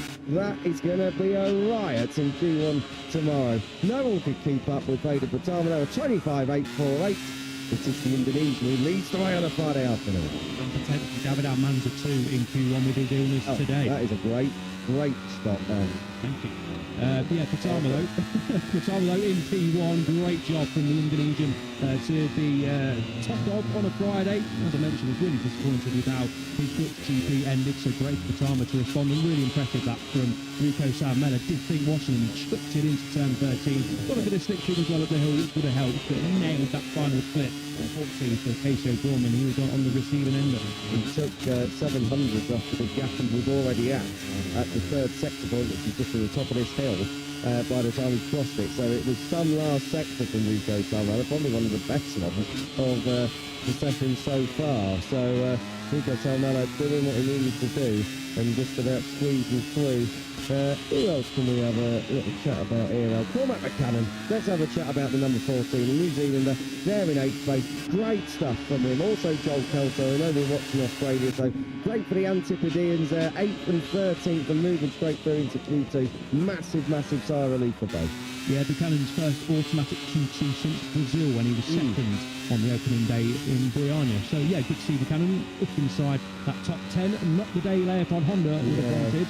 Adrian Fernandez walking back down pit lane. Not quite sure why he's doing that, and he's not on his motorcycle. But here he will be very disappointed. He's probably walking about as far away from that box as possible, because I can't imagine the atmosphere is conducive to a very strong performance this weekend with both riders out in practice already. We'll have to wait and see exactly what they've got tomorrow. Adrian Fernandez does normally lay it on the line, it's got to be said, so we'll have to wait and see if he can move through. But I'll tell you what, Al, out of all those tomorrow, I'm not sure he is moving through, because that's going to be tight. Particularly if you throw in Almanza, should he be fighting fit?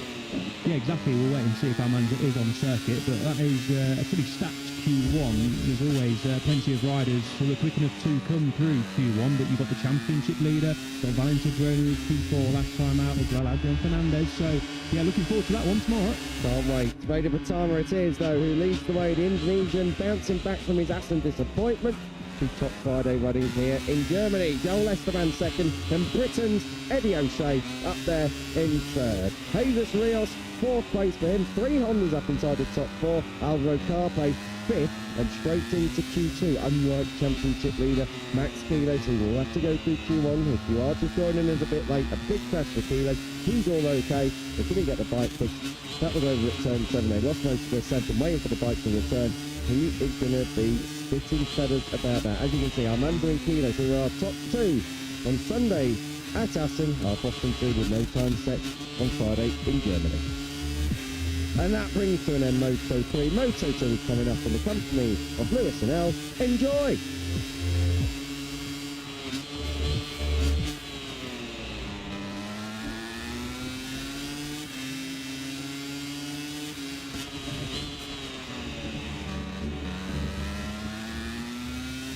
Afternoon, everybody, from the Sachsenring. Well, Moto3 certainly produced a shock or two, didn't it, in that practice session completed moments ago. Let's see if Moto2 can live up to that as we continue along our Friday action. It's Moto3 and Moto2 Practice begin to swap places. What a unique setup we have here at the Sachsenring. We're in the commentary boxes just over to the right-hand side as you were looking, where the Moto2 and Moto3 kit is set up. They'll make their way over either on foot or if you're World Championship leader Manu Gonzalez coolly on a scooter over into pit lane to get themselves set up for this Moto2 practice session. With 40 minutes coming up to decide who moves through automatically to the qualified two. Who basically the next 15 minutes work tomorrow afternoon if they are to fight for pole position.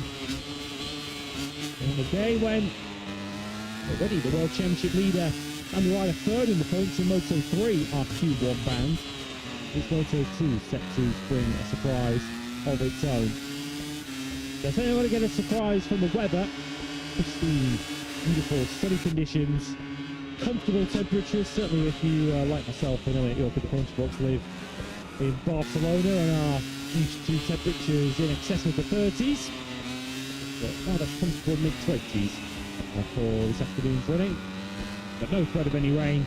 So we are set there for a dry practice of Moto2, a dry MotoGP practice. Their 1 hour session to decide 10 will go through Q2. It's just over an hour away. Marquez goes for a 10th Sachsenring victory in the MotoGP class, a 13th in all classes this weekend to breathe some additional life into his World Championship defence.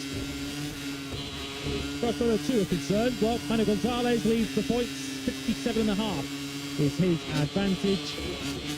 Manu Gonzalez riding for the home-based in-tank GP squad this weekend. He and Tedder Aegis inside the top three this morning, along with this man, Tony Arbolino, who ended the morning in second place. It's Luis Soderby and Elliot York, as mentioned, with you for this afternoon practice session. And after the Moto3 session that's just concluded out, Moto2 have got quite a lot to follow. Yeah, we have. Good afternoon, mate. Hello to everyone just tuning in to Moto2 Practice. Yeah, hopefully we don't see the same sorts of crashes we saw in Moto3. 3 fast ones down at turn 7 and not nice to view at all. But when you're neutral, a little bit of championship drama never goes amiss. Thankfully, well, at least Heaney and Kino were all okay. I'm not seeing through said, but he was back up on his feet. But no more turn 7 crashes would be nice. I'm sure these guys would have seen that as well. Maybe just taking it a little bit cautiously through the left numbers of 7. A very quick pace to go down. Very quick this morning, as was rightly mentioned. P3 for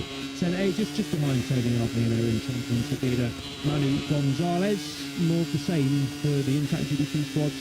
This afternoon will go down just nicely at their home Grand Prix. They'll not have the better time things in Moto3 with David Almanza suffering with fever and illness this weekend, and David Munoz, of course, still sidelined for injury. Luckily for Moto2, they're having a pretty decent The rider hoping that this morning's session is not the shape of things to come is Celestino Vietti. Not that you know him by his expression there.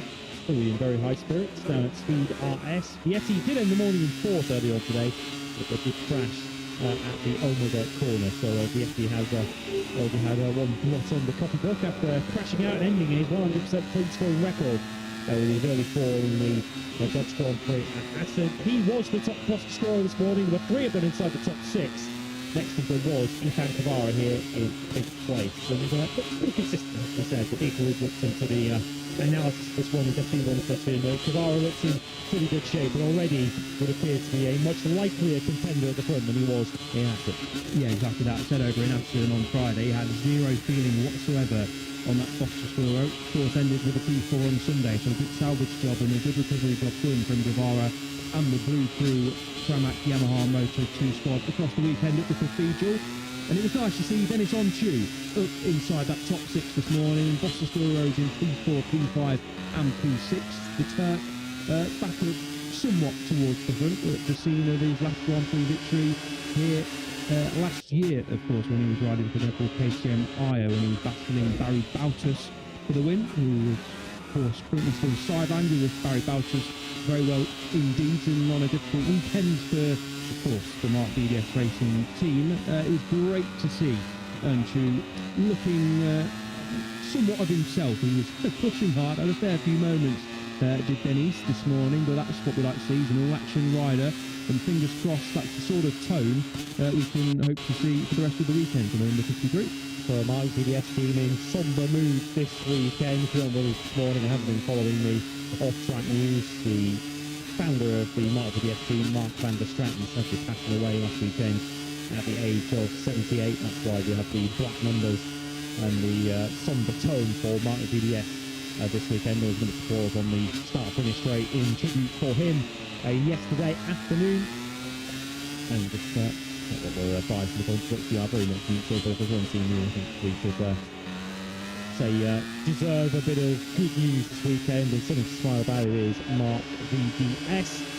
It's Ivan Ortola, who's on a good recent form, isn't he? Of course, victory in Brno, which he backed up with 5th place from 15th on the grid.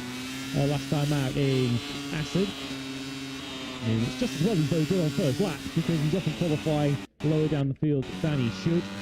Ortola already in the first half of the season on lap 1 alone, this is. Ortola went from 14th to 4th at Le Mans before converting that at the end to a podium. He went from 10th to 4th in Mugello before winning as high as 2nd. 5th to 2nd at the start in Brno before ultimately winning the race fire along that penalty. And on lap 1 in Assen, he went from 15th up to 8th on the grid. Bad news for Ortola is the grids are spaced out a little further this time, so he might find it more difficult to make that early progress.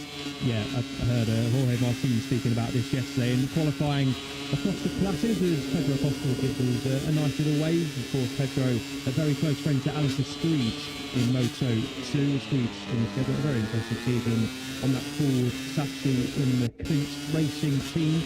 But yes, a little bit of a change this weekend with the grids being a little bit more spaced out. So qualifying, as it always has been, is crucial. Now it's even more crucial with the 3 metres in between the grid slots. So yeah, the riders will be putting a lot more emphasis on qualifying. If they could do that, they will put 100% emphasis on qualifying when it comes to it. But it becomes even more crucial. So any little mistake, half a tenth here and there, is going to cost you more than it used to. David Alonso will not necessarily have those same fears if his recent qualifying record is anything to go by. At least back-to-back pole positions for David Alonso in the last 2 Grand Prix coming into the Sachsenring. There should have been 3 poles for the season, but for reasons that we've covered at length, he didn't keep the pole position that he took in Austin, Texas. He's becoming an ever-growing presence in this Moto2 Challenger battle. Of course, could end this weekend 2nd in the World Championship, Alonso, which is quite an extraordinary thing to consider, given that he didn't finish on the podium for the first 9 Grand Prix of the season. And Alonso has said for so long in his Moto2 career, where I'm weakest is on a brand new tyre. I just can't extract the maximum performance from a brand new soft rear tyre.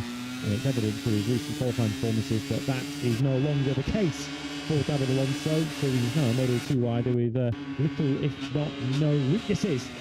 He's an intermediate class rider, which could spell trouble. We'll sort of go through and have a little look back on the first half of the season as we go through this practice session. But the trajectory of David Alonso looks like it could take him into a late season title search.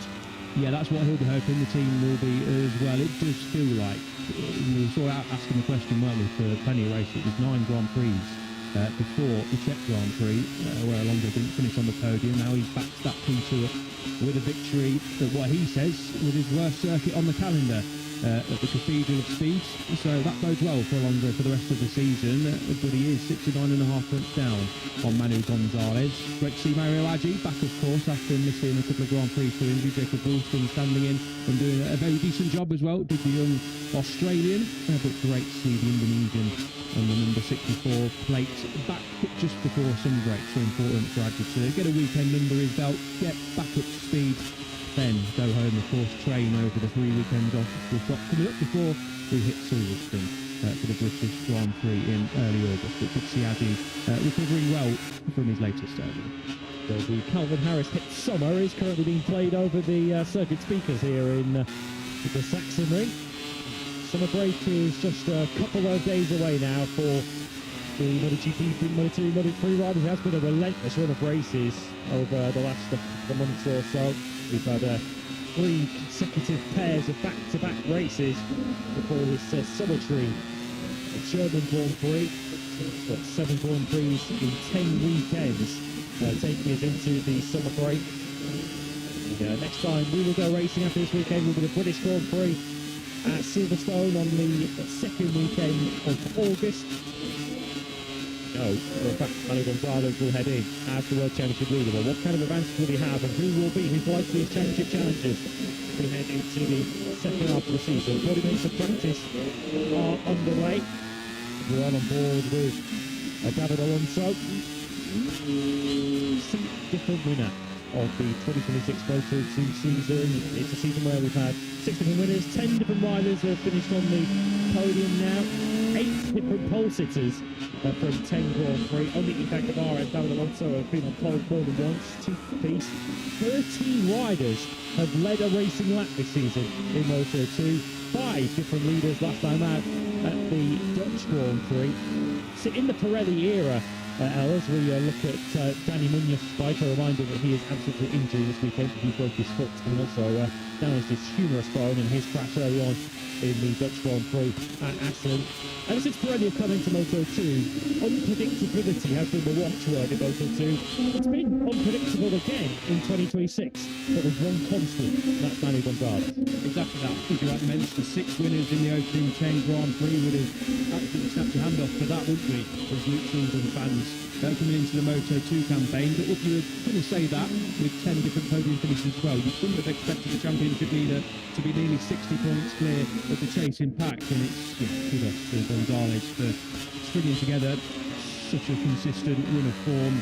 His worst finish has been a P5. He's done that on a couple of occasions over in Austin and then over at the Czech Grand Prix when he obviously got that grid penalty and started from P13 to come over line to finishing P5. And again, over at the Dutch Grand Prix, said it was a circuit that, despite he podiumed that last year, is a circuit that particularly he's normally that fast at when he nearly won the Grand Prix. Of course, Alonso saying exactly the same thing, but the first half of the season, I don't think even Gonzalez, who's obviously backed himself to the hills and got a lot of confidence, would have said that he'd be nearly 60 points clear and not probably backed himself to win 4 races, of course, but it's been so consistent, not at the DNF, not finished outside the top 5, on the podium 8 times out of 10, doesn't get much better than that for Gonzalez, and that is why he's 57.5 points clear of Ethan Guevara, 62.5 clear of Senna Regis, who's won a couple of races himself, of course, and 69.5 points clear of David Alonso. And it's going to take some catching. It can change very quickly, of course, including starting this weekend. So I think what Gonzalez will be hoping for is to get another podium under his belt. If he can win, fantastic. If he get an early crash, and that's again at turn 3, a real pinch point so far this weekend. A little bit of a bump on the exit. Zuratuza, who has fell foul then down at turn 3. We've seen that across all classes, Moto3, Moto2, and the MotoGP, of course. If you haven't tuned in, Marc Marquez was a crasher at this very spot earlier on in FP1. Yeah, saw us flashing through and wondered whether it was Aspar or forward. It was forward. The all-time lap record has already gone, by the way, in this practice session. It's gone to Ethan Guevara, a 1:22.260. That is already about a half a tenth quicker than Celestino Vietti's lap record, which was set last year in practice. Ortola in second place has also gone under the lap record. He's on a 22.296. So already the pace is red hot here at the Sachsenring. Turning to the sort of story of the season so far, of course, it might sound daft to talk about the first race of the season being a key turning point or a key moment, a key milestone in the season, but in the context of what happened in the second half of last year to Manu Gonzalez, to lose the World Championship in the way that he did, to have that real drop-off in the second half of the season, didn't win again after the Italian Grand Prix at Mugello. It would have been very easy, as Dennis Unchu is doing Well, Dennis Onchu generally does go full on the attack at the inside of Jorge Navarro into the first corner. Onchu currently 7. It was so easy for that hangover of last season to carry on into this season for Manu Gonzalez. So how important was it, even in a 7-lap race, in a sprint essentially, a battle with Ethan Cavara that he only got half points for, but just how big a moment was that for Manu Gonzalez to just banish what happened in the second half of last year into the pages of history?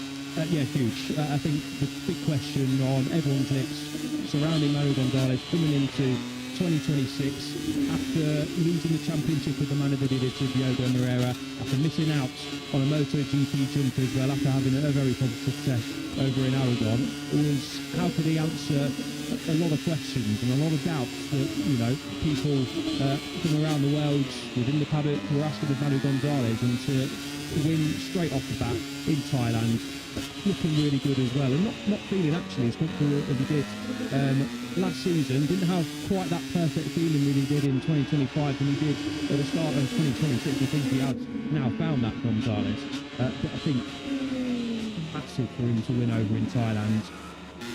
Stick the middle finger up basically, and a lot of his doubters, and maybe Selton sort of tell himself, all right, yeah, I can still win races. I lost the championship in very disappointing fashion last season. You mentioned turn 7, caught out with a couple of riders, 3 riders in Moto3. Alberto Fernandez nearly got caught out there in turn 7 as well. Big moment there for the Aston front row set. And early leader, wasn't he, of course? First time he's led a Moto2 Grand Prix, Alberto Fernandez. We'll come on to them a little bit later when we chat about the rookies of 2026 so far. Gonzalez then with those 12.5 points was your early leader. Daniel Gardo took the World Championship lead away from him by winning in Brazil. But Gonzalez has led the World Championship since the United States Grand Prix, when Holgado had an absolute shocker way back to the start with Joe Roberts. Ethan Cavara has been near a challenge to Gonzalez since he won at Le Mans. He has been second in the World Championship since that point. He's also of course second after his P2 at the opening round in Buriram, and he's been a real breakout story, hasn't he, of 2026 Cavara so far, winning the final round of last year in Valencia. And we talked about Gonzalez needing to turn over a sort of a new page coming into this season. Well, Cavara has carried that momentum at the end of last season with, and has become an established front runner in Moto2. Yeah, 100%, and one that is not official yet, but absolutely fully expected it to be. Cavara moving up to MotoGP in 2027, and it's that form you've got to feel. Yes, he's in the right team to do that, with Yamaha backing the Pramac team in Moto2, of course. But it's a run of form that's got him a GP seat, and to be fair, it's not been a flash in the pan. We say how important the opening Grand Prix win for Gonzalez is this year. How big is it for Cavara to win the last Grand Prix in 2025, to go into the winter with a Grand Prix win under that in Moto2 after pretty much everyone began to doubt Cavara. The way he rose through the road to MotoGP, becoming a Moto3 World Champion, just didn't click for a couple of seasons for Cavara in Moto2. I think rightly so. A lot of people, including in the media centre, a lot of people in the paddock as well, are wondering what is going on with Cavara. We know he's got the talent and the speed, shown that through with the Junior GP programmes and of course in Moto3. Just didn't feel like it was ever going to come. Thankfully for Cavara, thankfully for the Pramac team, and maybe Yamaha in the future when he hops into a MotoGP seat, that it has come. And the fair play to Cavara for silencing the critics. And okay, the last 4 Grand Prix haven't quite gone the way he would have wanted it to go. No podiums in the last 4, and we've lost quarter round 2. Gonzalez in the title fight. But you're right to say Cavara is one of the stories of the season so far. Just needs to return to the podium. Returning to the circuit ASAP will be Milan Pavlec. What's happened here? Yeah, just going into turn 10, getting that slightly wrong. The gravel Moto2 European Championship here to go. So a couple of big moments already in this Moto2 session. Currently on the back of the field at the moment in 6th position as we are on board with the World Championship leader. This corner, we're coming up to now the end of the lap, the final couple of bends at the bottom of that steep hill that Pavlec was trying to negotiate his way down. Gonzalez currently outside the top 14 at the moment, but I don't think he'll be panicking at this stage on that. Gonzalez really wrestling control of the World Championship away following that Cavara victory at the French Grand Prix. Gonzalez winning 3 consecutive Grand Prix in Barcelona, Mugello, and in Hamilton Park. And you asked Manny Gonzalez which victory so far this season, we're only at the halfway stage, so the half-term report for the season go so far, which victory does Manny Gonzalez treasure the most? I think it was obvious, wasn't it? The tears that came out of his eyes when he won in Barcelona. Absolutely, yeah. The Barcelona one was the first time, really, you've seen sort of in Parc Ferme, in front of the cameras, a proper bit of emotion from Gonzalez. Such a cool character, keeps his emotions under control when he's off the bike.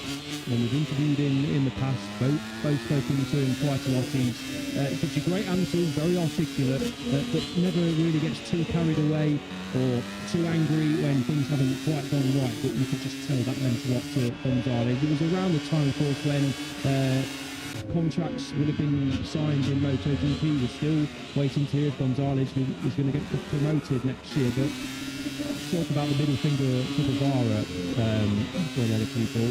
I think I mentioned it with Gonzalez as well. That was, again, another sign of the emotions releasing, because he's gone out and proven on home turf that I'm clearly the best rider in this race and I'm clearly the rider to beat. Why is no one picking me for MotoGP? That's how it came across, and you could tell when he answered a few questions about it afterwards that that was part of Gonzalez saying, I'm here and winning races, why no one believe in me, sort of thing.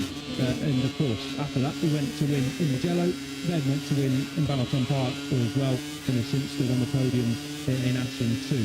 But yeah, clearly that win in Barcelona meant a lot to Gonzalez. Any win does, but you feel that was the point where emotions, understandably so, got the better of him, because that sounds like they're talking about it in a negative way. It was great to see riders take off the helmet and show a bit of emotion, because they work so hard to do what they do and to try and realise the dream of getting into MotoGP. And when a rider is doing every single thing they can, leading the Moto2 Championship, another moment on the exit of turn 3, Tenerife is doing well to avoid the out-of-shape Jorge Navarro, of course Gonzalez's teammate, and it is exactly there on the exit of turn 3 where there's a little bit of a bump, and riders throughout the classes have been getting out of shape.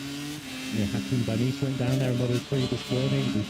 Vietti go down. Marc Marquez, who I think that he's gotten around this circuit. I don't think he doesn't know, isn't worth knowing, quite frankly, given that he has a dozen victories in all classes around here. He's also gone down there so far today, so no shame in making that mistake, but fortunately Navarro's point of view, he scoops that all up. He's in for the Inter Barry Baltus to remind you here for this weekend. So the just by the way, no Danny Munoz this weekend, so just one Italcan entrant. Adrian Puertas. In terms of Gonzalez, what has the big step been? Or is he just perhaps, is it a mental change for Manny Gonzalez? Because if you look at the first half of last season, you'd argue that Manny Gonzalez has done very similar first half of the campaign. It was the second half of last year where Gonzalez's title challenge began to drop away, and of course there was a serious challenge that came in from Diogo Moreira. But is the big change for Manny Gonzalez a mental one? It seems so. Speaking to Jurgen Ling, the team boss, on a few occasions, both on air and off air, he does mention that there has been a mentality switch for Gonzalez. Last year, obviously, was winning races and topping the championship for a lot of the season, but Gonzalez would be adamant of trying to finish P1 in every single session. When he wasn't finishing P1 in a session, Gonzalez would not be pleased. That mindset has changed this season to just getting on with business. If you're not topping a session, whether it be FP1 or qualifying, don't get too disheartened. Things aren't going to go right all of the time. And of course, with what unfolded in the second half of last season, Gonzalez would have stepped back at the end of the season, assessed where things went wrong, and would have learned a lot from it. You have to learn more from mistakes than you do from your success. It's part of life, and obviously Gonzalez has done exactly that. Gone into the winter, hit the reset button, and it's clearly worked. But a big mindset change has happened, speaking to Manu himself and Jurgen Ling, and he's got a great team around him as well as Gonzalez. So the team also, not just Gonzalez, would have learned a lot from just what went a little bit wrong to cost him the championship last year. I think for certain, as we're going to the summer break, Manny Gonzalez will not be counting any chickens at this stage. When he went into the summer break last year, which was after the Czech Grand Prix at Brno, he had a 60-point lead over the eventual champion, Diogo Moreira. And Gonzalez currently beat Lara, his nearest rival, by 57.5. So Gonzalez will look to keep the pressure on this weekend, and of course it'll be a weekend where the Intact team are highly motivated to succeed their home Grand Prix. Yes, but after another double podium that they got in Assen, but they'll hope that at least one of their two riders is at least standing on the top step. Some of the breakout stars we've had in this Moto2 season so far. Here's one of them, Philip Salacher. We'll come to him in a moment, but a rider third in the World Championship who we didn't have much chance to touch upon this morning, Senna Regis, who pushed so hard to fight for victory and looked with 3 or 4 laps to go that he was going to take victory at Assen. We wrote that he caught the top 2, but as he said to Jack McCarthy, he used the whole of his bullets to catch them and had no ammunition left by the time he did get up to the top 2. Aegis, I guess the gaps between his good and bad weekends have been far too big, but as he proved in the early spring when he's been on it, he's been unbeatable. Exactly that, yeah, in Jerez of all places as well. Obviously in the USA, he took his first victory of the season. Obviously picking up the no scores in Thailand and Brazil through no fault of his own really, was fourth with a technical issue, wasn't he, over in Thailand when he qualified on pole position. Then of course the team had circumstances, very sad circumstances happen away from the circuit ahead of the Brazilian Grand Prix. So a mixed start to the season for Aegis, who then responded superbly over in the United States. Of course, that was back-to-back with Brazil. So to go from Brazil to not scoring points and not looking at himself at all, and understandably so with everything going on away from the circuit within the team, to bounce back in Austin with a victory and then back there over in Jerez, a circuit, I don't know, everyone knows, like the back of their hands. If you're winning in Jerez against these sorts of riders, you are a rapid rider, and that is exactly what Aegis is, of course. And it was a bit of a lull in Le Mans and Barcelona, picking up a P7 and a P10, but in the last 4 Grand Prix, he's gone P4, P3, P4, P3, and I know he was quite annoyed, let's say, over in Mugello when he didn't finish on the podium. Straight line speed is where Aegis basically lost out, and it's through no fault of his own as well. He's obviously quite a tall rider, but he said he's exited some corners as well as he has done in his Moto2 Prix, as light as he ever has done. Obviously, diet is absolutely spot on in terms of what he's needing to eat, with training, of course, and you can tell from what he's saying, Aegis, he is so uber focused this season. He said it again after the Litz Grand Prix as well, on winning races and challenging for this title. If the MotoGP comes in the future, obviously that is his aim. He's doing everything he can to try and do that, but his main focus is on trying to win this Moto2 championship, and Aegis is a reformed character this season. He knows that he's got the bike underneath and the team around him and the talent to challenge this championship, and he's proved that to be the case as well with a couple of victories so far this season. Been really impressed with Aegis. He won't like the points gap to Gonzalez. Gonzalez, to be fair to him, has just been so consistent that, as we know, at this stage, no one is able to keep too close tabs on him. But Aegis is certainly a massive player in this championship chase, and he is right there. If Gonzalez, and the mistake will come at some point from Gonzalez, that's the game we're in. Gonzalez is not going to go through this season finishing with the worst place of P5. A DNF at some point, whether it's his fault or not, will come to Gonzalez. Aegis has to be there to pick up the pieces and pick up the points when Gonzalez doesn't. And in the last 4 Grand Prix, Aegis has returned to being a really consistent rider. Weather as well in the second half of the season, which I don't know to say hasn't necessarily been his forte so far in Moto2, although I'm sure he's working hard to rectify that. Yeah, so in terms of sort of the breakout stars, some of the newer names at the sharp end of Moto2 this season, Aegis not a completely new name, because he did take a couple of wins last year.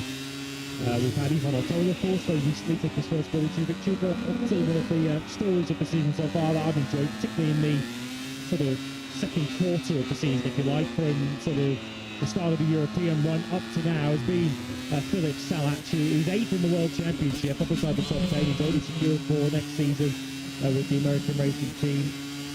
And the whole Czech Grand Prix weekend, Bruno, his pursuit for the first victory and supporting the team there is something one of my abiding memories of the first half of the season so far. Yeah, 100% with that from Philip Talac. And the Czech fans, always nice when you go to places like Brno. I mentioned it as well, Malaysia, Indonesia, when, you know, there's one or two riders on the grid who are the absolute home heroes. Of course, Talac's the only Czech rider on this grid. Saw so many Czech banners, Philip Talac banners as well. And for a rider to realise their dreams, standing on the podium at the home Grand Prix, it's such an iconic venue as well, that is the Autodrome Brno. Phenomenal from Talac. And just, you know, it's great to see riders who haven't had the easiest time of things. As we know, motorcycle racing, being a full-time athlete, isn't all roses. It's not all, you know, what it's made out to be. Away from the circuit, as Talac sort of opened up about, really tough to sort of deal with things mentally away from the cameras. You can put on a brave face, but we don't know, of course, what really unfolds away from social media and away from the cameras in between Grand Prix. And it's obviously been a tough time of things for Talac for the most part of his Moto2 career. So for him to land in a team, to gel with his teammates straight away, they went over to California. Joe Roberts, of course, was speaking out to train and just settled in really brilliantly in the only Pan-American racing sector for Talac. And he felt like that podium was coming. Qualified on the front row over in the yellow, finished inside that top five after a P7 over in Barcelona. He was on the front row, of course, over in Le Mans as well. And if it weren't for that sort of mistake at the opening chicane, I think it was in Le Mans, where he lost a lot of ground, it could have been a podium at Le Mans as well. That didn't record that one. So for Talac to get a P2 in Hungary, to be really Gonzalez's only challenger at Marathon Park, and then of course to back that up with a phenomenal P3 at your home Grand Prix. And there's been a sort of feel-good story, I think, to this season. The immediate challenge for Manu Gonzalez is to try and get himself into Q2. As it stands, he is not heading there. He's 17th at the moment, 1.1 seconds off the pace of his nearest championship rival, Ethan Guevara. Here is Talac, who's plunging downhill towards the Saxon curve, turn 12. Talac, as you can see on screen, is currently fourth. From a positive sense, he would be perhaps one of the surprises of the season.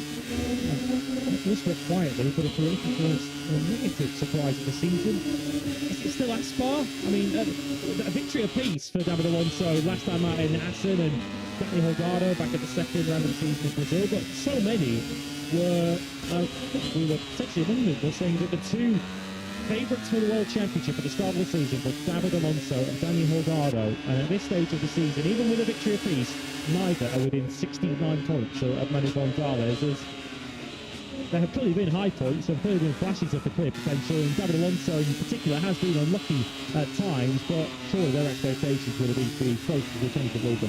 I mean, let's be honest, yes, it has been disappointing. Like, if you're looking at their overall picture, when you say 69.5 points for Alonso and 90.5 points for Holgado, yes, they've both won a race this season, which we were fully expecting. Holgado with 3 podiums, Alonso with 2.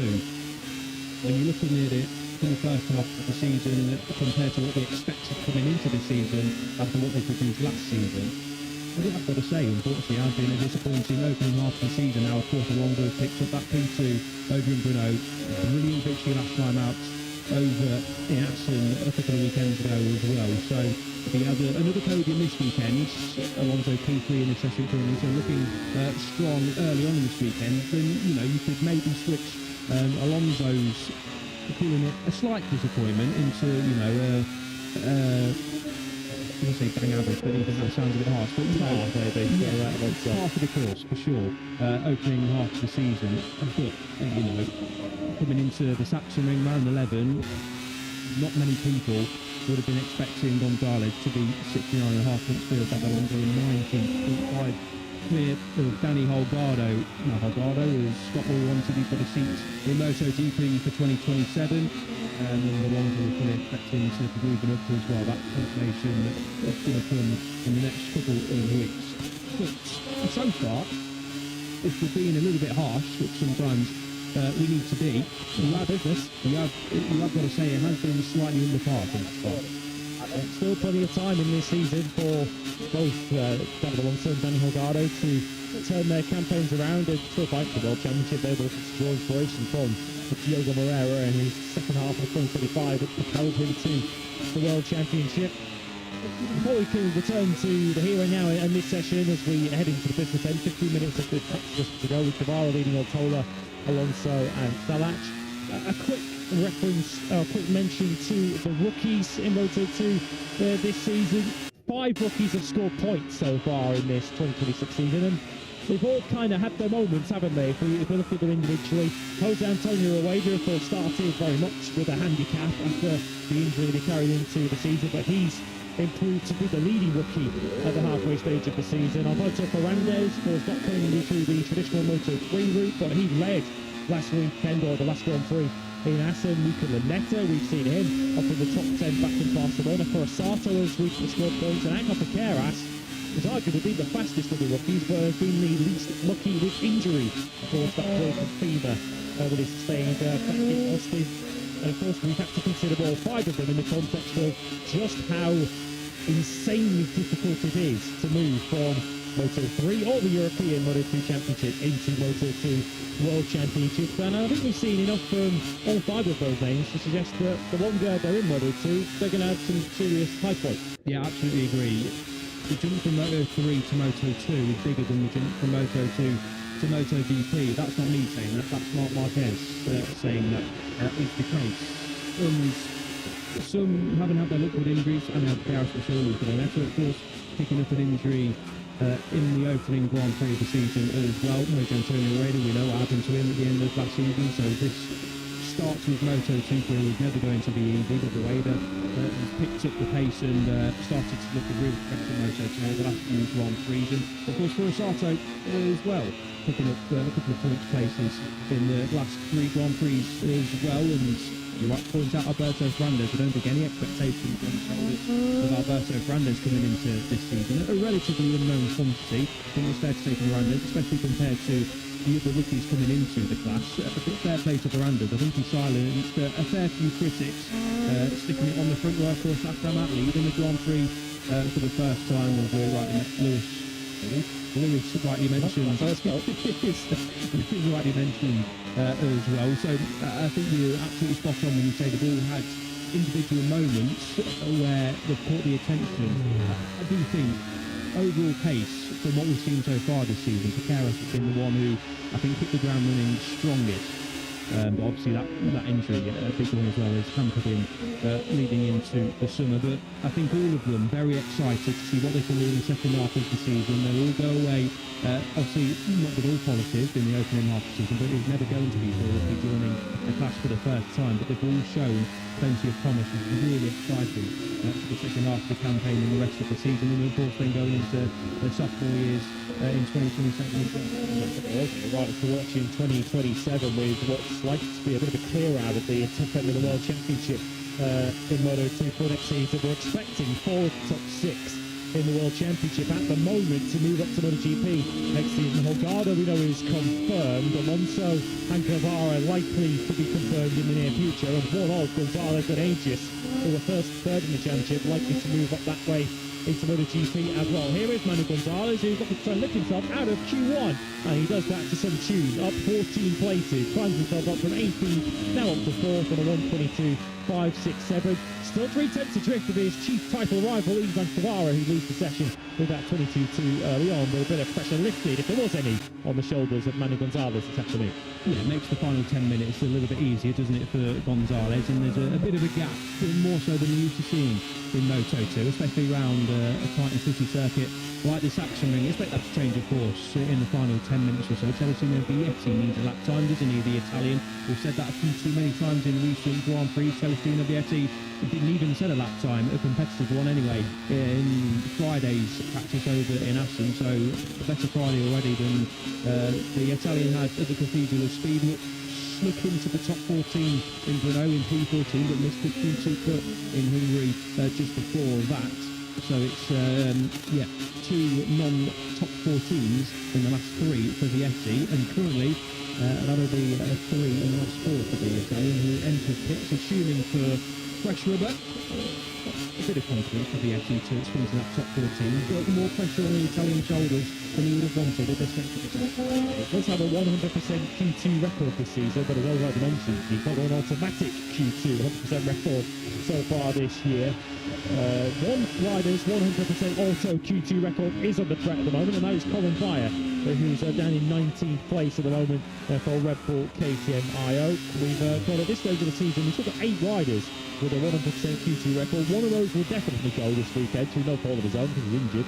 That's Danny Munoz, who's competing Q2, even if he was qualified from the whole qualifying process back in Assen. Ivan Ortova, Costino Vietti, Manu Gonzalez, Ethan Guevara, David Alonso, Colin Vire, and Danny Holgado have also been in every Q2 session this season. There's climbing up the hill from 3 to 4. Zonta van der Goorberg was a little bit loose, and you now begin to plunge downhill once again. It doesn't quite do justice, but you get a bit of an idea here of the elevation change of this Sachsenring circuit. Flattens out a bit before you now start to climb uphill once again. That is through turn 8. We're now approaching 9 and 10. The final 2 left-handers in the sequence of 7 before the right-hander of Ralph Oldenburg, Pearson, turn 11, taking 4th gear on a Moto2 bike at around about 190, 195 kilometers an hour. We've already seen a MotoGP this morning. If you get that corner wrong, as Maverick Vinales did, then you could potentially hurt yourself, but certainly do some serious damage to your motorcycle. No problems on that particular occasion. As we pick up Purasato, who's now moved up into 8th place, keeping up his good recent work. Van der Goorberg completes his lap and he stays outside the top 20 at the moment. He's got to get himself in the Q2. He's going to find at minimum a quarter of a second. Yeah, currently on his best point streak, his best run in Moto2. Zonta van der Goorberg was back in the points again over the Dutch Grand Prix, of course, in front of his home fans. So that's points now in the last 4 Grand Prix, Mugello, Hungary, Renault, and as mentioned in the Netherlands a couple of weekends ago. Needs to find a bit of pace in this session, and like I say, the Dutch rider just a couple of places behind Colin Vire. 1.1 seconds both of those guys, including Celestino Vietti in 2020. They are off the top time. I wonder if Ivan Guevara is just going to sit pretty in the box. Don't think he will, but we've seen that so far this season on a couple of occasions. I mean, the top 14 looks fairly safe and sound, but Guevara doing what he's doing on a couple of practices so far this season, setting a really hot pace early doors, and then either choosing not to improve or simply being unable to improve in his early pace in the session.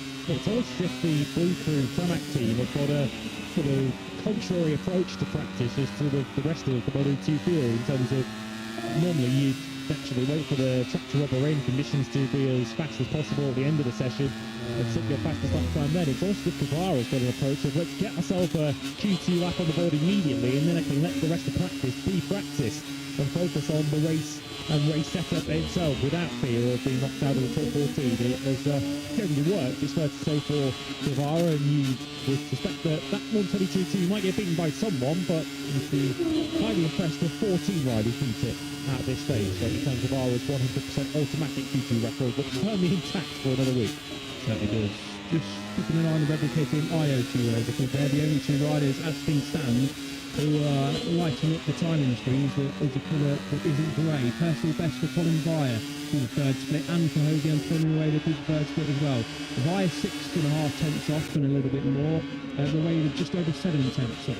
And the gap into the top 14 is 9 tenths. So if they can hold it to the line, you've got Colin Vire's time there at the bottom of the screen, and Jose Antonio Rueda just ahead of Danny Holgado on circuit. They do both jump into the top 14. I don't think they're quite safe and sound just yet. Holgado improves as well.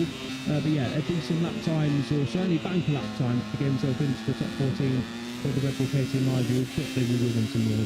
I feel like you need to be anything like confident at the place of Q2. You need to be in the 122. So down to Holgado in 9th place on a 22.9, which kind of puts that Purasato lap into the context, doesn't it?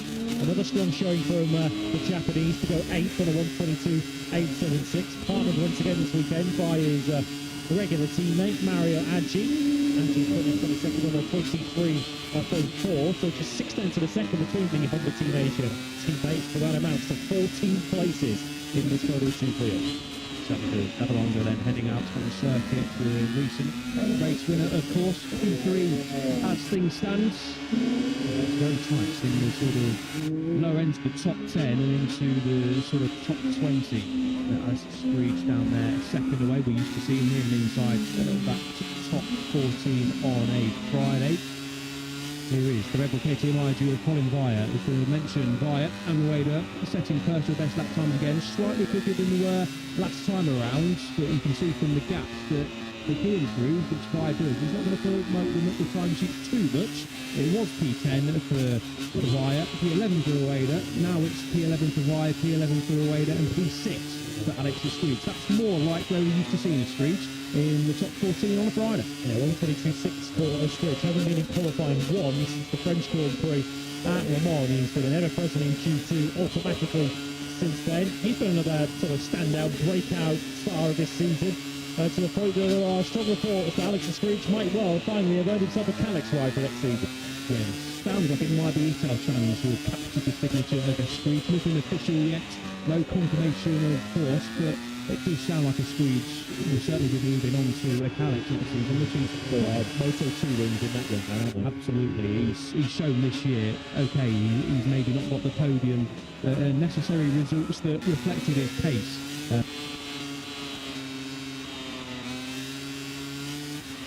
That chapter is drawing ever closer, but the Calyx clearly is the fight to be on right now, and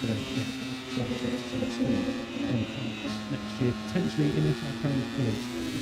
Reed's just following the Calyx right now in St. Aegis, and George's time the Australian. That's good.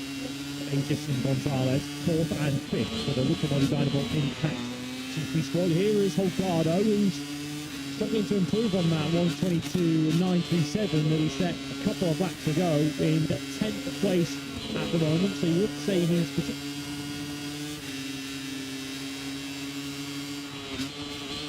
safe from there. Okay, we've now got a track on Celestino Vietti at the bottom of your screen. Vietti at the moment sitting down in 21st place, and the current projection is that he won't move up too far up the order from there. Vietti now tackling the final corner and staring at a wall of tarmac. It is very sharp uphill out of that final corner, and Vietti climbs 5 places, but at the moment that will not get him into Q2. Look, his teammate is there, Luca Lunetta in 14th, but Vietti currently on the outside looking in. Yeah, Lunetta back in the points over in Aston, a good recovery ride from the disappointing qualifying from the rookie, and he's back inside that top 14 as well. Joe Roberts. Time went away in the third split for the American, who, as you can see, is P21 and needs a time to join his teammate Philip Salach inside that top 14.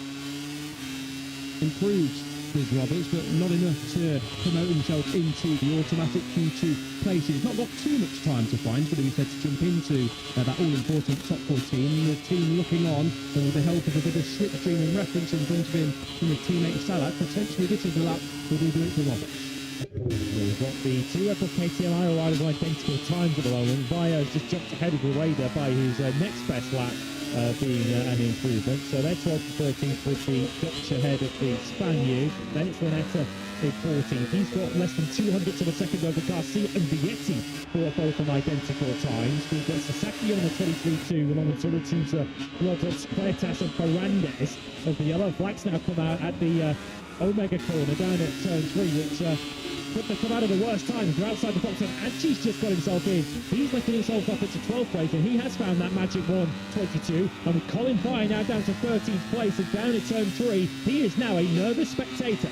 Looks like that's on the exit as well. Maybe that bumper's brought out the Dutchman, unfortunately, for Colin Via. As you rightly mentioned, Lewis, P13, P14 for Rueda. That bike will be cleared as quickly as possible. Via will get to the edge of the circuit as quickly as possible. Now, the good thing is, this lap is pretty short, so you've got 1 minute 30 left on the clock, and a lot of the circuits around this calendar, that won't be enough, but it is here. The Sachsenring, as Joe Roberts does improve into the top 14, and that is good news. You can hear the applause inside the box. Now, both of the American racing riders are going through to Q2 as things stand. So now the IO teammates are identical times. One's in, one's out for the moment. 14th and 15th for Via and Rueda. What is Rueda doing at the moment? He's just started his final flying lap of the session. Manu Gonzalez is the fastest first sector of this practice session. We've got personal best through the first sector for Arbolino, for Roberts. Via had set one, but he's now on the floor. Alonso has also set a personal best. He's relatively safe at the moment, still up in third place. The finding improvements are a little harder to come by, aren't they, in these latter stages? And for Celestino Vietti, he's going to get round to the line for one more shot at this. At the moment, he's staring Q1 flush in the face. Certainly is. That time from Guerrero on his second flying lap is still standing. Ortola on his second flying lap is still P2, and David Alonso on his second flying lap is still P3. The lap times earlier on in the session are proving hard to beat. Gonzalez lost 3 tenths in the second sector, another couple of tenths in the third sector. Gonzalez isn't going to be outside of the top 14 unless something ridiculous happens in the final 15 seconds and a little bit more. But a mistake there at the end of the lap for Gonzalez. Who will be aiming to set a personal best lap time, but it looks like it's job done for the championship leader in this. So he's exactly blown our socks off today, has he, Manu Gonzalez, the world championship leader, albeit fastest this morning on a 1:22.483. Hasn't beaten that lap time this afternoon in practice, although he is just setting a personal best at the moment. There's Guevara, who is, once again, sitting in the pits and letting everyone else get all hot and sweaty out on the racetrack.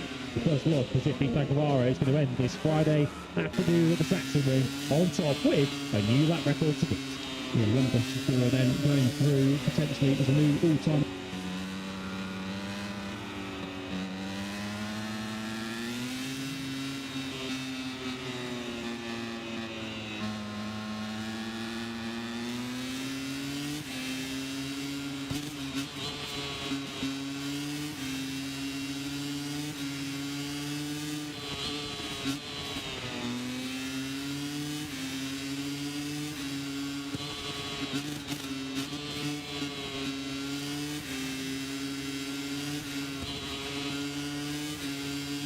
Will be going through qualifying one. And we've got Ferrandez in Q1, the front row starter, although of course he did come through Q1 to achieve that back in Assen. And a bit of a mixed bag of the day for the Sunbelt Mark PDS team. Let's get the next one out of the way first. Aaron Canet down in 23rd place, but they were looking for something to smile about. Denis Onchu has provided them with that. He is through in them. Yeah, good stuff from the Turk. Obviously seen him a lot so far in the opening couple of sessions, been an out of shape attacking riders late on the brakes, just like we used to see Denis Onchu. So yeah, getting inside that top 14, top job from the number 53, and a top job of course from Ethan Guevara. We did mention that lap time. He's used to settling in early in the session. A big smile from him, Ethan Guevara, the thumbs up. Just the Friday he would have wanted after the disastrous Friday over in Assen. Slight change of hairstyle or his hair colour for Ethan Guevara. At the moment, it's brought in at least some positivity on track 2. 22-2 enough for Guevara to take the top spot. Ivan Ortola for an MSI team, which I'm not even going to attempt to pronounce that full name for, given the additional sponsor they've brought in for this weekend. The team itself have at least got one rider through Q2 with Ortola and Papakeras. He was only 1.1 seconds off second at the MSI Calixes, 24 for him. So he'll be another medical qualifying one for injury hit first half of his Moto2 rookie season for him.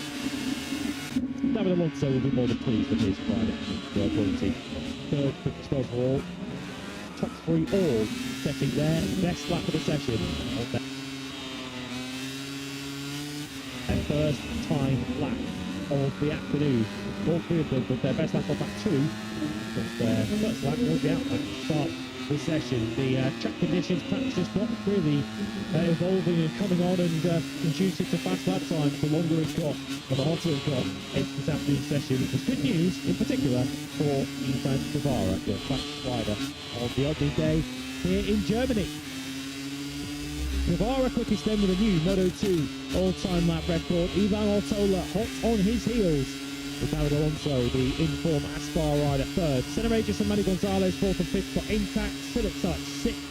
Ahead of Alex Scucci, was one of the latest improvers to take seventh. Arbolino, Unchu and Forasato completing the top 10 for Forasato. That is now a third consecutive automatic Q2 appearance. Robert Togado Aggi on his return from injury. Fine effort for him. And Colin Via through the Q2. That keeps Via's one of the Q2 records intact. Bereda, Lanetta, Garcia, notably Celestino Vietti heading for Q1. Sasaki Untaratuza completing the top 20. There's 27 in total on action this weekend, with Danny Munoz absent to injury.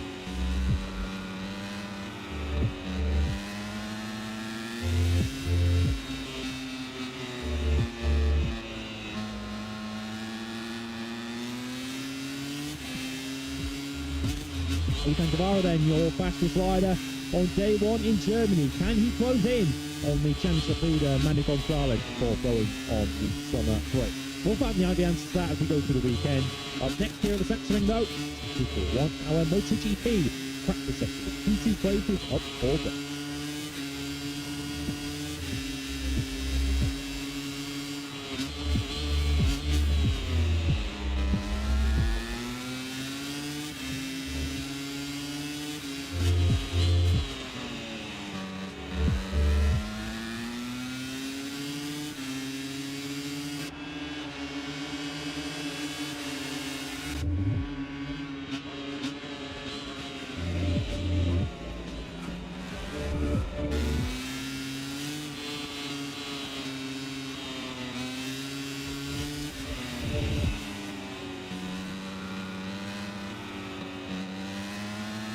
MotoGP has moved in the Netherlands to Germany to tackle the Sachsenring spectacular undulation and tight turns.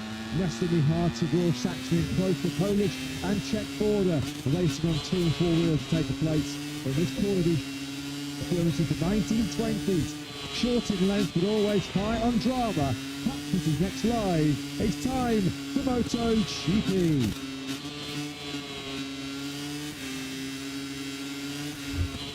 Well, this the 87th Grand Prix take part in Germany. 28 time we visited the current configuration of the Sachsenring, one of 6 anti-clockwise tracks on the calendar.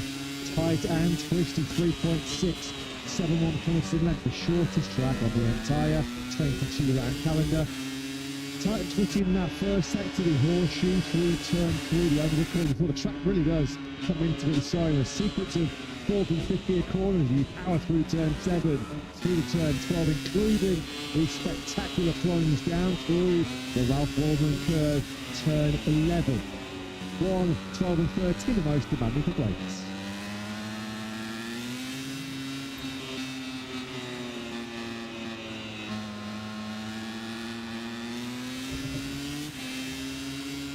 Good afternoon and welcome back to a gloriously sunny Sachsenring. It's the Lift Moly Grand Prix of Germany, round 11, halfway distance coming up in this year's MotoGP World Championship before we're all due to head off on our 3-week summer holidays.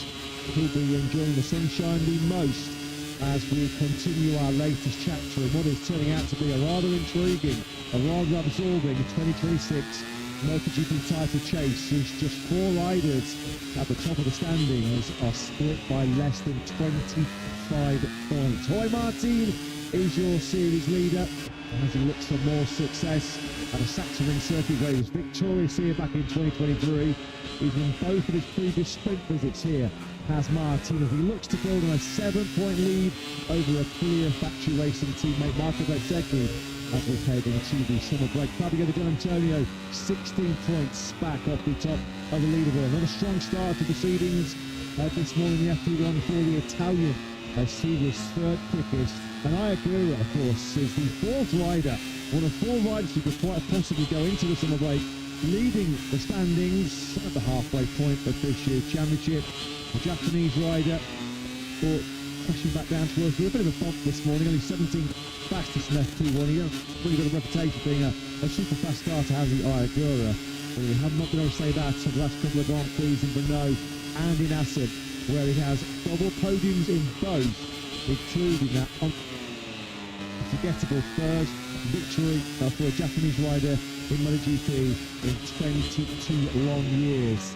A brilliant podium burst has fired Agura into championship contention as he looks to be the first Japanese rider in history to win back-to-back MotoGP races. Great times, super times right now for Supercar Trackhouse, and those times continue, especially at the back of their double 1-2 in the Grand Prix of the Netherlands. Well, Ralph Fernandez, a bit of a milestone moment for the Spanish rider. First time in his MotoGP career. What is this, his 89th start, but he has actually started the weekend in D1. A 1:20.829 getting the job done this morning for Fernandez, the sprint winner over in Assen, second to Iagura. He was there, of course, one of our 6 anti-clockwise venues with Aragon, Austin, Valencia, Philippine and Balaton, which generally means that Marc Marquez is going to have a big say in the outcome of the weekend. He was second fastest this morning. Practice then, about to get underway in the company of Matt Burt Lewis up in the Conti box, Jackie Pillard down in pit lane. No stopping at Trackhouse and Ralph Fernandez right now, Lewis. Brilliant double podium for him in Assen last time out, and he was really rapid and super fast this morning once again, leading FP1. Feels like the summer race coming at a bad time for them, doesn't it? With the momentum they have picked up, which continues to gather pace. With Ralph Fernandez fastest in that FP1 session this morning. Marc Marquez, though, right behind him and clearly will still take some stopping this weekend. But the Aprilia contingent must look at this weekend, as I said this morning, as an opportunity to upset Marc Marquez and give him something to think about heading into the summer break. Marc Marquez, of course, will be looking to give his championship rivals some serious summer blues with a victory here this weekend. He was next best behind Ralph Fernandez, P2, despite a fall this morning. A very early fall on just his third lap of the weekend at turn 3. The 33-year-old Spaniard was on the deck, one of several riders there across all classes that's been caught out by this tricky bump, this nasty, pesky bump right here on the exit of turn 3. You can just see there the twitch as Mark was on the throttle on the factory Ducati. That was the only momentary flip of his morning session because he rebounded and found a 1:20.880. That coming on lap 9 of 20, but he was able to successfully complete this morning. Already a dozen wins in the locker. He is a serial winner around the Sachsenring, isn't he, Marc Marquez? 9 times he's prevailed in MotoGP. 10 previous starts here in the top class. He has never finished lower than second, which he did so here back in 2024. Clearly the big favourite. Whenever you talk to any rider, any team manager, anybody kept about GP in the paddock in the Sachsenring, they will tell you 93 starts the weekend as the overwhelming big favourite as he looks to close down a 40-point deficit at the top of the championship. Yeah, I almost feel like it must come actually on the tickets at the German Grand Prix. German Grand Prix of the Sachsenring, which will be won by Marc Marquez. That was certainly the case in 2025. Carlos Antonio will be one of many other MotoGP riders this weekend, looking to ensure that Marc doesn't take a 10th MotoGP victory at the Sachsenring. And Didier also in fine fettle this morning. The all-time lap record holder here at the Sachsenring completed the top 3 early. And one of only 4 riders this morning, Didier, that found sub 121 laps, his best work, a 120.9 through 7th time this year. He's kicked off the weekend inside the top 3. He's always been rapid out the gates so far this season, Didier, and we have to factor him in now as a big equation in the championship. 16 points he is adrift of Martin, 177 points collected from our opening 10 rounds of the season so far. A whole bunch of top 6s, a smattering of sprint podiums, including third place last time out in Assen when he really did gate past the Aprilia party. And of course, to boot 3 Sunday Grand Prix podiums as well. That's been the platform for Didier's success so far in 2026. It's having all the makings at the moment of a golden MotoGP season, a true classic campaign building up as we reach the halfway stage at the end of this weekend with 6 different Grand Prix winners, 6 different sprint winners, 10 different Grand Prix podium finishes, 11 different sprint podium finishes already in the first half of the season. And it's Jorge Martin, who you saw there with the eye drops in to make sure you can see clearly this afternoon at the Sachsenring, who carries a 7-point World Championship lead. I think he would have even given himself at long odds on when the campaign began. It's been a seasonal first at Aprilia for Martin, his first win coming in Le Mans. Last time out in Assen was his first RSGP pole position. He was 10th, a little bit low-key this morning from the World Championship leader. Alex Marquez briefly led the way this morning in FP1. The 30-year-old finally. This has been a long time in the making, long time coming. Finally, though, the news officially made public by Alex Marquez and KTM. He'll be in orange, so too will Fabio Di Gianantonio. Brad Binder and Pedro Acosta making way for a very experienced factory KTM lineup next year. Fabio Di Gianantonio will be north of 200 Grand Prix starts when he moves to the RC16 next year. Alex Marquez already north of 250 Grand Prix starts next year. So one of the most experienced lineups will be in orange in 2027. All 5 factory teams now confirmed will have new lineups for next season, either completely new or half new. We're awaiting Honda to confirm their factory lineup, but we know that Joan Mir is departing their team to go across to the Cassini Ducati squad for next season, where he'll be partnered by Danny Holgado. Here is the former World Championship leader, or there was, Marco Bezzecchi, who I think will be reasonably pleased with how his morning effort went. A weekend where he wasn't really sure what kind of expectations to set ahead of the German Grand Prix. Bezzecchi up inside the top 8 in FP1. He has to stop this poor run on Sunday. He has to stop hemorrhaging big points to some of his major title rivals. I've mentioned this morning he's lost 69 points to Marc Marquez and 63 points to Ayagura in just the last 3 Grand Prix. Didn't seem that long ago, did it, when Bezzecchi was over 100 points clear and Marc Marquez. Marquez himself declaring title defence over. Well, he said yesterday in the pre-game press conference, title defence now very much game on, as Mark says just 40 points off Jorge Martin at the top of the standings. Crucial practice session then coming your way in what are the obvious conditions of the dates so far. 3 p.m. local time here on Friday afternoon in the Sachsenring. A beautiful sunny day, which after the report you can see from these live pictures, a few early week forecasts are predicting a bit of rain to hit this part of East Germany. It's got a spattering of a few clouds. Lovely with these clear blue skies. We are set for what we hope will be a rather picture-filled and dramatic-filled 60-minute session. Top 10 as always, to remind you, will advance directly into tomorrow's second qualifying session. Yeah, I'm expecting it to be super close. Given what we saw this morning in practice 1, where 20 of the 21 in the field. Of course, there's no Ferdinand Albuquerque here for Precision weekend, which is why there are only 21 starting this weekend for the German Grand Prix. 20 within a second. Ralph Fernandez down to Luca Marini on the factory under only Cal Crutchlow. Of course, the continued replacement for Jones Arco was outside of 1 second back from Ralph Fernandez. Shortest, or one of the shortest laps of the year, just 3.6 kilometres, 2.281 miles. In terms of distance, just the shortest. In terms of sheer lap time, it's a second or 2 longer in terms of a lap than we had in Korea at the start of the season. Only 13 corners, so thousandths of a second are going to make the difference here. Yeah, the MotoGP field this weekend are going to be doing, this is just the race laps alone, 15 lap sprints, 30 lap Grand Prix. We're going to be tackling left corners 450 times. We can go the full distance over the races. Quite a unique mix of the entire occasion as well this weekend, which is worth covering off. With Brianna, of course, we made our first meet at Brazil in over 20 years here on the season. With Valencia and with Phillip Island, this one of only 4 tracks in the Grand Prix calendar where all front tyres and all rear tyres are asymmetric in configuration. Of course, the harder compound on the left-hand side of the tyre, given the fact that 13 corners, 10 of the 13 corners here in the Sachsenring go left, this being one of them. Down the hill we go through turn 2, now to one of those 3 right-handers. This is turn 3, the Omega corner, which has been pretty problematic on the exit. Frankie Morello on board with 2 coming off this morning. It was Fabio Di Gianantonio rather, but his teammate Frankie Morello did succumb to that big bump on the exit of turn 3. It's been a feature in all 3 classes of racing so far today. We've had riders go down on that particular front. The majority of the work on the front tyre squad was done on the soft and the medium. We've got everybody, with the exception of top pack Raf Gakioglu at the moment, who have gone out on the hard front tyre. As the temperatures come up, that hard front tyre will get into its working temperature nicely. Into the rear tyre, the vast majority have gone out of the medium rear. We've got Acosta, Rins, Miller and Pekka Bagnaia, along with Jorge Martin, the world champion leader, who's gone out on the soft rear. Even on an outlap, even just building pace, as Fabio Di Gianantonio and Ralph Fernandez we're looking at right now.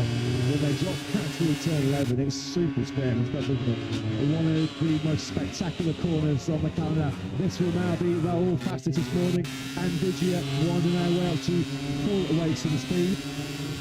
Acosta didn't really speak much of Acosta this morning, did we? 12th fastest, breaking himself back in gently after undergoing surgery post-acid, carpal tunnel surgery. He's been experiencing, he said, for about the last 12 months or so, issues with numbness, feeling, a lack of feeling, tingling sensation in the right hand and the lower right forearm. His lowest FP1 this morning, 6th coincidentally, 13th here on the Sachsenring, exactly 12 months ago.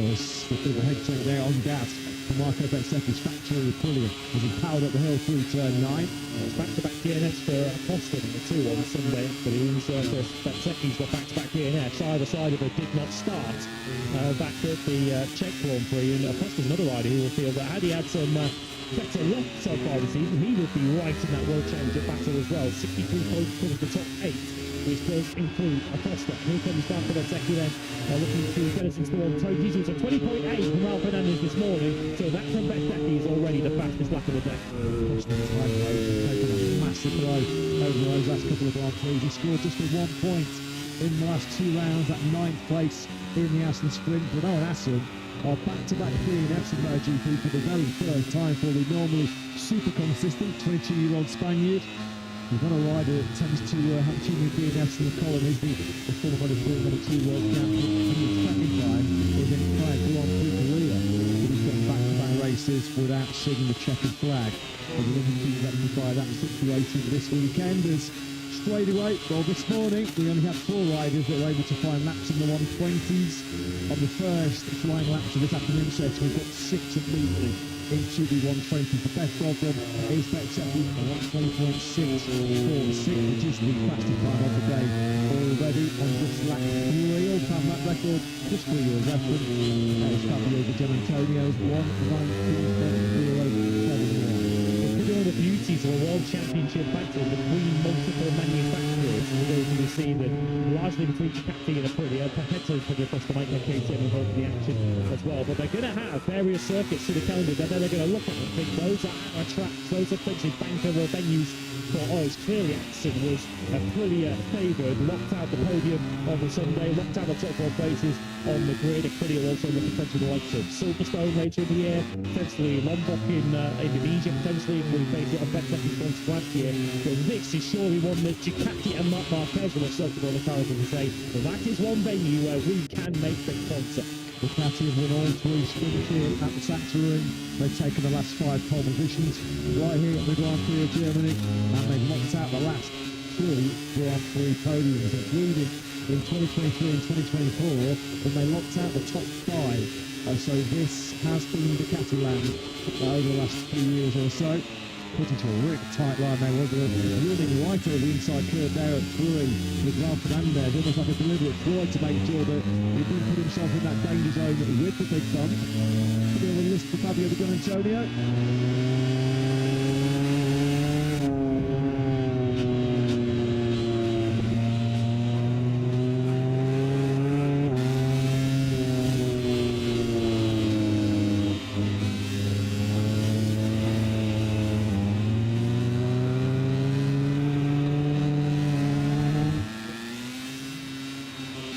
Very hard to give you a kind of accurate judge there, an accurate gauge of just how much the track falls away, towing through that spectacular turn 11 of full speed there, motoring through there, 200 kilometers an hour in 5th gear. We saw Maverick Vinales take a pretty nasty fall there this morning. The Spaniard thankfully emerging uninjured. Well, it was another brilliant performance, wasn't it, by the factory of Villiers, all 4 of Villiers last time out over in Aston.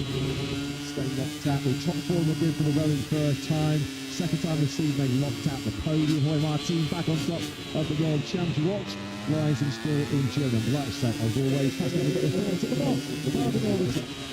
Yeah, once again, this 2026 season showing that from weekend to weekend, so much can change. Now suddenly it's Jorge Martin that leads the World Championship. Marco Bezzecchi dropping to second. So let's start with the championship leader, Paolo, because I imagine 10 races in at the start of the season, if someone would have told you Jorge would be leading the World Championship, you would have been quite surprised. How has he managed to be leading the championship at this stage? Not surprised. You find the correct word, absolutely. It's something that makes us happy because we have seen that we did a great job with him. And yeah, in spite of the many points lost by Marco during the last 3 races, it seems to be that we are part of the game. We are playing good in Brno, in Assen as well, in all the first part of the season. There is no one race where we didn't find, probably at the end, probably in the last moment on Sunday, but we found something to give to the rider the correct confidence. So for us was absolutely a positive first part of the season. This is the last race before the summer break. We need the summer break to recover the battery for sure and to be prepared for the second one. Now it is something very particular track, very technical track. It is like a kart circuit, but it is necessary to take care about all the corner because there is one specific split where you have to manage very carefully the rear tire to keep the tire temperature in the correct window. Otherwise, when you are approaching the last part of the split of the circuit, you will find something tricky to manage with the rear slide and the front tire as well, because with the most of the corner on the left, you find the 11 corner, the very special corner on the right, so you have to take care about it. So, very technical track, but we have seen also last year that we can manage both our rider, but for sure also the Trackhouse one could give a good result to the Aprilia staff. So looking forward to see what happens during the weekend. For sure the weather forecast will help a little bit because it's getting a little bit warmer during the today, the Saturday and the Sunday as well. We expect to 25, so it's not bad. For Marco, he spoke to us yesterday saying that the body is still quite sore from acting close. How was the body this morning? And you mentioned there about needing to recharge the batteries. How much of this weekend for Marco is about building himself back up again so he can go into the summer break, reset, and come back out swinging in the second half? Very important for him, very important. He's necessary to recover the trust.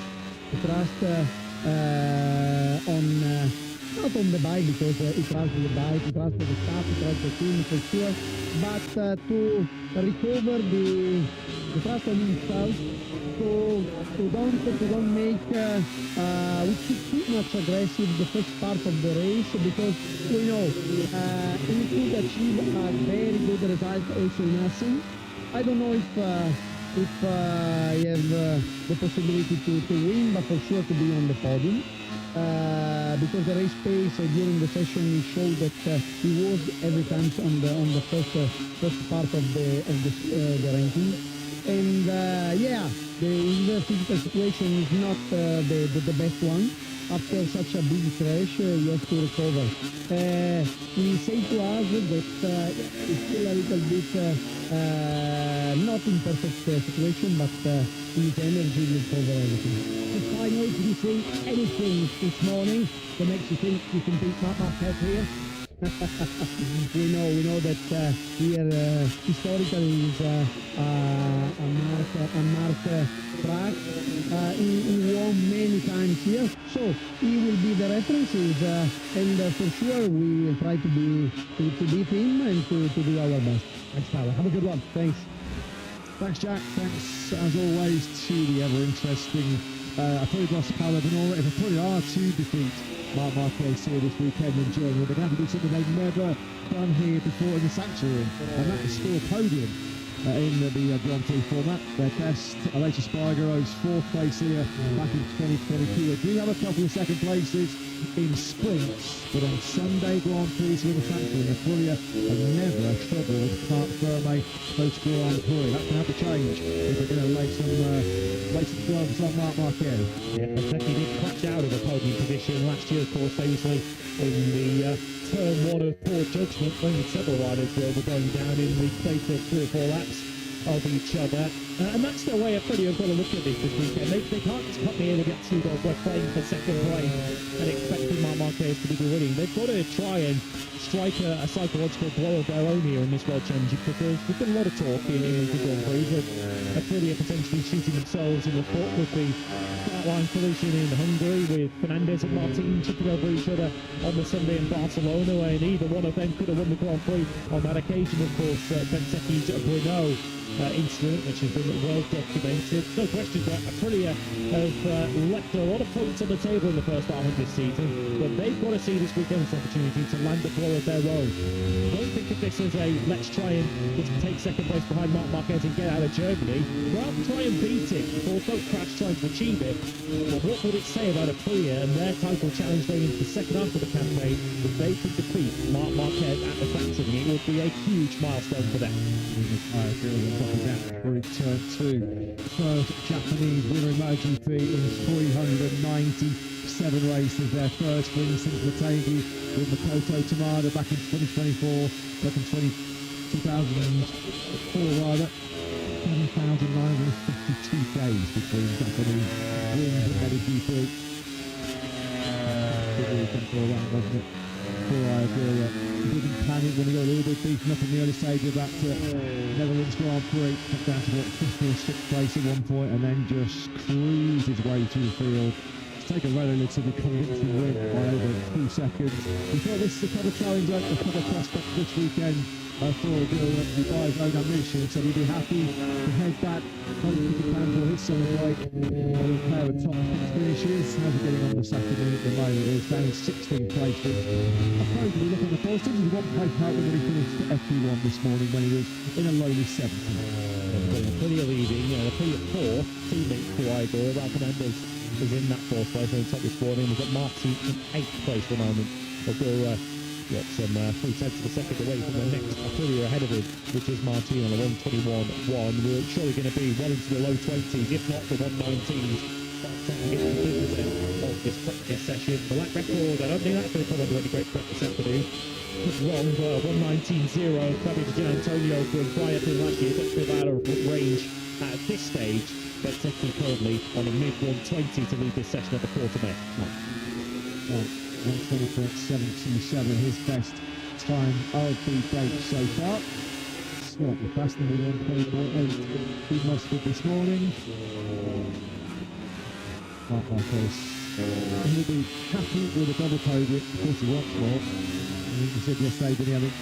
There'll be a view that if Marc doesn't take the full 37 points this weekend, there'll be viewed something of a bit of a disaster, but he is thinking bigger picture, having got himself back into the championship potential, and he's done so. He's not going to blow too many points here by too many silly leads to Brian make it another Sachsenring double, just as he did here 1 year ago. Of course, he was a different physical proposition when he attacked the German Grand Prix in 2025.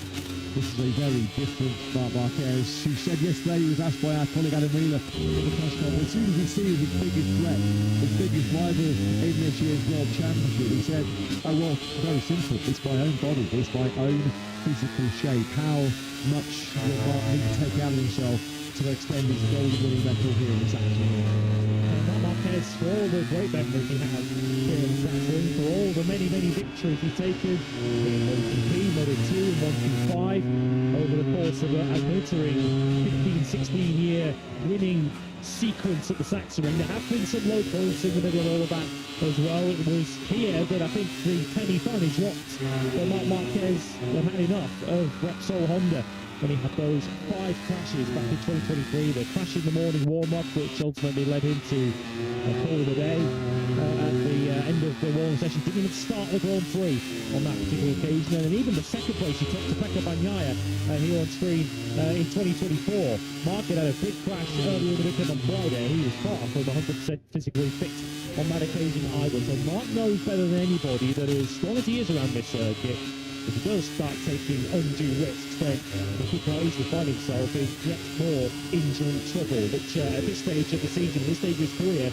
is the furthest thing Marc Marquez wants. He's going to unleash himself more than what he did, or more than what he was happy to do so last time out in Assen, where you just felt like there was no point from the first lap of FP1 on Friday to the last lap of that Sunday's race at the TT Circuit Assen. Did you really feel like Mark was really sticking his neck out and putting it all on the line? He said himself it was a safety mode weekend.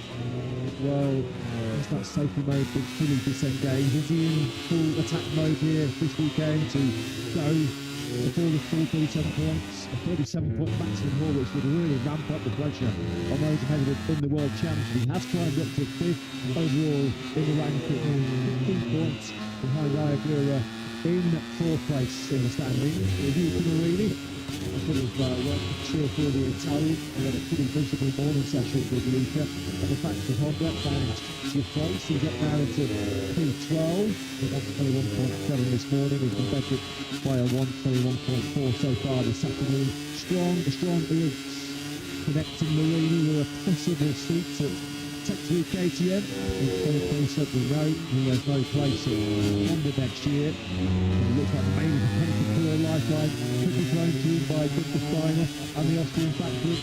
But today, with growing confidence by the weekend, is that Maverick Vinales has been a big part of that Tech 3 KTM team for next season. That is the spot that he's going to open up potentially for Luca Marini with Tech 3 clear. Victor Steiner has told us this, told Jack this a couple of weekends ago, that they have an eye on one experienced and one rookie to make up their Tech 3 KTM lineup for next season. And Vinales with some, once again, very strong and forthright comments, which were pleased KTM or Tech 3 top brass yesterday on the eve of this German Grand Prix weekend, and a weekend for Vinales that has started off track with some disappointment or some unhappiness, and it started on track with a high-speed get-off at the Ralph Wilman curve, turn 11 earlier on this morning, where he made a complete mess of his KTM.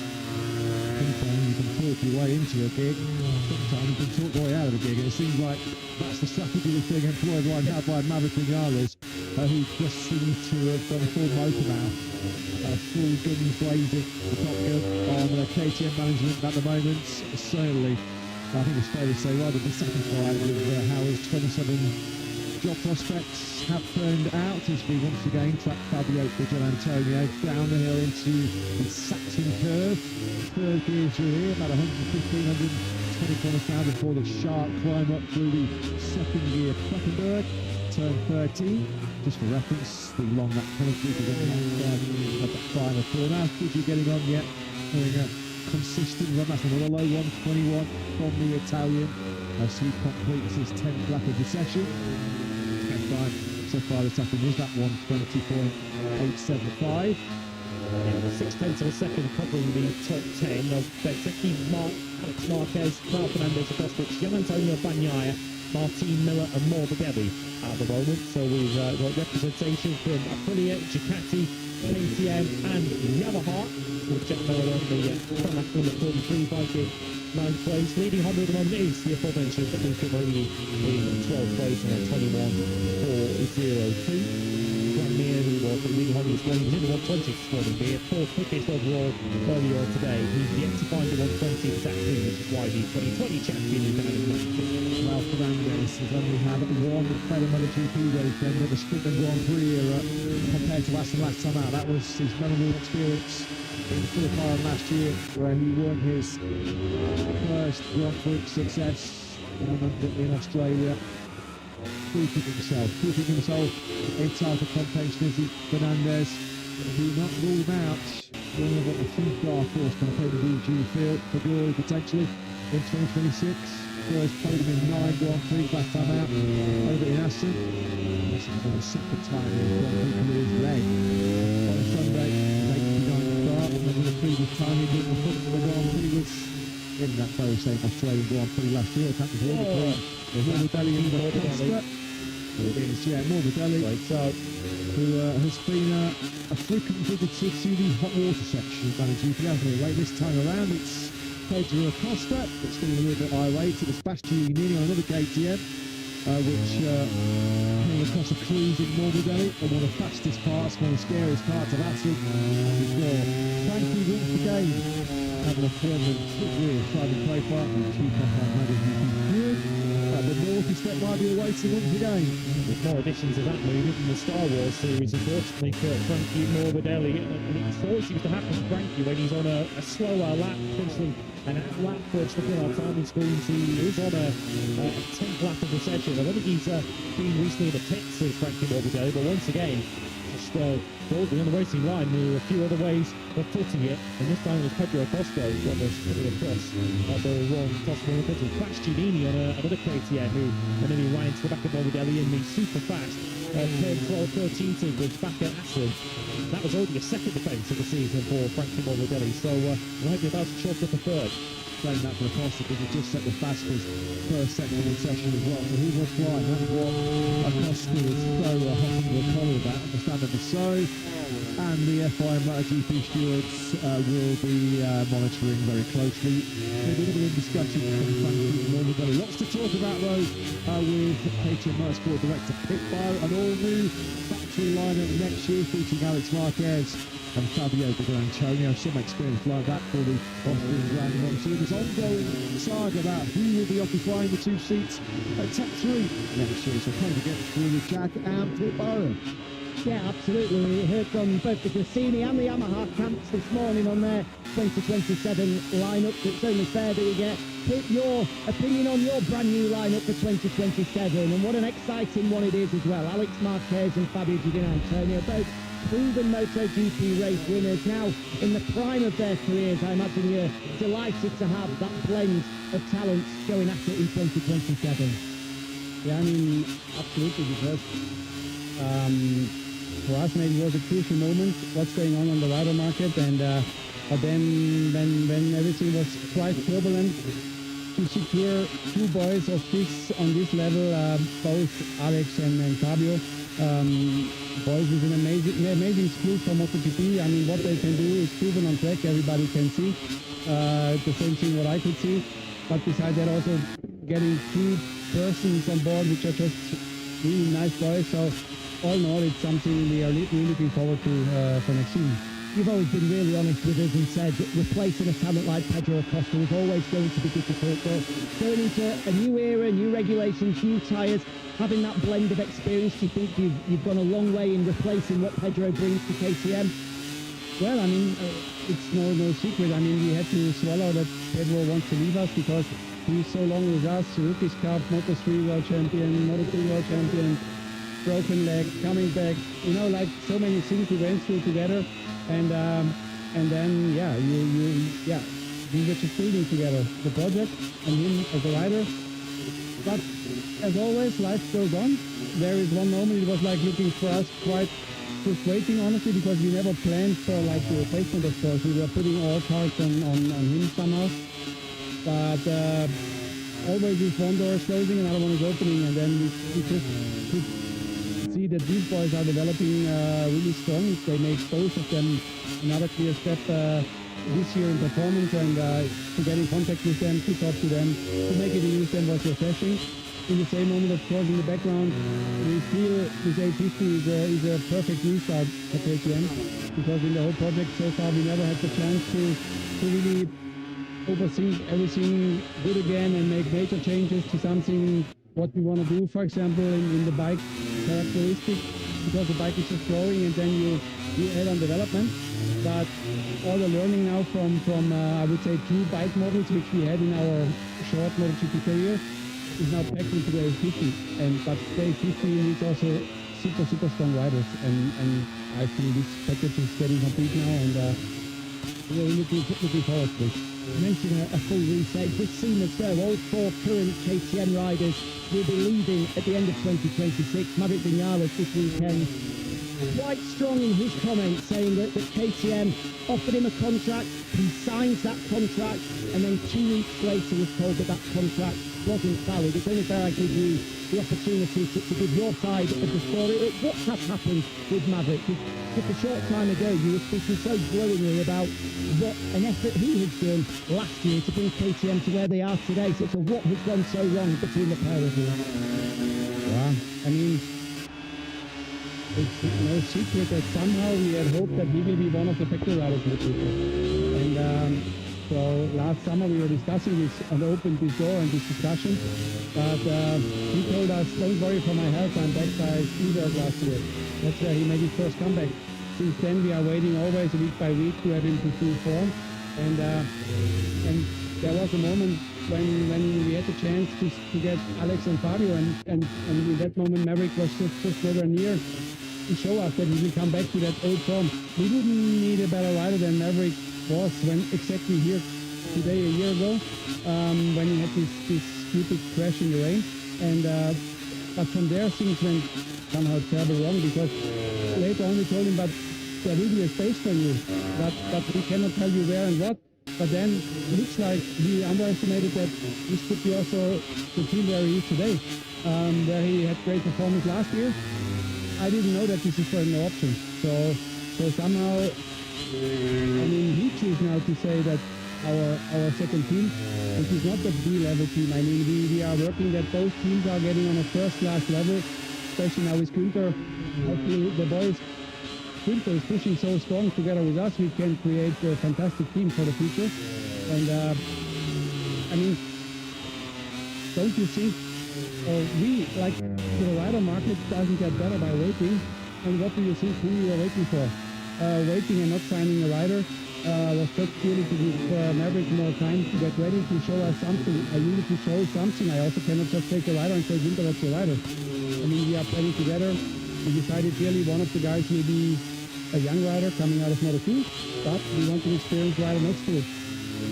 So I really feel sorry for the situation, because we like Maverick so much. He's such a good boy, and I don't know why he says so clearly no to one thing, and on the other side he's such a hard stop.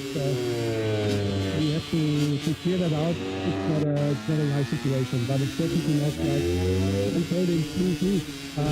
We started a negotiation and we still have a spot, which we still call a factory spot, because we see both teams as core factory spots in total. So yeah, that's what I can say. I don't want to tell you now any contract details and what happened which and where, but it's not a funny situation. Just to clarify, as soon as those 2 factory seats were taken by both Alex and Fabio, you've offered him the spot at Texas, and Maverick himself has said that that's not an option. I don't want to tell you in detail what he said in which moment, because now we're going to ask him again and then this goes like ping pong. But we started just a very normal contract conversation. We talked already about figures and stuff, how the future could look. But then at one stage things went just wrong when he found out it's not about the factory spot. And like I said, I understand his frustration, because that was his hope, and he's still leading the factory, and he's ready to fight for the factory, and so he wanted a seat in that one team. But yeah, we I don't know. We have to calm him down, because it's still this year a very long season, and we need to get him back in a better mood, and also still get his full body fitness back, because MotoGP is damn dangerous not to be fit and always hesitating on reaction on the bike. So we still need him slightly fitter, and I think we need to talk properly what happened and why he should say clearly no to some, for me, great place in this paddock. And let's use the summer break to calm down and maybe restart in a positive way after that. Just very quickly, that door is still open to Maverick, or would you say it's now closed? No, I will say everything is open over the whole weekend here. That was our deadline between me and Günther, where we really want to decide what the future brings. So we never said no to Maverick, so the target or the timing didn't change. And because of one emotional thought, because we should not forget, I really want to protect the sport. We are talking here about if we take this decision, could be the end of racing. And so it's very sensitive, and that he's not just always calm about this, and I can fully understand. So he said one time something too strong, no problem with us. The book is open, but time is ticking again. So thanks. I've had a few honestly. Have a great weekend. Thank you. Yeah, great stuff. Tracking into that Jack down there with KTM Motorsport Director Pit Byra. It's pretty clear when you read the website, the social media channels of the press here in MotoGP. Maverick Vinales has decided to go on the attack in some respects against KTM. Maverick will have his reasons, will have his motives for that particular strategy, but you have to say the Pit Byra just mounted a very robust defence and a very plausible defence about KTM's position on the situation. Door not then fully closed on Maverick Vinales in terms of 2027 KTM soon. But I think it's not quite a jar either. Yeah, this one's going to all play out, isn't it, over the next few days, weeks, and months or so. I believe across the column as well, it looks like Vinales' tenure watched at KTM is over, but maybe his Grand Prix career is over as well, as Pip alluded to there. So it is tough times, pretty good moments for a rider who's won 10 times in MotoGP. Kevin Aegis and Luca Marini, possibly maybe Manu Gonzalez. Those three names are being strongly linked with Tech3 next year. Decision time though is coming quickly. Hard to argue with anything that Pete said there, really, Lewis. No, for me, it's very, very simple. No one, I don't think anyone in this paddock is doubting the talent that Maverick Vinales has got. Winner in MotoGP for 3 different manufacturers, and he's in a very elite club of riders who can say they've done that in their career. But since this Grand Prix last year, since the crash, which Pit Byra described as a stupid crash in the rain, it was a crash that could very easily happen in any rain-affected session. When he damaged his shoulder, Maverick Vinales has not been the same rider since.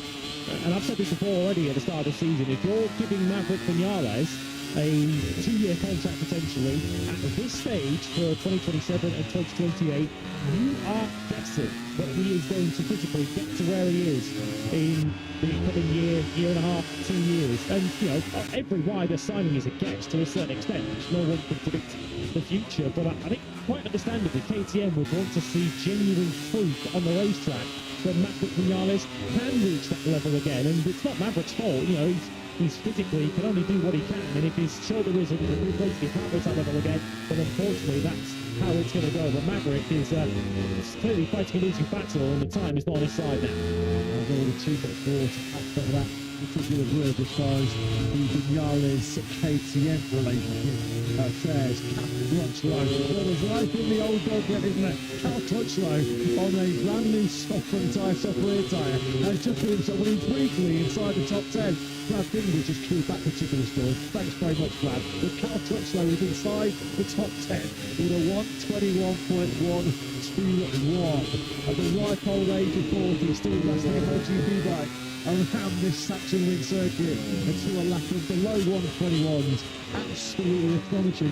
Paddy LCR Honda rider said. That is 1.4 seconds quicker than he went in Prix practice this morning. He's on another fairly strong lap. I'm not sure he's going to improve on that 21.1 on this lap. We're following Crutchlow across the line. It's a 21.5 for the Brit, so he stays in P11. But there's Silverstone coming up next the other side of the summer break, and the Giants are eyeing a September return. But one would expect that Britain will be represented in the MotoGP class via Cal Crutchlow, who was former pole position podium finisher there on the second weekend of August. More stranger to the box wheel as well in the factory. Second in 2013, second in 2016, third most recently back in 2019. But that's a heck of a time. A brilliant time that by Cal Crutchlow. He's got Martin Miller, Moldavie, Marini Vinales wins, Bastianini here, and now Daniel behind him.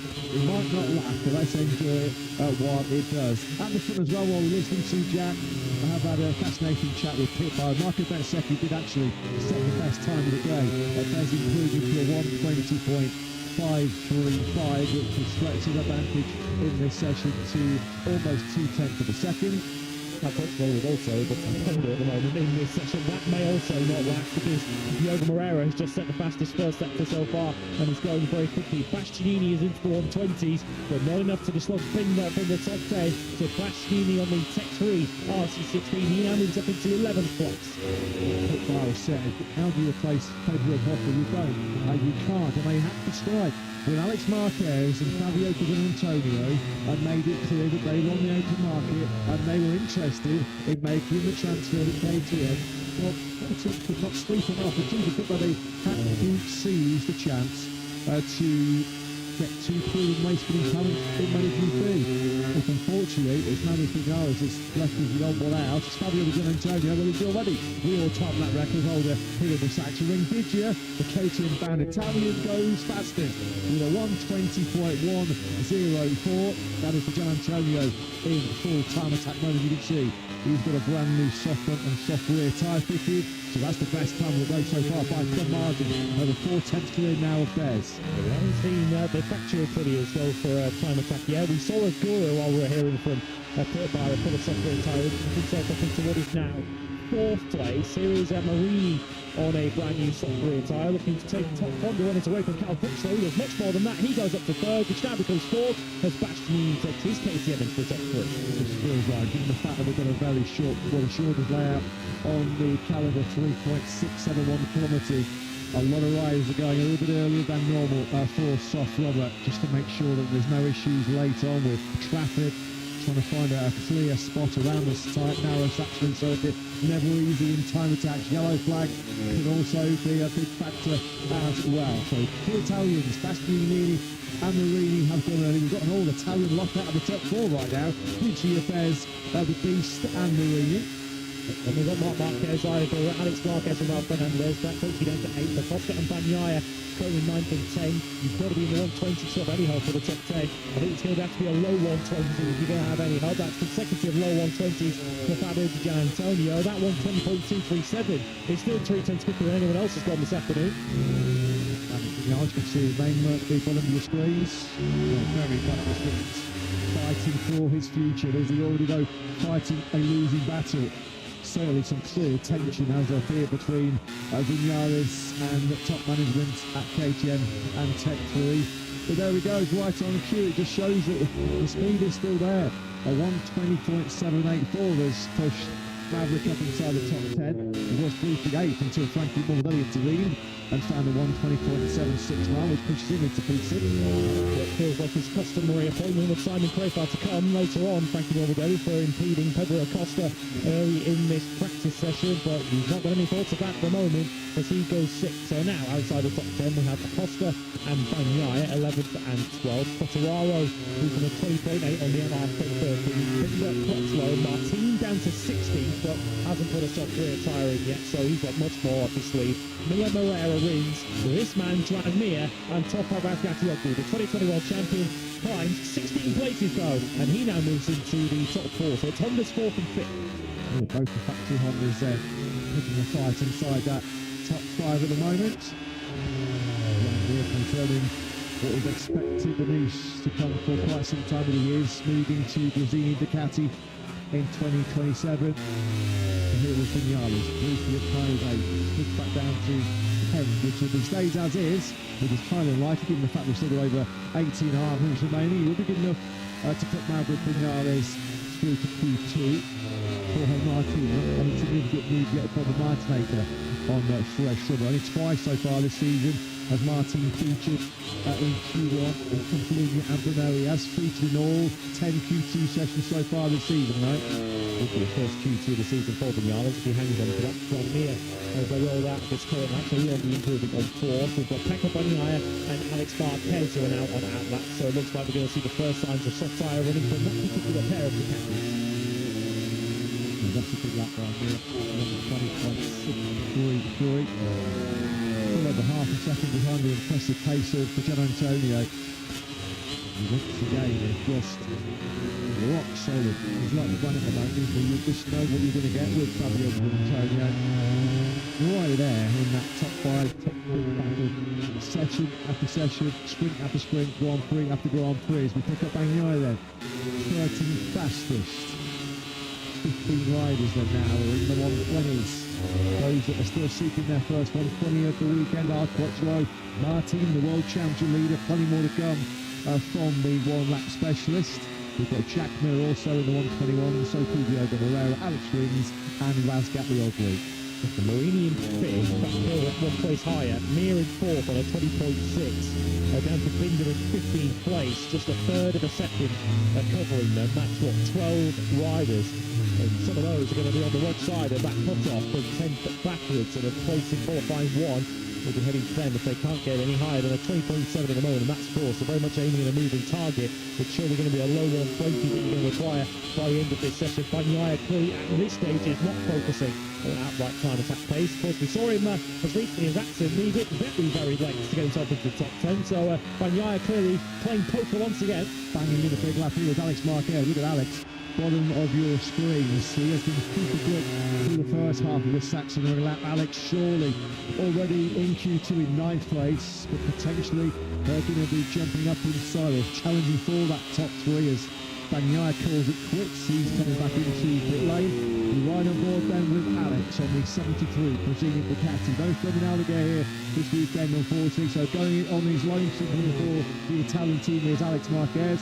And right on cue, brilliant lap back by Alex. A 1:20.314 slots him up into second place. Just over 2 tenths he is now behind Fabio Di Antonio. So Kate will be liking what they see on the time screens right now, because that future factory lineup is first and second in this session.